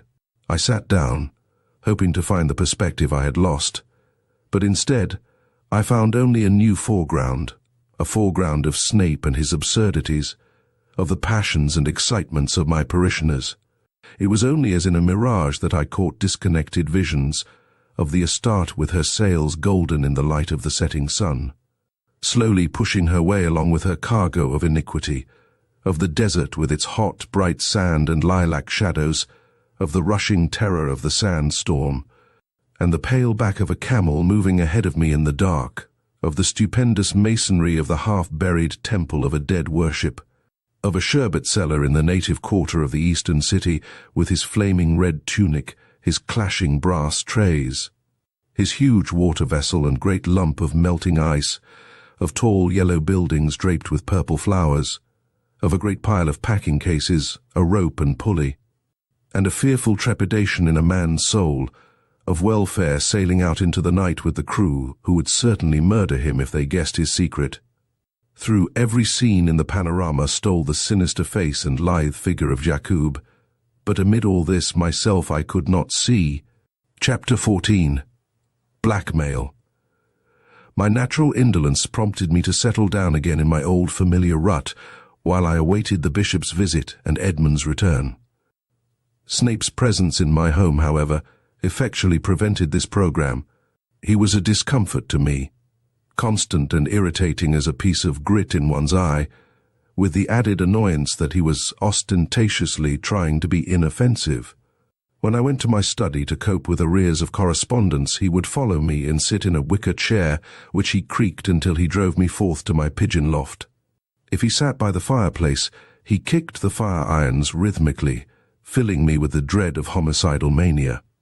He could not read a book without saying, "Just listen to this," and reading a passage aloud, when he would expect some intelligent comment from my exasperated mind. During meals he expounded the duties of a parish priest as conceived by himself, and 20 times a day he thanked me abjectly for my hospitality. But I endured all patiently, for I felt that need of penance which comes to all of us at times, and felt that Snape had been sent to me to chasten me. His chastening bore fruit too, for it stimulated me to perform one more task that my indolence would have postponed. I shrank from returning to the shop in Brighton, though it was a duty I had undertaken. The shop was part of the iniquity, and the prospect of reopening all that business struck a chill through me, like getting into a wet shirt. To discuss the matter with Schultz was particularly revolting, for he alone, of them all, struck me as being completely abject and unclean. Jakoub was at least a courageous scoundrel, and had a dignity of his own. Even Van Ermingen was probably in some respects a man. But there was that about Schultz which made me think of him as an insult to humanity. Nevertheless, stimulated by the presence of Snape in my house, I drove over to Brighton and visited the shop. Schultz received me with an obsequious reproachfulness in his manner that covered a hint of possible impertinence. His smooth, pink, waxen face, his curls of the barber's block, and teeth of the dental showcase, all brought back upon me the feeling of nausea I had experienced on first seeing him. But now there was added to this a nausea of the soul, for I knew that he regarded me, quite naturally, as a party to his foul intrigues. Except for these sensations, I was indifferent to him, for I knew that welfare had power to keep him harmless. I waited while he served, and doubtless swindled a stray customer, and then went with him into the little office behind the shop. I have been most uneasy, he complained, at hearing nothing, at receiving no more stock. For weeks I have expected the consignment from Guernsey, and I have had difficulty in explaining to our London agents. See, here are their letters. He took a file from a shelf and pointed to letters from the people who I suppose were to have been the receivers of our contraband. I closed the file and pushed it back to him. But they are indignant, he continued. They have received only the first consignment, our contract with them. I suppose, I said, interrupting him, they can proceed against us for breach of contract if they like. Proceed against us? He gasped. At law? Holy Virgin! Do you not know? Never mind what I know, I replied. At least I know a good many things now which I did not know when we first met, Mr. Schultz. There will not be any more consignments for your London agents. That business is at an end." Schultz flashed at me a venomous look of surprise, distrust and fear. His pink complexion faded to an unwholesome yellow as he sat down hurriedly on the office chair, from which he continued to glare up at me.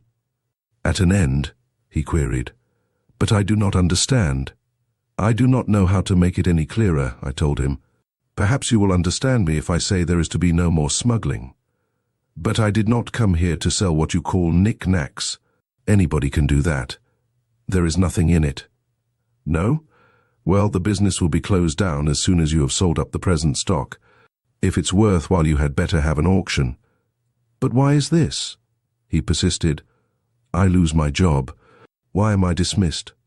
"Captain Welfare will explain all that when he returns, if you care to wait for him." I added the last words in what I intended to be a very meaning tone. They had the desired effect, for any tendency to show fight immediately faded out of Mr. Schultz's countenance. I then examined his bank book, and some other records, which I found in this case quite intelligible. Rather to my surprise, Schultz appeared to have conducted the business quite honestly. He had credited himself with nothing but his wages, and not only was my deposit in the bank intact, but the bric-a-brac had been disposed of at a profit that seemed to me enormous. As the stock was so low, I decided to close the shop at once and wait for Captain Welfare to dispose of what was left. I felt justified in giving Schultz a little money over and above what was due to him. Then I watched him draw down the shutters and lock the door. I took the keys from him, and he disappeared with the confidence of those who are always sure of finding some profitable form of minor dishonesty. I went home to a hot bath with ammonia in it, for this renewed contact with Welfare's business methods had given me a desire for physical cleansing. In a few days my penance ended, as Snape departed punctually, smothering me once more with his earnest and sincere gratitude, and leaving in my hands his draft for the organization of a unit of the Church Lads Brigade.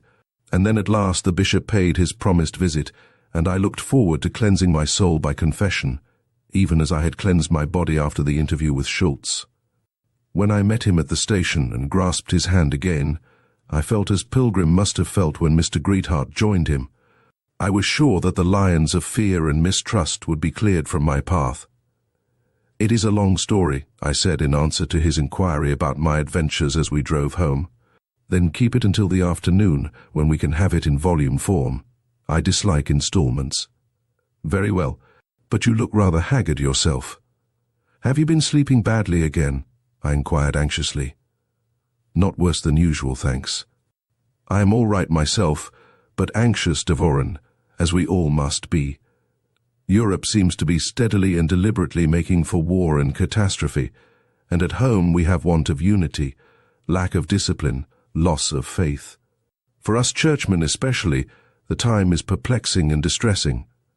"I know," I said with the old feeling of humiliation at my own helplessness, my own failure to take my share in the battles of the world and of the church, my own desire to settle back into my little rut in life. "I wish I could help," I sighed. "You do," said the bishop. "You help me more than you know." There was a long silence, full of gratitude on my part, as I got my horse into his stride along a level stretch of the coast road. While the bishop leaned back in his seat, enjoying the pleasing swing of the dog-cart, so much dearer to both of us than the fussy impetuosity of a motor-car, the true symbol of this age of blatant hurry. "By the way," Parmenter asked suddenly, "where is your brother now?" "Somewhere between here and Marseille, unless the Astarte has not reached port yet." "I have not heard." There was a constraint in my voice which the bishop must have noticed. "But you expect him back?" he asked. "Oh, yes. He will come here as soon as he can." "Well, you must let me know when he arrives.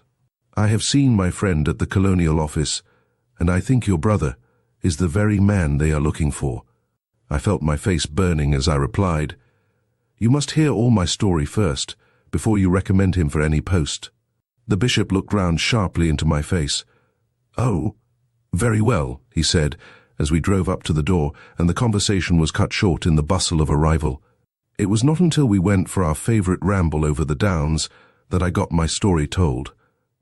Since our last walk there, the brilliance of the first new blades of grass had faded, and on the higher slopes there were already some of the browns and yellows of summer, but all the flowers of the field smiled up at us in the heyday of their reproduction, and there were somber patches of the chocolate-colored clover that grows there.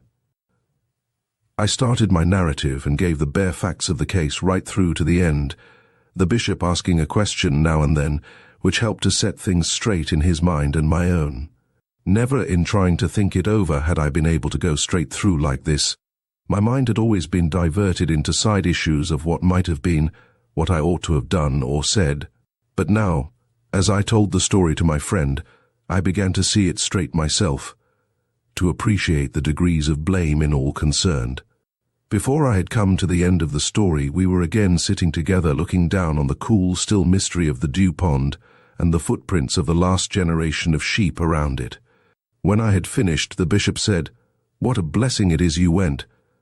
"I am very glad you think that," I said with a deep feeling of thankfulness for his words. "I feel that I was such an innocent ass." "There are some worse things than innocence," he replied, then added very gravely, laying his hand on my knee, "My friend, I think that, as you would say yourself, you behaved very well. I have never received any praise, even in boyhood days, when one longs for praise, that so filled my heart with gratitude as this. I am very proud that you can approve," I said, and we left that subject by mutual consent. We both sat thinking for a time, and then he said, "I can see no good reason why your brother should not serve the government." "Thank God for that," I broke in. "Yes, I think we ought to thank God for it. At the same time, badly as he has acted badly, you know. I know it. So does he. I am glad he feels it. I was going to say," he continued, "that we must not take it all too seriously. I think his is simply a case of delayed development. I don't know that I quite understand. Some of the best of men take the longest time to grow up, like trees. There are oaks and cabbages among men, a terrible lot of cabbages. So a prolonged boyhood may be a good thing. It is far too short in most of us. But of course there are limits. Your brother has been so thwarted, punished no doubt in lots of ways that we know nothing of, for many things he perhaps knew were not his fault. I see in him an embittered schoolboy with the intellect and appetites of a man. He will know dirt now when he sees it afar off, better than his contemporaries, and he will hate it even more. But supposing, as I greatly fear, that there is more trouble, supposing this Jakoub is arrested and denounces him, then we must take Mr. Bumble's view of the law and do all in our power to circumvent it. You would agree to that?" "Of course I should. Any reasoning being must. Law is necessary, and in England it is generally just. But special circumstances may arise in which law is inapplicable, in which it becomes an organized stupidity. Men of good conscience must have courage to recognize such circumstances and act righteously, whether they act legally or not. So this existing reprehensible person must disappear, and your brother must reappear." "I see that," I assented. "By the way, what about welfare?" "I don't know yet. He's a much more difficult problem in psychology. But that was a splendid thing he did, going off alone in the felucca. You think he would have sunk it if necessary?" "I'm certain of it. I trust him now." "Well, I think he has redeemed himself. Yes, we must help him too. I should like to see your brother again. Do you think he would dislike meeting me under the circumstances?" "On the contrary, I know he desires, just as I did myself, to see you and tell you everything. In fact, to confess, and if it may be, to receive absolution. It is a natural and proper human need, that desire to be assured of the absolution and remission of sins. But after all, you are as well qualified as I am to pronounce it." "Edmund will want to hear it from you," I insisted. "Well, I shall be glad to see him. You must let me know when he comes. I should like a long evening with both of you. If welfare can be there as well, so much the better. I shall want to explain to your brother about this colonial office job, which I hope he will accept. They want a man to organize and manage a small steamboat service on Lake Nyassa. It is a good climate, and much of the work will be congenial to your brother. They have at present nobody else especially qualified. I think if your brother asked for welfare as an assistant, there would be no difficulty about arranging that, and he would be useful on the commercial side." "My dear Bishop," I exclaimed, "it is ideal. How can I or Edmund thank you?" "You know there is no need for that. It is an interesting country, and the pay is fair. It is a land full of opportunities for such a man as your brother. Above all, he will be doing some real useful work for his country. And," I added, "he will be out of Jakoub's clutches once he gets there. Yes, Jakoub will only be able to threaten you, and as long as he is at liberty I cannot see that you need fear him." By the time we reached home we had said all we needed to say about these matters. The bishop is not one of those who repeat the same thing over and over again and call it discussing the situation. So we were able to spend a happy evening together in the 6th century, forgetting even the brief pyrexia of modern Europe. It was with a clear feeling of well-being that I came down the next morning to meet the summer sun that shone in through the open window, with a scent of wallflowers which mingled agreeably with the faint fragrances proper to an English breakfast. It was above all pleasant to see the bishop coming up the red garden path, bareheaded, a towel round his neck, fresh from the morning swim he loved, still lithe and athletic-looking as in his undergraduate days. While I waited for him to complete his toilet, I took up the pile of letters lying on the sideboard and saw with a painful start one in an unknown handwriting with an Egyptian stamp on it. I knew instinctively that this must contain a declaration of war, yet Jakoub could not write English. Nervously speculating, I had guessed the authorship before I could bring myself to open the envelope and read as follows: "Reverend Sir, I have been surprised that I have not yet heard from you, and am now bound to address you as to my claims against you. In my hotel while you were here, you took possession of property belonging to myself and others, and while under your charge against my protests, that property has disappeared. The cash value of my share in that property is £750, and my prospective profit in its sale was £1,250. This sum of £2,000 in all I now demand from you, with £500 for other expenses and loss to which I am put, and for my refraining to proceed against you at law as I might well. I shall look for your money in 1 month. If not, my agent, whom you know as Jakoub, will be in England and will call upon you to arrange for my share as well as his own. This will add expense, and he informs me he will accept £500 his share, without charge for his services rendered to you.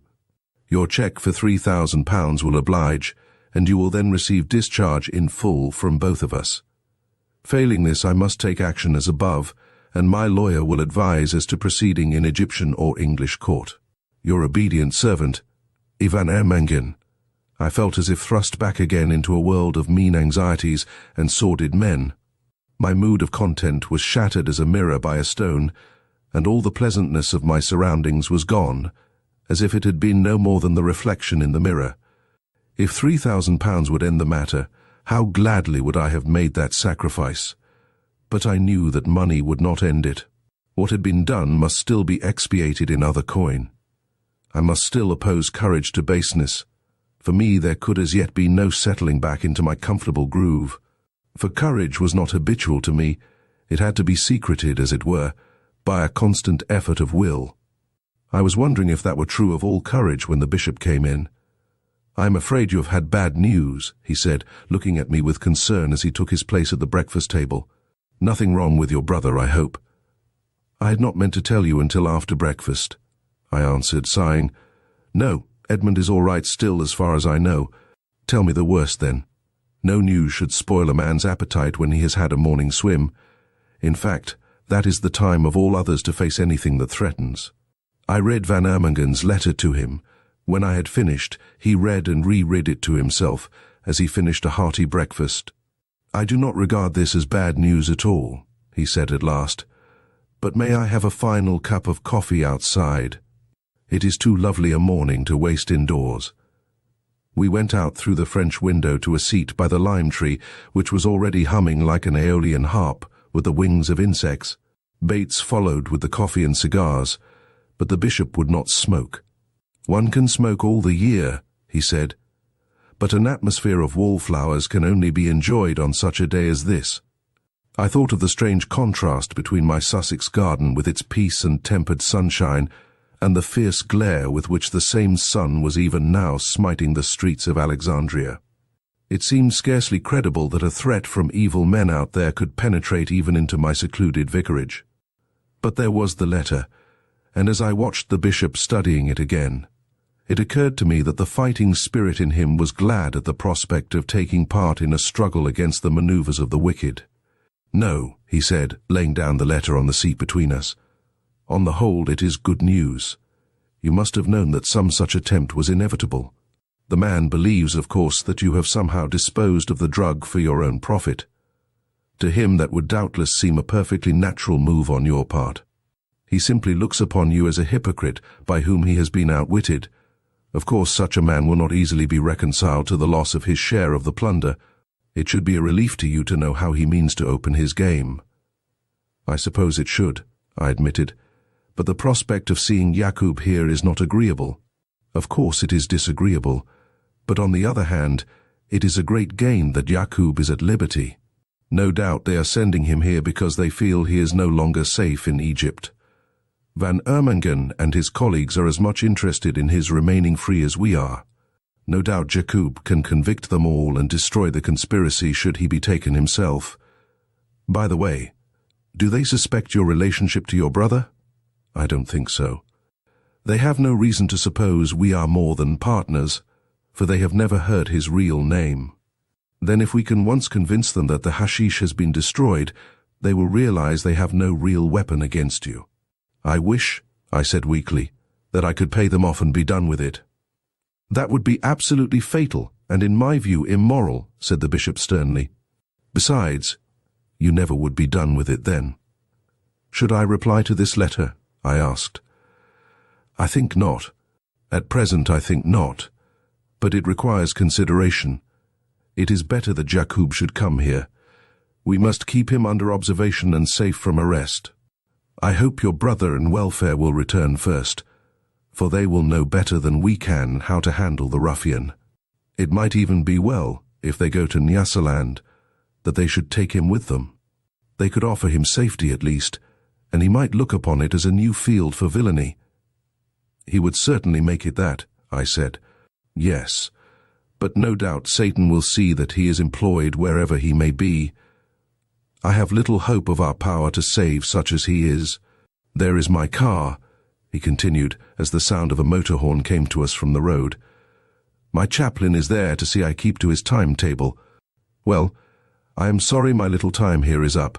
Keep me fully informed of anything that may happen, and don't worry if I cannot answer your letters."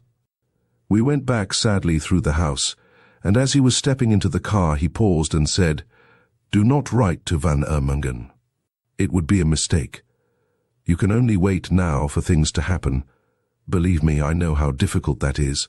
With a heavy heart I watched his car drive off, for I knew that anxiety and perplexity would return to dwell with me in his absence. Chapter 15. Awaiting Developments. The period of waiting for news of Edmund, of what was really the opening of a campaign against Jakoub, and the persons whom he so largely controlled, was necessarily for me a very irksome time. I tried to thrust all these affairs into the background of my thoughts, and to wait on events in a spirit of philosophic curiosity. In this laudable attempt, I was much helped by my necessary preoccupation with parochial affairs. I had left a peaceful community of Christian souls, most of them doing their duty in life more or less successfully, a few of them refusing or shirking their responsibilities, and some behaving really badly. I returned to find a population of whom practically all were members of committees, all competing for chairmanships and secretaryships, and nearly all imbued with an acrid jealousy of each other.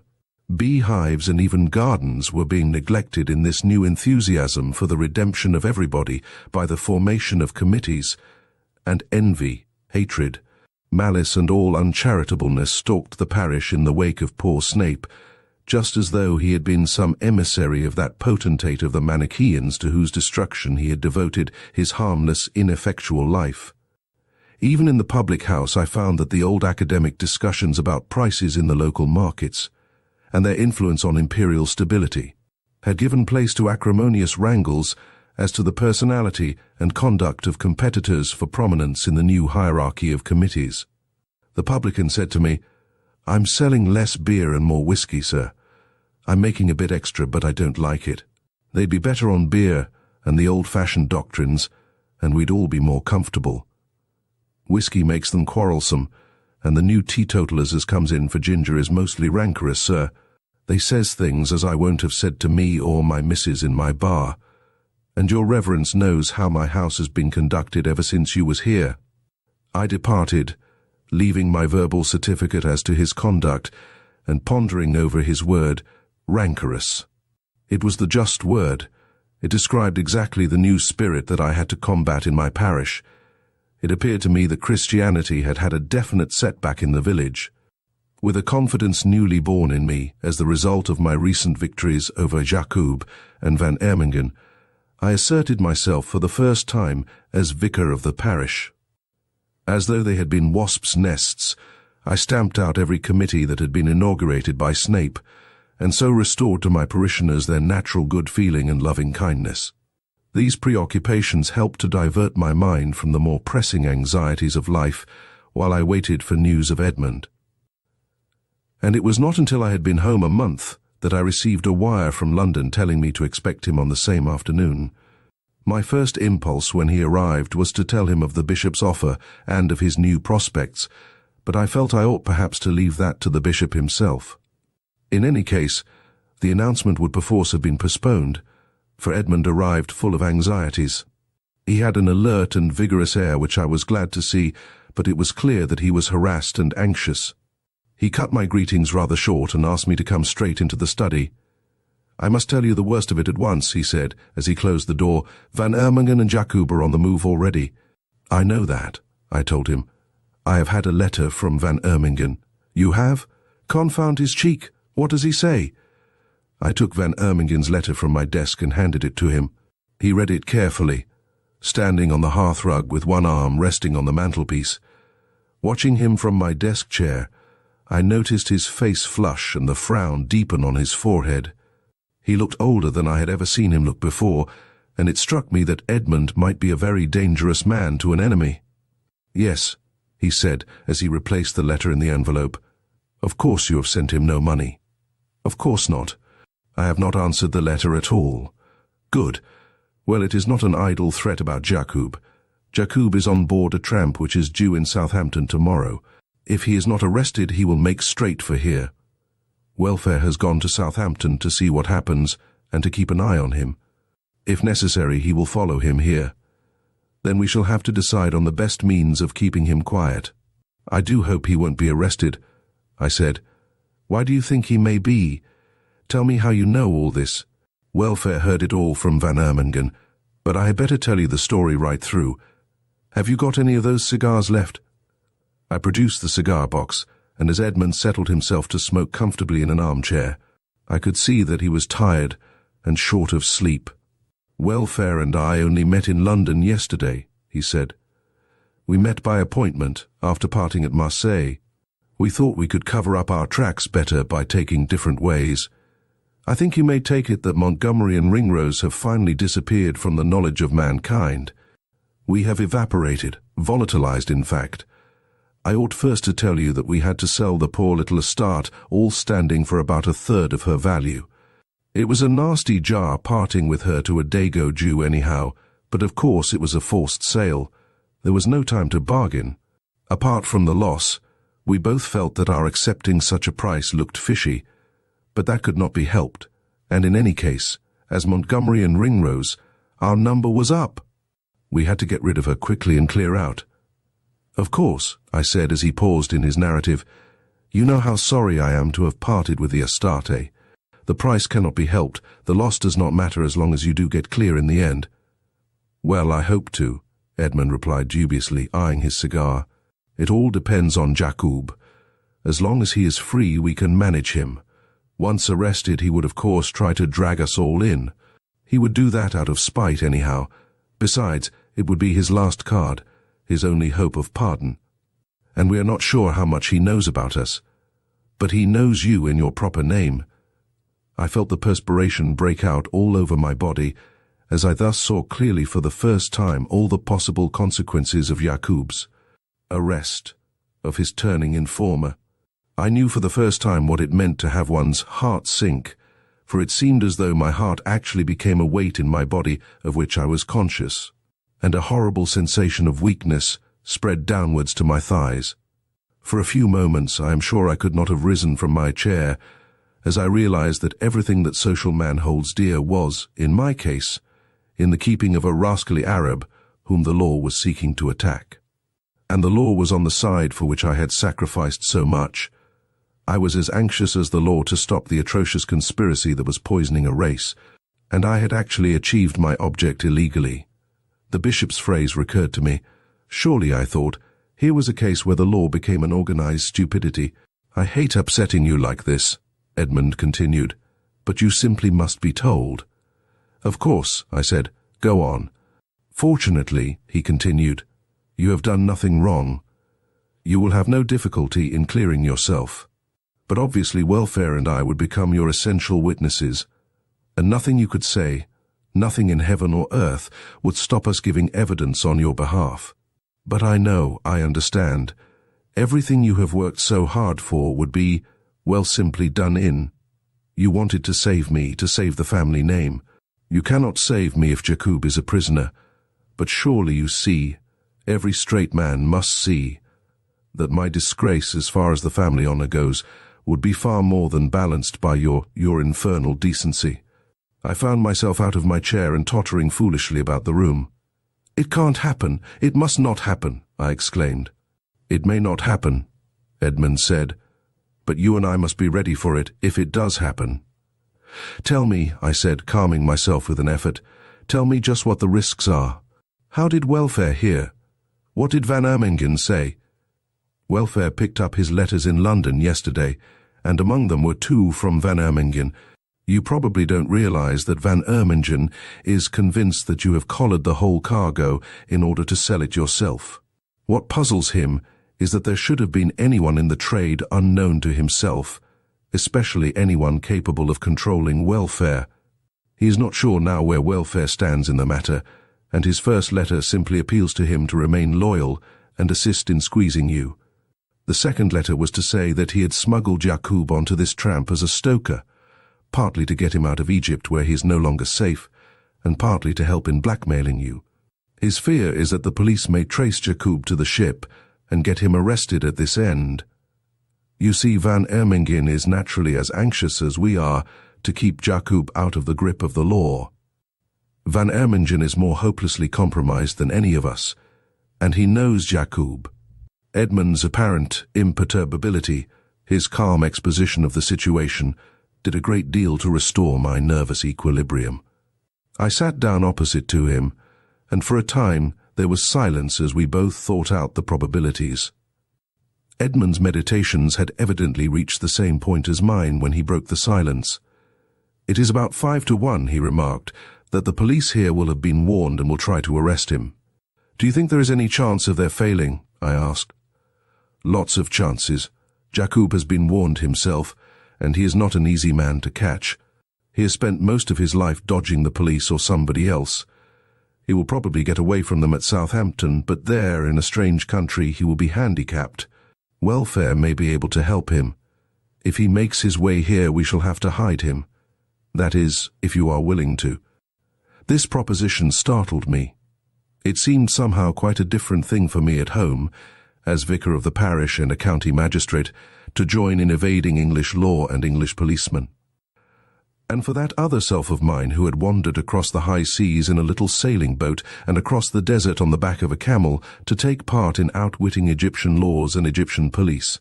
Edmund noticed my hesitation, took me up in the old quick way of his boyish sensitiveness. Of course I know it would be a horrible risk for you in your position. Personally, I advise you to have nothing to do with the business. He spoke in the hurt tone I remembered so well in old days, when I had refused to countenance some wild cat scheme of his. I am not calculating the risk, I said. I see and understand it clearly, and for myself I do not fear the consequences. To get us all out of this wretched tangle, I am willing to do anything that is just and honorable. Would this be just and honorable? For myself I think it would, but then am I a competent judge of my own actions in a thing like this? I don't know. I don't know. I was thinking aloud, forgetful of Edmund. "My dear old man," he cried, getting up and taking my hands, "you are straining your conscience until you'll dislocate the poor old thing. Just for my sake. Don't do it. I cannot stand it.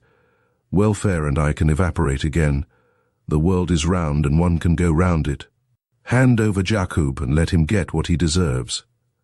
I shall be glad of it, and I will let you do anything else you like for my sake. And we shall find ways of seeing each other again. But don't do this. I hate myself for suggesting it. I simply had not thought." "Thanks, dear lad," I said, returning the pressure of his hands. "But don't let us exaggerate things. I repeat that I think your proposal is the right one, right from every point of view. Even Jakoub was a straight man once, until he was defrauded by stupid official people. Why should he not have a chance to become straight again? I was thinking he might be worked into the bishop's scheme for you and welfare. By the way, you have heard nothing about that. But I do feel that we both need guidance. I have sent word to the bishop that you are here. I promised him to do that, and I know he will join us as soon as he can." "The bishop coming here?" Edmund asked, shying from the idea like a nervous horse. "But must he be told all this?" "He has been told everything. That is, everything I knew up to now. And he would still meet me. He is most anxious to meet you, and welfare too, for that matter. He has a project that he will tell you of himself. He knows that Jakoub is our one danger." "But surely," Edmund exclaimed, "he would not approve of our sheltering Jakoub. If he does not approve, I cannot consent to do it. I don't know, but I think he would approve. I am sure he would if he had any reason to think that so we might save Jakoub. Save him, I mean, in the only true sense, which is to make a true man of him again." "Nothing would make a true man of Jakoub," said Edmund. "To refuse to believe that is the real meaning of what we call faith," I answered. There was another long pause between us, and then Edmund said very thoughtfully, "I cannot understand this bishop of yours." "It is not to be expected that you should," I assured him. "I doubt if anyone understands him. Probably I understand more of him than anyone else, and I know only a little of him. But I know this, that he sees men as they are, not as trees walking. He is not half-blinded like so many of us parsons. He knows the residuum of decency there is in all human nature, and how it is buried under the silt of mere majorities. But never mind all that. I hope he will be here tomorrow, and he will tell us what to do. I am in your hands, of course, and therefore it seems in the bishop's. I shall certainly do what you and he think right, only first I must tell him everything myself." "That is exactly what I want you to do." I had greatly dreaded the possibility of Edmund's refusing to meet the bishop at all. I knew how intensely his pride must be wounded by the prospect of such a meeting, of such a confession. But I knew, too, how necessary it was for the healing of his soul. I regarded it as his penance, and for him the way of salvation. I was accordingly careful to conceal my knowledge of his feelings, and to treat the bishop's visit as a matter of course. "With all your news," I said, "I've had no time to tell you that the bishop is coming mainly to offer you an appointment abroad under the colonial office. He will tell you the details, but I think it is one you would like." "Like it?" he exclaimed. "I am sure I should like it. I should like it better than going to prison as the accomplice of a set of particularly unclean dagoes. But don't you see I am much more in the hands of Jakoub than of the bishop? I can decide nothing until Jakoub is muzzled or dead. And if Jakoub is taken well, the matter is settled as far as I am concerned." I saw it very clearly, and there was nothing to reply. We spent the evening under a cloud of anxiety trying to calculate the chances of Jakoub's evading the police at Southampton and the probable time of his arrival at the vicarage if he succeeded. Chapter 16, in which Captain Welfare makes a signal. Both Edmund's temper and my own were naturally worn a little thin under the tension of this uncertainty, and the friction of our futile calculations of chances. But neither of us could leave the subject alone or settle our minds to anything else. Each of us made guesses which to the other seemed more and more foolish and irritating.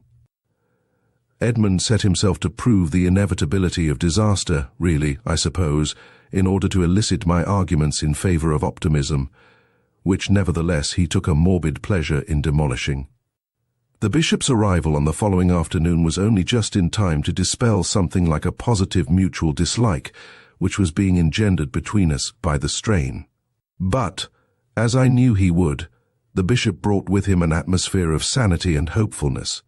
He did not attempt to minimize the gravity of our position when it was explained to him, but helped us to look the hard facts in the face. "If the man has been arrested," he said, "it seems to me that we are powerless. The whole of the facts are bound to come out. Your conduct," he added, turning to me, "has of course been blameless, even I should imagine from the legal point of view. At least I do not quite see in what form any charge could be made against you.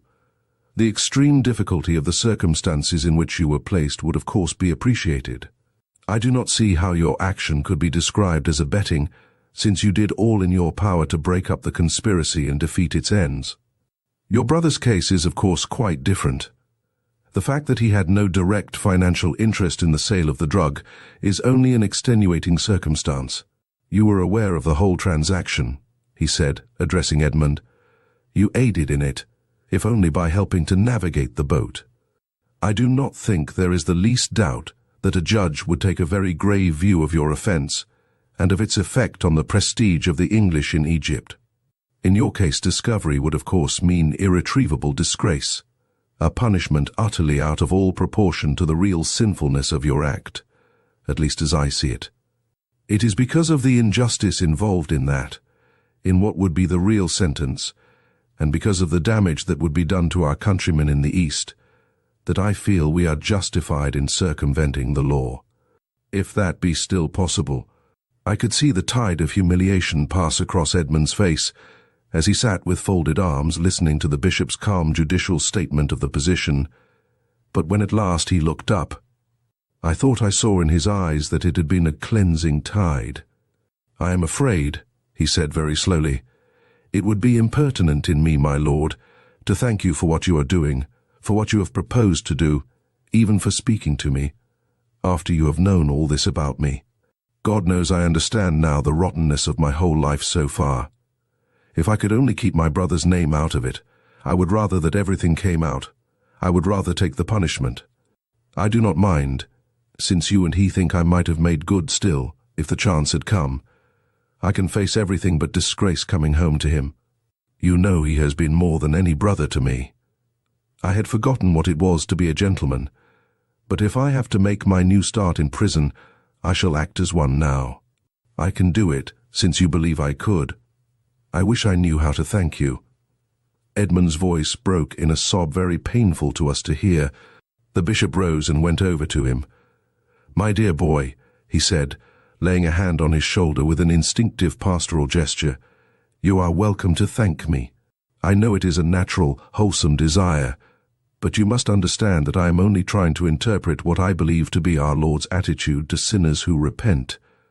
You have probably come to disbelieve in what is called prayer. Nevertheless, prayer is a natural instinct implanted in all of us, a desire we cannot get rid of, whatever our beliefs or disbeliefs may be. I advise you to leave us now and go and yield to that instinct. Whatever may happen now, we need say no more about this aspect of the case." As Edmund rose to obey him, the bishop took his hand for a moment in silence, and there was a look in his face that made me think of him who rose with healing in his wings. "Poor warped boy," he exclaimed as the door closed. "There is a great capacity for goodness and nobility in him, all stunted by mere circumstance. Davorin, I feel that we must save him at almost any cost. Why should we desire the punishment even of this nefarious Arab? It will surely be better to make him cease to do evil and learn to do well. Have you ever thought out the distinction between crime and sin?" "I have never regarded them as necessarily related," I answered. "No, they are not. If we could establish that essential relationship, we should have achieved the ideal state. Probably that was what Plato really meant. But now we must come down to sordid details. Assuming that this Arab escapes the police and finds you here, have you any plan for dealing with him? None. We have discussed it up and down since yesterday, but could come to no conclusion. I should be inclined to offer him a chance to accompany your brother and Captain Welfare, that is, if they decided to go to Nyasaland. We could offer him congenial employment, fair pay, and above all, a chance of escape from justice. We must remember that the one strength of our position is that he is a hunted man. A desperate man is dangerous, therefore the proper treatment for him is to offer him hope. We spent a long time discussing what our course should be if the worst came to pass, and how we were to make a future for Edmund when he should have purged his folly. The afternoon was fading into evening when Bates came in with a perturbed expression. "I beg your pardon, sir," he said. "There is a man at the door who refuses to go away until he has seen you." "Well, Bates, why should he not see me? What is his business?" "He wouldn't say, sir. Excuse me, sir, but he is a foreign-looking person, though not dressed as such. I think he is one of those Arabs that came in the yacht, sir." The bishop and I looked at each other with a great relief. Here was Jakoub, and he was still at liberty. The worst had not yet come to pass. "I'll go and see him, Bates," I said. "Will you excuse me, Bishop?" "Don't mind me if you wish to bring him in here," the bishop answered in a perfectly natural manner. I went out to meet Jakoub at the door, Bates following me like a dog bristling with distrust of some instinctive foe. As soon as he opened the door, a man stepped quickly inside, in spite of a protesting movement from Bates. For a moment my heart misgave me, for in this cloth-capped stranger, clad in cheap but respectable brown tweed, I failed to recognize Jakoub. But a flash from his eyes reassured me, and there was no mistaking his greeting. "All right, Effendi," he said in his old mocking tone. "It is I, Jakoub." I think his quick intuition was disconcerted at my manifest pleasure in welcoming him. No doubt he had calculated on meeting fear or anger. "Come in," I said cordially. "I am very glad to see you again, Jakoub. It is quite right, Bates. Just go and tell Mr. Edmund he will find an old friend with us in the study." Bates went upstairs distrustfully, and I led Jakoub into the study. "Bishop, this is Jakoub," I said with a happy smile. "Jakoub, this is my sheikh." The bishop nodded pleasantly, and Jakoub instinctively salaamed, touching his forehead and breast. He stood with his hands folded before him, looking uneasily from one to the other of us. He was evidently nonplussed and suspicious, and doubtless felt at a disadvantage in the strange, ugly clothes which vulgarized and robbed him of all his natural dignity. "I came to speak with you private," he said sullenly. "Sit down, then. We are private. The sheikh knows all about our business, Jakoub. Mr. Montgomery is here too. He will be with us in a moment." I used the false name purposely to try if Jakoub knew Edmund by any other, but he made no comment. "If you think I'm in a trap, you mistake." "Very big mistake," he muttered viciously. "None of us think so, Jakoub. If you are in trouble, we want to help you. Have a cigarette." He took the cigarette greedily, as one who had fasted for some time. It seemed to restore a little of his confidence. "Jakoub is in no trouble," he remarked, as he sat uneasily on the edge of a low chair. Edmund came in at this moment, quite calm and collected, without a trace of his recent emotional crisis. "Well, Jakoub," he said, "you have turned up." "Yes, I have come. I have come for my rights, for my money, and for Van Ermengen, Effendis. We will not be robbed." "No," said Edmund, "but you may be arrested, you know. The police—" "Bah! Your police." "I fear them not. We knew they would wait for me at your harbour. So I make myself to have the job to go away in the little boat with a line to the buoy. Last night, before the steamer stop, before the gangway is out, I am away from her in the dark. I wrap my galaby round a stone and drop her in the water. Then I put on these clothes, boots, hat, and I row to a good place on the shore, while your police are looking for me on the ship. Who will find Jakoub now? I am not a mouse to walk in a trap." "That was very clever," the bishop put in. "It is my business to be clever," said Jakoub, showing his teeth a little, as he looked round from one to the other of us, malignant and implacable. I was at a loss as to how to continue the conversation. I felt as I have sometimes felt when trying to play chess for the entertainment of better players, uncertain even as to whose move it was next. It was therefore a great relief to me when Edmund spoke in a tone that suggested his intention of taking command of our side. "You had better tell us," he said, "why you have come here, and what it is that you want." "I have come for the money I am owed, I and Van Ermingen Effendi. I have my papers, my account." He sought in the unfamiliar pockets of what tailors call a lounge suit, and produced a folded sheet of foolscap which Edmund took from him. "We have already had all this by post from Van Ermingen," Edmund remarked as he looked over the paper. "Why did he send you here?" "Because you did not answer. You sent no money," Jakoub answered doggedly. "And suppose we send this money to Van Ermingen. How are you going to get your share from him? If we enable you to escape the police here, will you go back to Egypt? Don't take me for a fool, Jakoub. It won't help you. You pay me my share here. I care no more for Van Ermingen." The bishop and I looked at each other. We began to see the drift of Edmund's diplomacy. To detach Jakoub from Van Ermingen was decidedly a gain. "I don't suppose you do care for him," Edmund said, "and yet you are trying to play his game, knowing he will swindle you in the end." "But without him I could not have come here," Jakoub pointed out with another smile of cool effrontery. "I could stay no more in Egypt," he added. "So I use Van Ermingen to find you and Captain Ringrose, and the Effendi here. It is you who have gone with my property. You are the thieves, and you will give back my share or come with me to the prison. You might get us into prison, Jakoub, but you could not get us hanged. Do you know," he asked suddenly, taking a step towards Jakoub and standing over him in a threatening attitude, "do you know that we can have you hanged? Do you know that we found Ahmed in Marseille, and he told us all that happened in that house at Damanhur, where the merchant was murdered 2 years ago? We know where to find Ahmed whenever we want him." Jakoub's face was distorted with a spasm of sudden terror, like that of a man who suddenly sees some unsuspected object close by him in the dark. His right hand made a movement towards the unaccustomed breast pocket, but Edmund seized his wrist in a flash. His grasp brought a cry from Jakoub. "Effendi, you break my arm. Let me go. Hand over your weapon first." "I have none. I swear it. Search me, Effendi." Edmund slowly relinquished his grasp. I thought of the knife I had seen in Jakoub's hand that night at Alexandria, when I was awakened by the brushing of that hand along my bedroom wall. But I was paralyzed by the sudden violence of this scene in my quiet study. I saw the bishop sitting tense, braced for sudden action. But Edmund did not trouble to search Jakoub. He lounged back to the mantelpiece, and it seemed that a crisis had ended. "It does not matter if you have a weapon, Jakoub, for you dare not use it. Now listen. We offer you safety, or at least to help you to safety if we can.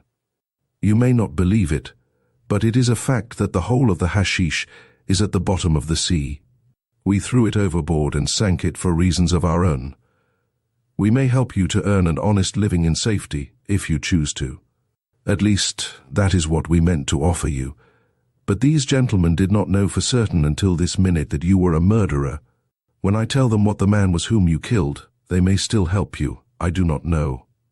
Edmund paused and looked inquiringly at the bishop. "We ought to have known of this," the bishop said very gravely.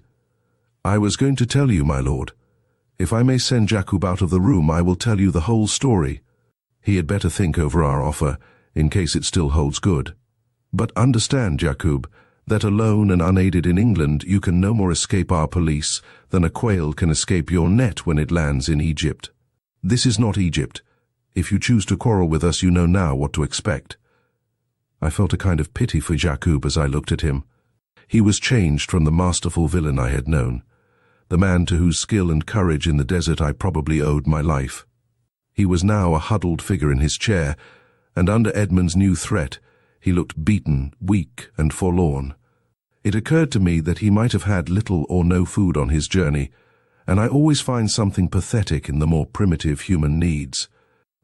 I was sure, too, that Jakoub would regard Edmund's last remark as a warning that the whole system of bakshish would, in this country, be against him as a foreigner without money. It would seem to him quite natural that a person like myself should have the entire legislature in his pay, and this would, of course, be a depressing thought. My feelings as a host were aroused on his behalf, but I recognized the impossibility of suggesting that he should join us at dinner. "Perhaps," I said, "Jakoub is ready for some food and a glass of wine. I am sorry not to have thought of it sooner." "I am afraid you are tired, Jakoub." I noticed a flicker of humorous appreciation of the situation pass between Edmund and Jakoub, and as the latter must have had murder in his heart but a moment before, and the other had used force to frustrate the intention, I suppose my conventional words were really somewhat absurd. But Jakoub rose and salaamed with the ceremony demanded of an Oriental when hospitality is in question. "Jakoub is never tired," he said, "but he has come far fasting. The Effendi is kind, and Jakoub gives thanks to Allah and to him. Jakoub needs food, and remembers the red wine he drank in the temple of Osiris. It is not yet Ramadan." "That's all right," I said. "I'll ring for Bates." Bates at the door, in response to my summons, gave us a wonderful piece of acting. He was representing the part of a servant unconscious of the existence of the foreign element in our conclave. The perfect correctness of his demeanor made all three of us feel abject in a way that no threat from Jakoub could have done. "Bates," I said, "this gentleman will have some dinner in the morning room, and tell Mrs. Rattray that we shall be ready in a quarter of an hour." Bates's aspect relaxed its severity at once, and I perceived that I had acquired merit in his eyes. He knew that I never referred to my friends as gentlemen, and my use of the term now was, in his eyes, opprobrious. I think he may have suspected me of an intention to have Jakoub in the dining room, which would have involved his giving me notice and wrecking his own life's happiness. As it was, he made an imperious gesture to Jakoub, who followed him out of the room quite meekly. "I think we had better go and dress," I said, looking at my watch. "We can talk things over after dinner." We said no more to each other then, but as we went upstairs in silence, it occurred to me that Bates might handle Jakoub more successfully even than the bishop. Dinner that night was a meal purposely abbreviated, for we could not resume our discussion until Bates had completed his functions and left us with the walnuts and a decanter of port for Edmund and myself. The lingering twilight of summer reduced the shaded candles on the table to the level of an agreeable but adventitious ornament. There are few things more lovely than the ruby patch on white damask of candlelight, focused through cut glass containing some ancient vintage of the grape of sun-soaked Portugal.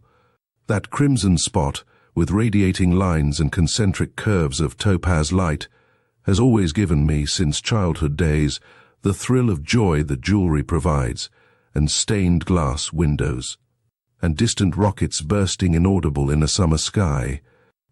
I think we all three were conscious of the hedonistic influence of our surroundings, and found it difficult to bring our minds back to the sinister presence in the adjoining room, to the idea of Jakoub there, calculating his line of conduct from an ethical standpoint unintelligible to us. I certainly felt an intense reluctance to return to the consideration of our clouded future, and I am sure the others shared it. We might have sat there indefinitely as far as I was concerned. But the bishop, with a sigh, recalled us to the immediate necessities of our situation. We had been discoursing pleasantly of many things interesting but remote from our immediate circumstances, when he broke in on our artificial calm. "Well, we are keeping Jakoub waiting," he said. "Had we not better know the facts about this new charge against him?" "Yes, you must know the facts. I have been waiting to tell you," Edmund answered. "I can only give you the facts as I have heard them from a man who has no reason to love Jakoub. All I can say is that both Welfare and I have every reason to believe the story, for we both knew the man who was killed. Either of us would have killed him if we could. It is a disgusting story. It was a story so loathsome in its details that I have tried to blot them from my mind. It concerned an elderly Egyptian who had made vast sums of money by land speculations at the time when the Egyptian cotton industry was embryonic. He had chosen one of his sons as his heir, and sent the youth to Europe to be educated. The young man had absorbed all the villainy and corruption that can be found in the lowest classes of the great cities of England and the continent, and returned to inherit his father's wealth with his native Oriental brutality, instructed and refined by Western cunning and Western niceties of debauchery and greed. As he lost his inherited wealth to more cunning rogues, he tried to recover it by becoming the principal organizer of the hashish trade. In this capacity he came to owe Jakoub the wages of subordinate villainy. Jakoub had taken him by surprise in his secret villa at Damanhur. He had found him torturing a woman who had been a girl in Jakoub's village in the Delta. Jakoub had slain him and escaped undetected. Edmund had now found a witness who could prove Jakoub to be the murderer. I have threatened Jakoub with this knowledge, Edmund concluded.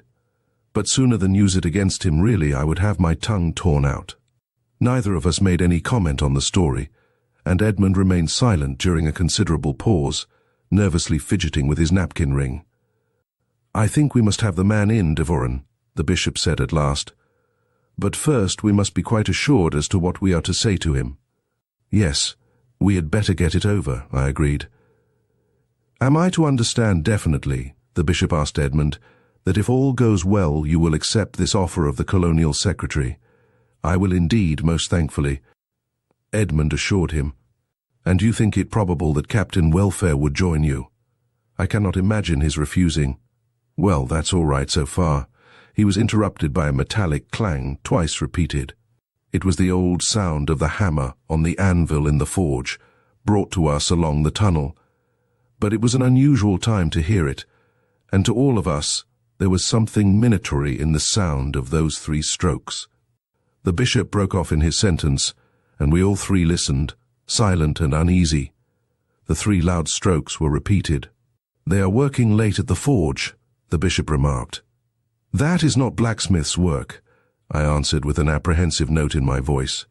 There came a succession of blows, apparently from a lighter hammer, yet with a sound unusual and unfamiliar to me, making as it were a kind of tune. Suddenly Edmund's face sprang to attention, as it were. He took a pencil from his pocket and, seizing a menu card, began making rapid marks on it as the tune on the anvil rang on. The bishop and I watched him in amazement. "It's Welfare," he said. "Our private call in Morse. Here's his message coming. Excuse me." For some minutes the noise went on, the bishop and I, elbows on table, watching Edmund as he jotted down dots and dashes on the cardboard. He put out his hand for a fresh card, and I had had the sense to have one ready for him, so there was no interruption in his recording of the message. Presently the hammering ceased. We listened for a moment, but no more sound came from the anvil. Edmund set himself to deciphering and transcribing the message. Finally he read aloud, "Police trace Jakoub to vicarage. Doors watched. Will arrest at once. Send him down passage. I will meet him at end." "We must act at once," the bishop observed, rising from his chair. "Perhaps you had better get him away," he added to Edmund. Edmund nodded and moved towards the door. "One moment," I said. "I must get Mrs. Rattray and the maid out of the kitchen. We shall have to take Bates into our confidence." I left the room, and finding Mrs. Rattray, sent her and her assistant to carry out some extraordinary rearrangement of the bishop's room. I told her that his lordship had been unwell, and these arrangements were the doctor's orders. This silenced her protests of amazement, and having got rid of the women I spoke hurriedly to Bates in the hall. "Bates," I said, "the police are coming here for this Arab. They will be here any moment now." "Very good, sir," Bates answered with evident gratification. "But he is not to be arrested here. Mr. Edmund has particular reasons for not wishing it." "Oh, very well, sir. Mr. Edmund is going to let him out through the cellar into the passage. When the police call you will show them into the dining room. In the meantime you must make it appear that the man has gone through the morning room window. Do you understand?" "Yes, sir." "I am afraid, Bates, it may not be possible for you to speak the precise truth about the business, to the police, I mean. Have you any objection?" "Well, sir, as long as you and his lordship say so, I have no doubt it is all correct." "That's all right, then." As I spoke, Edmund came out of the morning room with Jakoub. "The idiot swears it's a trap," He says he won't go unless the sheikh, as he calls him, promises we are doing the straight thing." "It is Ringrose," growled Jakoub. "I know him. This is his plan to trap me." "I swear, Jakoub," I began, but then the bishop who had overheard the conversation joined us. "I promise you," he said, "in the name of the one God whom we both worship, that we are doing what we believe to be the best thing for you, as well as for others. I promise that in this we are dealing faithfully with you. Now go quickly. It is your only chance of safety." Jakoub followed Edmund down to the cellar without another word. The bishop and I returned to the dining room and resumed our seats at the table. My heart was beating painfully as we heard through the floor the harsh grating of the door that led from the cellar to the passage. We heard it opened, and it seemed an age before it was dragged to, and the rusty bolts shot back. I think the bishop breathed a little rapidly too. As Edmund rejoined us with an inquiring glance, I shook my head. "I wonder what is keeping them," he said as he sat down in his place. I explained briefly what I had arranged with Bates.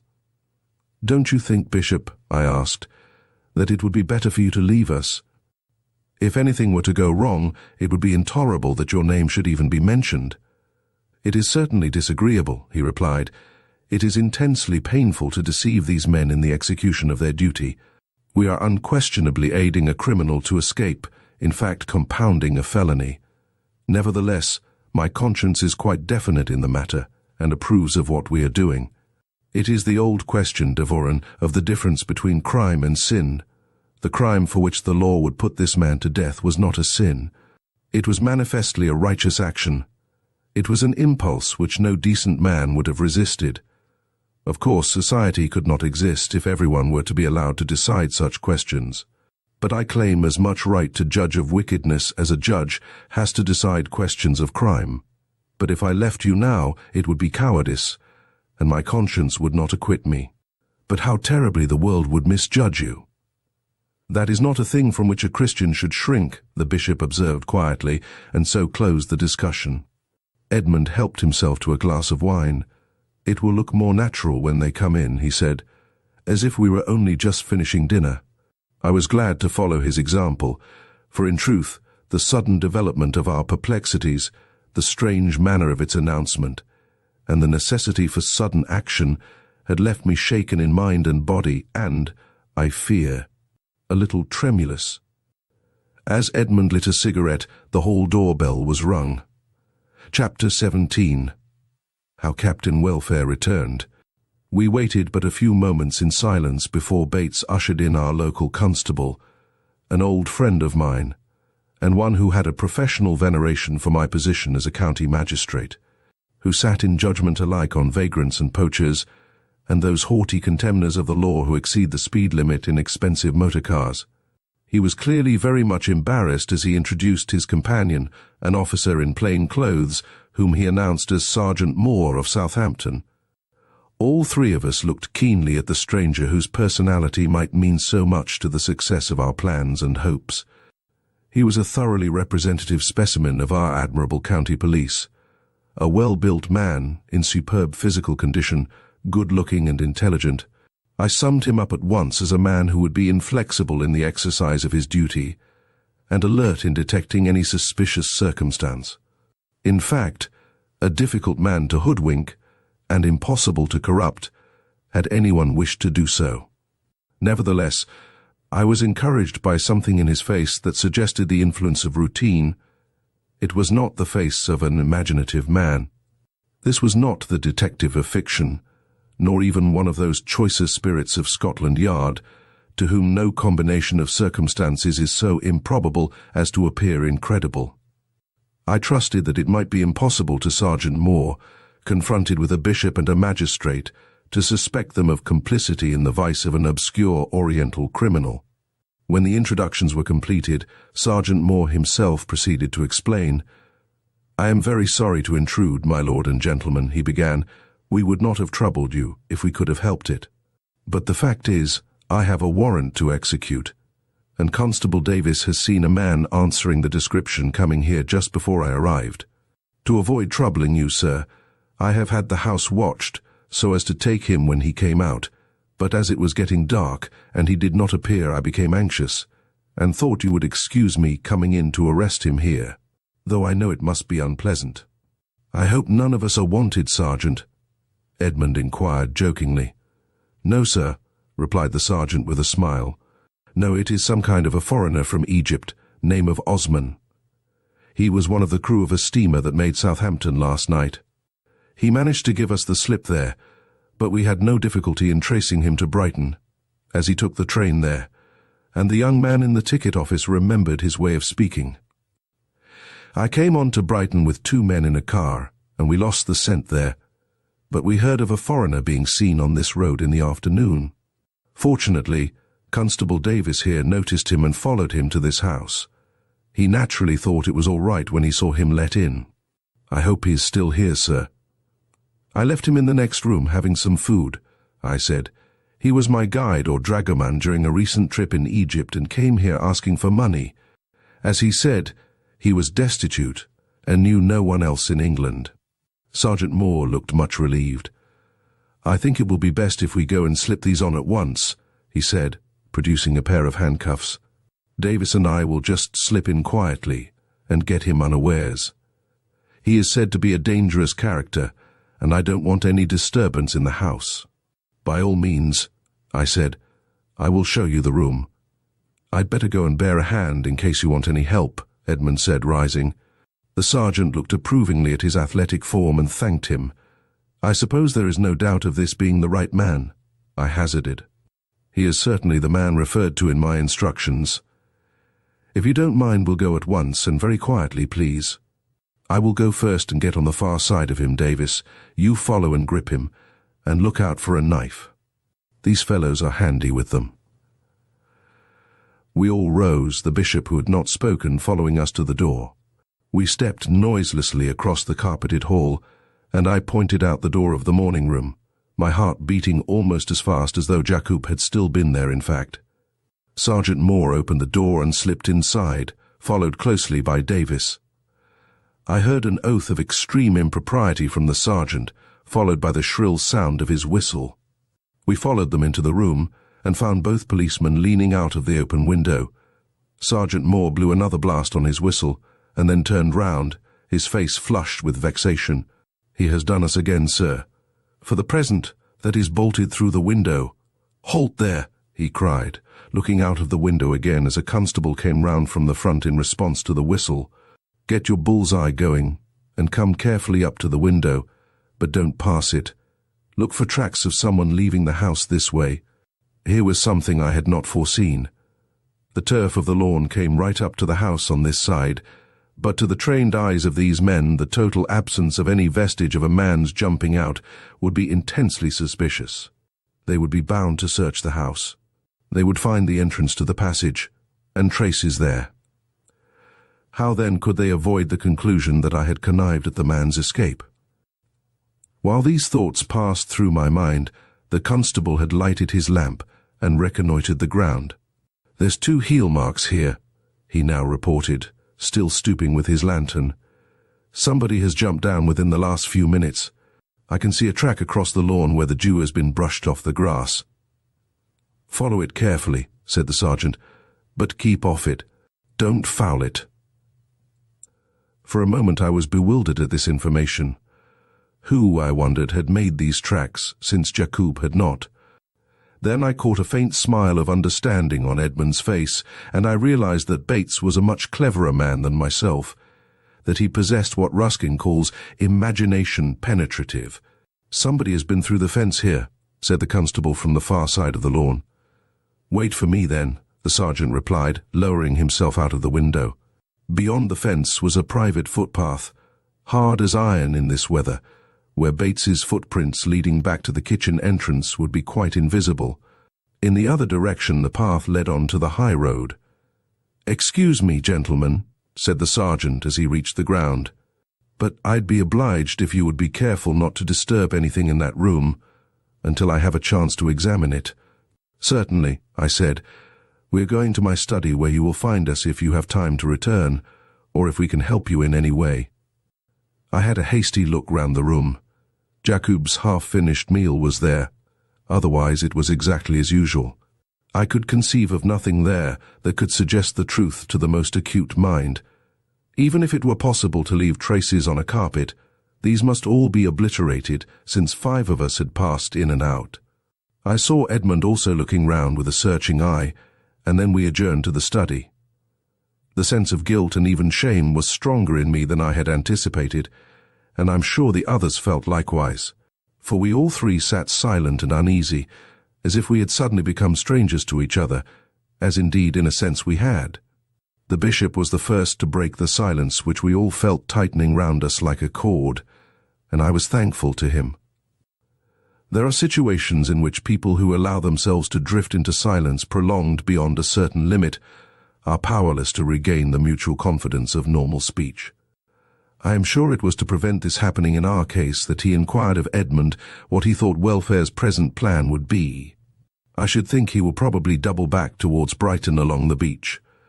Of course he has no idea in which direction the police will search, and back towards Brighton is perhaps the least likely. It is bad going on the beach, but on the stones he would leave no track. Somewhere before reaching Brighton, he would have to leave the coast, strike inland and find a hiding place before morning. He is sure to make for London. Jakoub is too conspicuous in the country. They will have to travel at night and find a hiding place for Jakoub during the day. It will take them the best part of 3 nights to reach London. Do you think they have much chance of eluding the police? The bishop asked. I think they will, because Welfare can move about as he likes in the daytime. He can get provisions and reconnoitre. If they had any idea that Jakoub had a companion and had a description of him, it would be almost impossible, as of course every village constable will be warned before morning. Welfare might find a boat, I suggested. Too risky, Edmund opined. The boat would be missed, and even if they sank it and swam ashore, the police would be able to concentrate their attention on the coast. Welfare will see that the police have a bigger job to cover the whole country. This discussion of the possible plans and chances of the fugitives was quite an agreeable diversion, and greatly relieved the tension of our feelings until Sergeant Moore rejoined us, looking irritated and crestfallen. I have just called to say we can find no trace of him beyond your hedge. Not in this light, sir. I wonder if you have such a thing as a road map of these parts, sir. Certainly, Sergeant. Won't you sit down? No, thank you, sir. I must get back to the station and spend the night on the telephone. It's all we can do until morning. I spread a map on the desk, and we bent over it together, Edmund looking over my shoulder. Sergeant Moore made a few hurried measurements of places within 20 miles of my house, which I located for him on the map. Thank you, sir, he said. I think it won't be difficult to put a ring round him before morning. I think you said he doesn't know the country at all, sir. As far as I know, he has never been in England before, but he seemed to find his way here all right. Of course he had your address. Oh, yes. He got that from the hotel I stopped at in Egypt. You would call him an intelligent man. Very. He was an admirable guide in the desert. And he speaks English well. Perfectly. Of course he expresses himself in a peculiar way, but he understands everything. I wish I could speak Arabic as well, I added with a sigh. May I just read over the description I have of him? You could perhaps tell me if it corresponds with the man you know. He read the description. Within its formal limits it was an accurate portrait of Jakoub, but I was able to add some details as to his present costume, for which the sergeant thanked me. I think that's all, he said, pocketing his notebook. I am exceedingly sorry for disturbing his lordship and you gentlemen. I felt a sense of intense relief, for I had feared every moment that the man might ask some question which would embarrass me, and perhaps lead me to arouse suspicion. But it was clear that the whole story seemed perfectly natural and true to the sergeant. The idea of cross-examination had never occurred to him. The bishop rose and offered his hand with his peculiar winning grace. "Good night, Sergeant," he said. "Don't think you have disturbed us in the least. It is not often that we clergymen have an opportunity of seeing the actual work of such men as you. I have been intensely interested in the whole affair, and greatly impressed by your zeal and capacity. I fear we don't always realize how much we owe to our indefatigable defenders." "Thank you, my lord," said the sergeant, flushing with pleasure at this unwanted praise from so high a quarter. As he left the room with a final salute, the bishop rather wearily resumed his seat. "That," he said, passing a hand over his brow, "is the one man we have really wronged throughout this very painful transaction.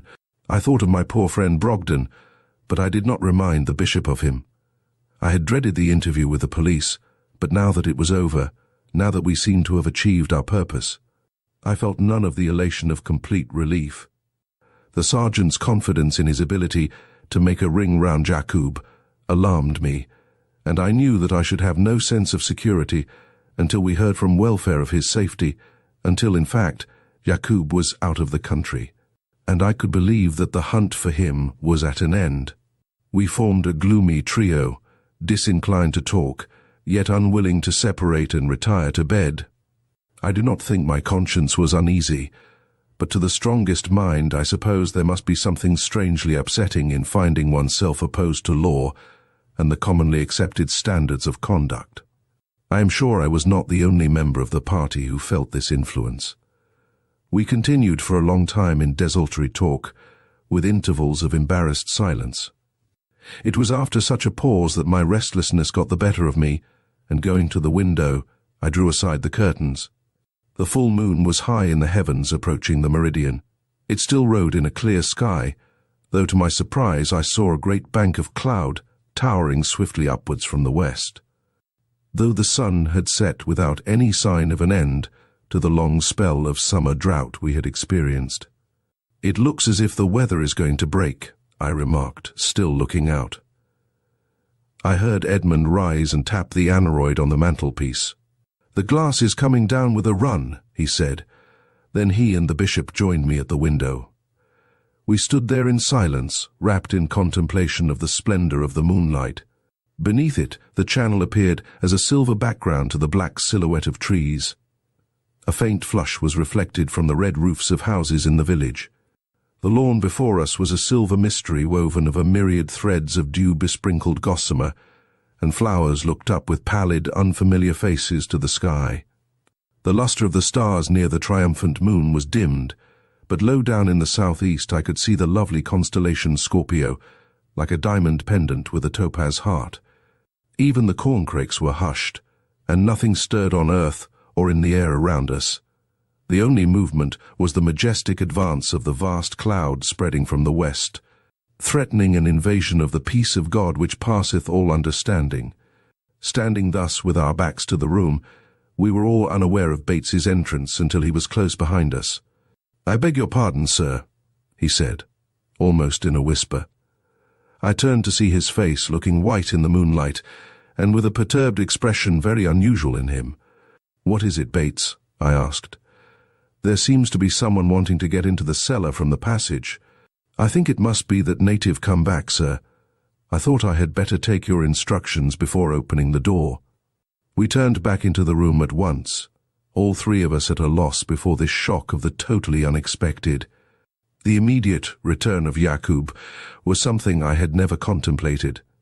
In the attempt to rearrange my ideas, I was speechless. "Why do you think he is there?"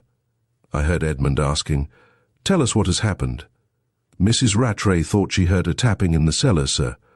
She has been very nervous about this man being in the house, and terribly upset at the police coming and the man's escape. She said she wouldn't sleep a wink all night. I thought it was her nerves when she said she heard something, so I went down and listened. I told her it was nothing and got her off to bed. But there was somebody there, sir, and he has just been tapping again, very gentle and careful-like. We must let him in, of course," Edmund said, looking at me. I nodded. "I will go," he added, "and Bates, you had better come and bring a light. But keep well behind me, there is no saying what he will be up to this time." "I shall go with you too," the bishop said. "Let us all go," I pleaded, "but we must make no noise. Mrs. Rattray must not hear us." "One moment," said Edmund. He slipped out of the room and returned almost at once with a leather-plaited life-preserver, which always accompanied him. Without another word, we crept down to the kitchen. Bates took an oil lamp from the table and lighted us down the cellar steps. As we descended, I distinctly heard 3 gentle taps at the door. Slowly and almost noiselessly, Edmund worked back the bolts. Then, throwing the door open, he stepped quickly backwards and stood with his left foot forward, the life-preserver in his hand poised ready for a blow. But Jakoub made no rush. A hoarse, weak voice asked, "Are the police gone?" Bates raised the lamp, and peering through the door I saw a figure sitting huddled on the step that led down into the underground passage. "Welfare!" Edmund exclaimed. I recognized Welfare's slab of a face, blanched and shrunken. A blood-soaked scarf was knotted round his head. One side of his face, his neck, and one shoulder were plastered with blood congealed in jelly-like masses. "Are they gone?" he asked again. "Yes, long ago," said Edmund, stooping down to raise him. "That's all right then," Welfare answered. "Steady, I've been faint for a bit, losing blood from a cut in the head. Bleeding's stopped now, I think, but I don't want to start it again. Let me get on my knees. That's it." Slowly and painfully on hands and knees he crawled into the cellar and managed to sit on the floor. I had not known a man could lose so much blood and live. I feared I should be sick, and I saw the bishop's face turn grey, but he did not speak. "Let's have a look," said Edmund quietly, busying himself with the knot in the scarf. "3 or 4 stitches," said Welfare. "We'll stop it breaking out again. You'll find a doctor's bent needle and some gut in the little case in my right-hand pocket. Then you can wash it and cut away these clothes. I'll be all right in a few minutes." "Hadn't he better have some brandy?" I asked. "Not till I get the stitches in," Edmund said with decision. "It would only start the bleeding. I think, my lord, you and my brother had better leave us. Bates and I will get him upstairs in a bit." We were evidently useless. As we turned to go, we met Bates coming down the stairs with a basin and jug of water, a sponge, towels, cotton wool and bandages. I realized the hopelessness of my even giving directions to one so much more capable than myself. For half an hour the bishop and I hovered uneasily in the smoking room, listening to every sound that came from the cellar below. It had been impossible to question the sorely wounded man about Jakoub, but the same dread, the same horror was in both our minds. Jakoub in his madness had wounded Welfare and escaped. Already I believed he must have run blindly into the trap prepared for him. Nothing now could explain my action in concealing him from the police, and the bishop himself could hardly escape aspersion. At last we heard slow steps ascending the cellar stairs. Chapter 18. How Jakoub was no more seen. Captain Welfare came in leaning on Edmund, who helped him into an armchair. His head was neatly bandaged, and he was clad in a dressing gown. He was still evidently weak, although largely restored from the pitiable object that had crawled into the cellar.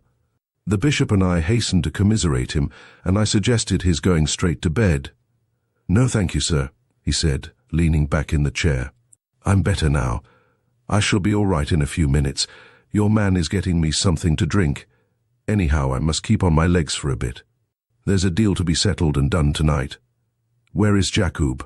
I ventured to ask at last. "I don't think you will blame me, sir, or his lordship either, when I tell you about it. He came at me like a leopard. As you know, I meant him no harm." "I know you did not, Captain. We are so far from blaming you that we are only sorry you should have been so hurt. It was a dastardly attack." "Aye, a proper Dago's trick," said Welfare. He paused to sip a glass of hot milk and brandy which he had prescribed for himself, and which certainly seemed to revive him in a remarkable degree. "It was quite dark in that passage," he continued. "I stood about halfway up it, wondering would you have got my message. It seemed a long time waiting, but at last I heard the door open and shut, and then footsteps coming very quietly on. I flashed an electric torch to show I was there, and the footsteps stopped. I waited, and then as I heard no more, I went up the passage searching it with the torch. Presently, I saw someone crouching at the side. 'Is that Jakoub?' I asked, but there was no answer. 'It's all right,' I said. 'It's me, Captain Ringrose,' which was the name he knew me by. Then he seemed to take a little run, stooping like an animal. I saw the glint of a knife, and he was on me. I don't rightly know how things happened then. Them natives always strike at your neck. Either I ducked or I happened to knock his hand up, but I felt the knife ripping my scalp. 'You robbed me, devil. I kill you.' he says in a kind of snarl as I closed on him, and then by good luck I got his wrist in my left hand. He twisted round me like a snake, but I used my weight and crushed him against the side of the passage. I knew he was struggling to get the knife in his other hand. He gave another twist and was almost free, but I managed to hold his wrist, and I felt both bones of his arm snap, but that didn't quieten him, and then I got my right hand on his throat. I knew my strength would go in a minute with the blood I was losing, and if I didn't quiet him, I was done for. I felt him stiffen like a steel spring as I gripped his throat. Then a buzzing came in my ears. He went limp-like, and we fell together, me still holding him. I suppose the fainting stopped my bleeding for a bit. Anyhow, I came to, and Jakoub was still there half under me. He wasn't breathing, and the blood started pumping out of my cut again, so I knotted my scarf as tight as I could over it, and kept quiet to give it a chance of stopping. I felt about for the torch and found it, but it was broken. I was very giddy and sick, and I think I went over again. I seemed to be there a long while in the dark, and Jakoub never stirred. I put a hand on his face. His mouth was open, and his cheeks were dead cold. Captain Welfare paused, exhausted by his long statement. Nobody spoke, or questioned him while he took another drink. The end of the story was already clear to us, and Edmund, of course, had already been told. The long intrigue of infamy had ended in battle, murder, and sudden death. Captain Welfare was evidently distressed at our silence, interpreting it as meaning condemnation. "I think, gentlemen," he continued, "you will see it was self-defense. I didn't mean him no harm, I was there to help him. But he meant doing me in right enough, and very nearly did. I could do nothing for him myself, but I tried to get help for him in case there was a chance still. I started to crawl for the house as I thought, but I had lost my bearings, and when I came round a bend, I saw the moonlight at the other end of the passage. Then the bleeding broke out again, and I had to wait. Half an hour I should think I waited, and when I got back to Jakoub, there was no mistake about it any more. He was dead right enough. But I swear, my lord, if I never speak another word, it was self-defense. I didn't mean to kill him. I didn't want to kill him. What did he want to kill me for?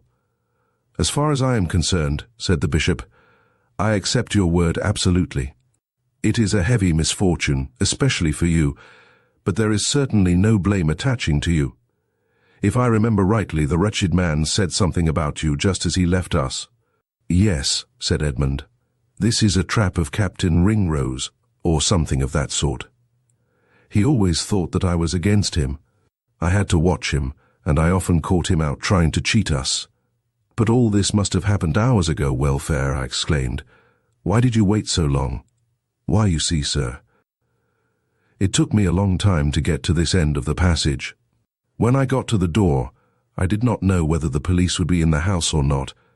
I thought, if I try to get in while they are there, we shall all be ruined.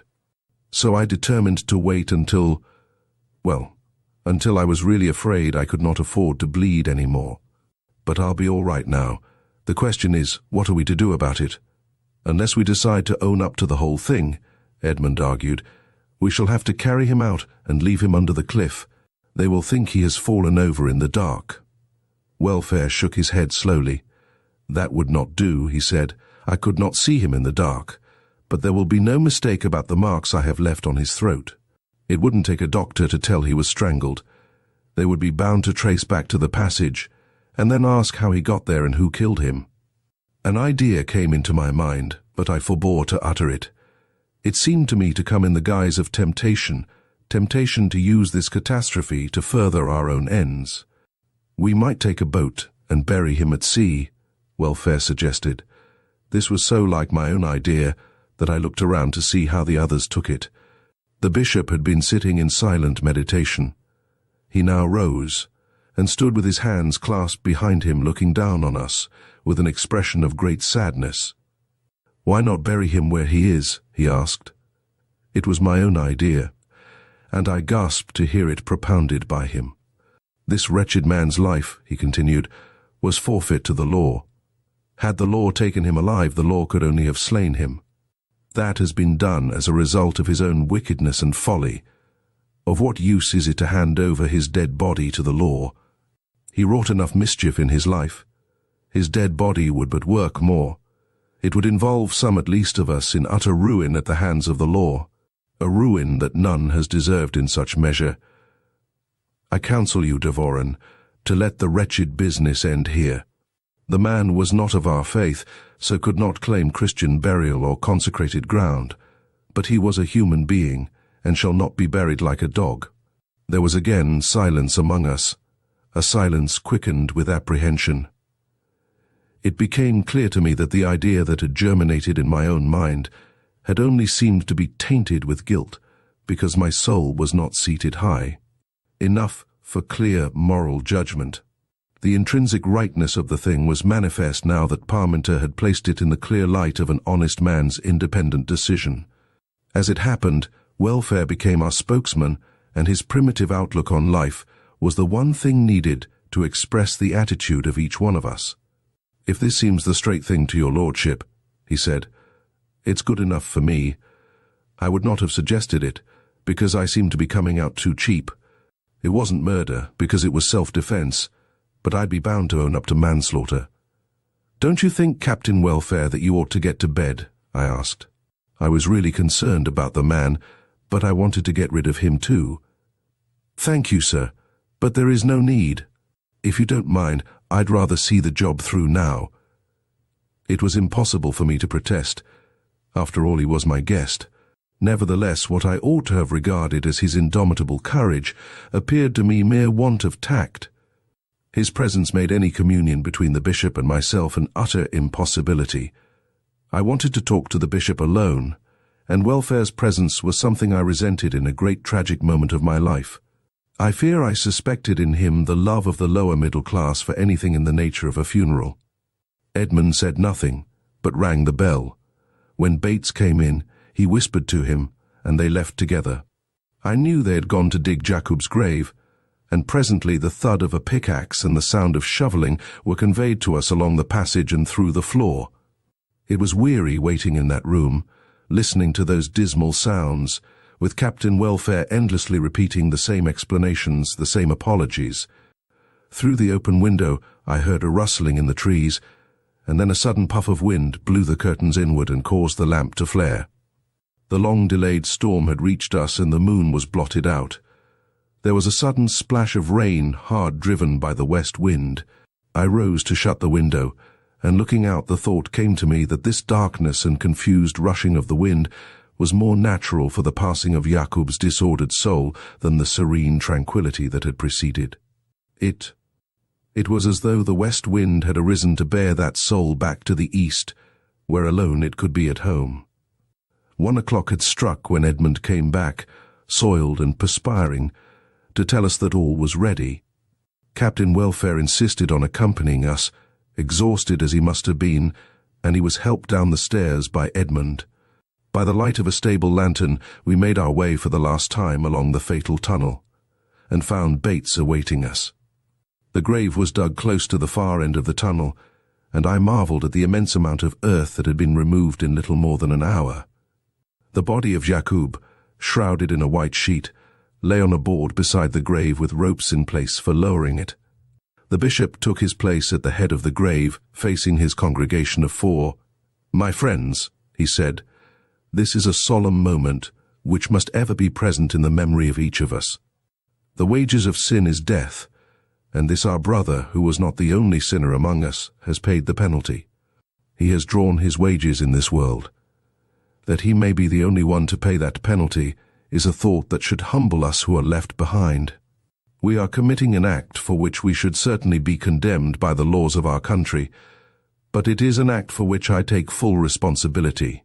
I am sure that it is not only expedient from the worldly point of view, but that it is right, because to act legally in this matter would cause injustice to be done in the name of justice. I therefore as a priest absolve you from responsibility in this matter, and I counsel you to pray for the forgiveness of God for the wrong that each of us may have done. Whether my judgment in this matter is right will be proved by the event. If this night's event should bring any of you to lead a better life, and to serve God while you still have opportunity, I shall be sure that my action has God's blessing upon it. This man has died in his sin and without the faith that supports and consoles a Christian. But it is not for us to place limits on the mercy of Almighty God. Let us offer a silent prayer that that mercy may be extended to this our brother. As we continued in reverent silence round the grave, a pale gleam of moonlight faintly lit the scene, throwing dark shadows across the excavation and shining mournfully on the white wrapping of the corpse that lay beside us. Looking out through the opening of the tunnel, I saw, as in a frame, a portion of the sky. The main body of the great storm cloud had passed, and it was followed by a broken, hurrying rear guard of ragged clouds through which the moon seemed to battle her way to the west, now submerged, now showing pale and dim, like the terrified face of a swimmer emerging between the waves of a heavy sea. At a sign from the bishop, the body of Jakoub was lowered into the grave. We threw a little soil upon it with the customary words, earth to earth, ashes to ashes, dust to dust. Then, as the grave was filled in, the bishop repeated one verse from the funeral psalm, "For I am a stranger with thee and a sojourner, as all my fathers were," and then pronounced the benediction. Thus, with reverence and as much ceremony as is permitted by the rubric which prescribes that the office ensuing shall not be used for any that die unbaptized or excommunicate, the body of Jakoub was committed to the earth, and his stormy passage through life ended almost within the precincts of my quiet Sussex vicarage. As we parted for the night to get what rest we could, I felt that my tranquillity was at last restored. I could think almost kindly of Jakoub, for I believed that with him had gone the malign influence that had darkened Edmund's life and threatened to destroy his character. Chapter 19. Conclusion. I have done what I needed to do for my own satisfaction by putting in the form of a consecutive narrative the peculiar and perhaps sometimes unseemly transactions which have now been recorded. I had only a fragmentary diary, occasional notes of conversations written while the spoken words were still fresh and vibrant in my memory, and my own recollection of events.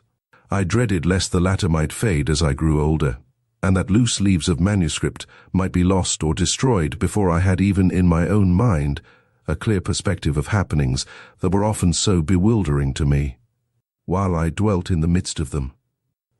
I desire especially that Edmund's children may some day have an opportunity of appraising the truth about their father's youth, if it should happen that any aspersion should ever be cast upon his character.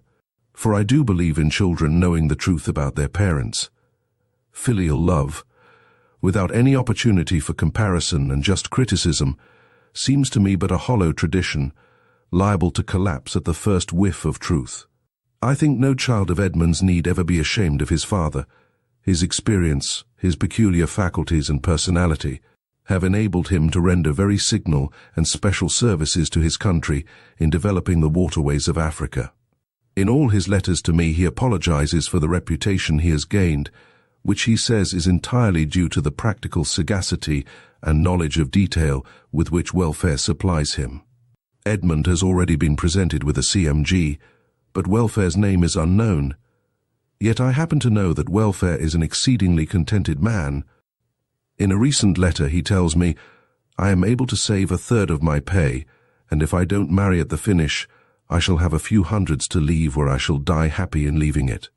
I have the work I am suited with, under the finest chief a man ever served. I have been baptized into the church out here, but not until I was able to send a decent present to my fathers and my old chapel. They tell me they have cut my name on one of the stones in the wall laid by Josiah Welfare. Well, fancy. I reflected that I had never known Welfare's Christian name before, but I was glad it was engraved on the old dry salter's place of worship.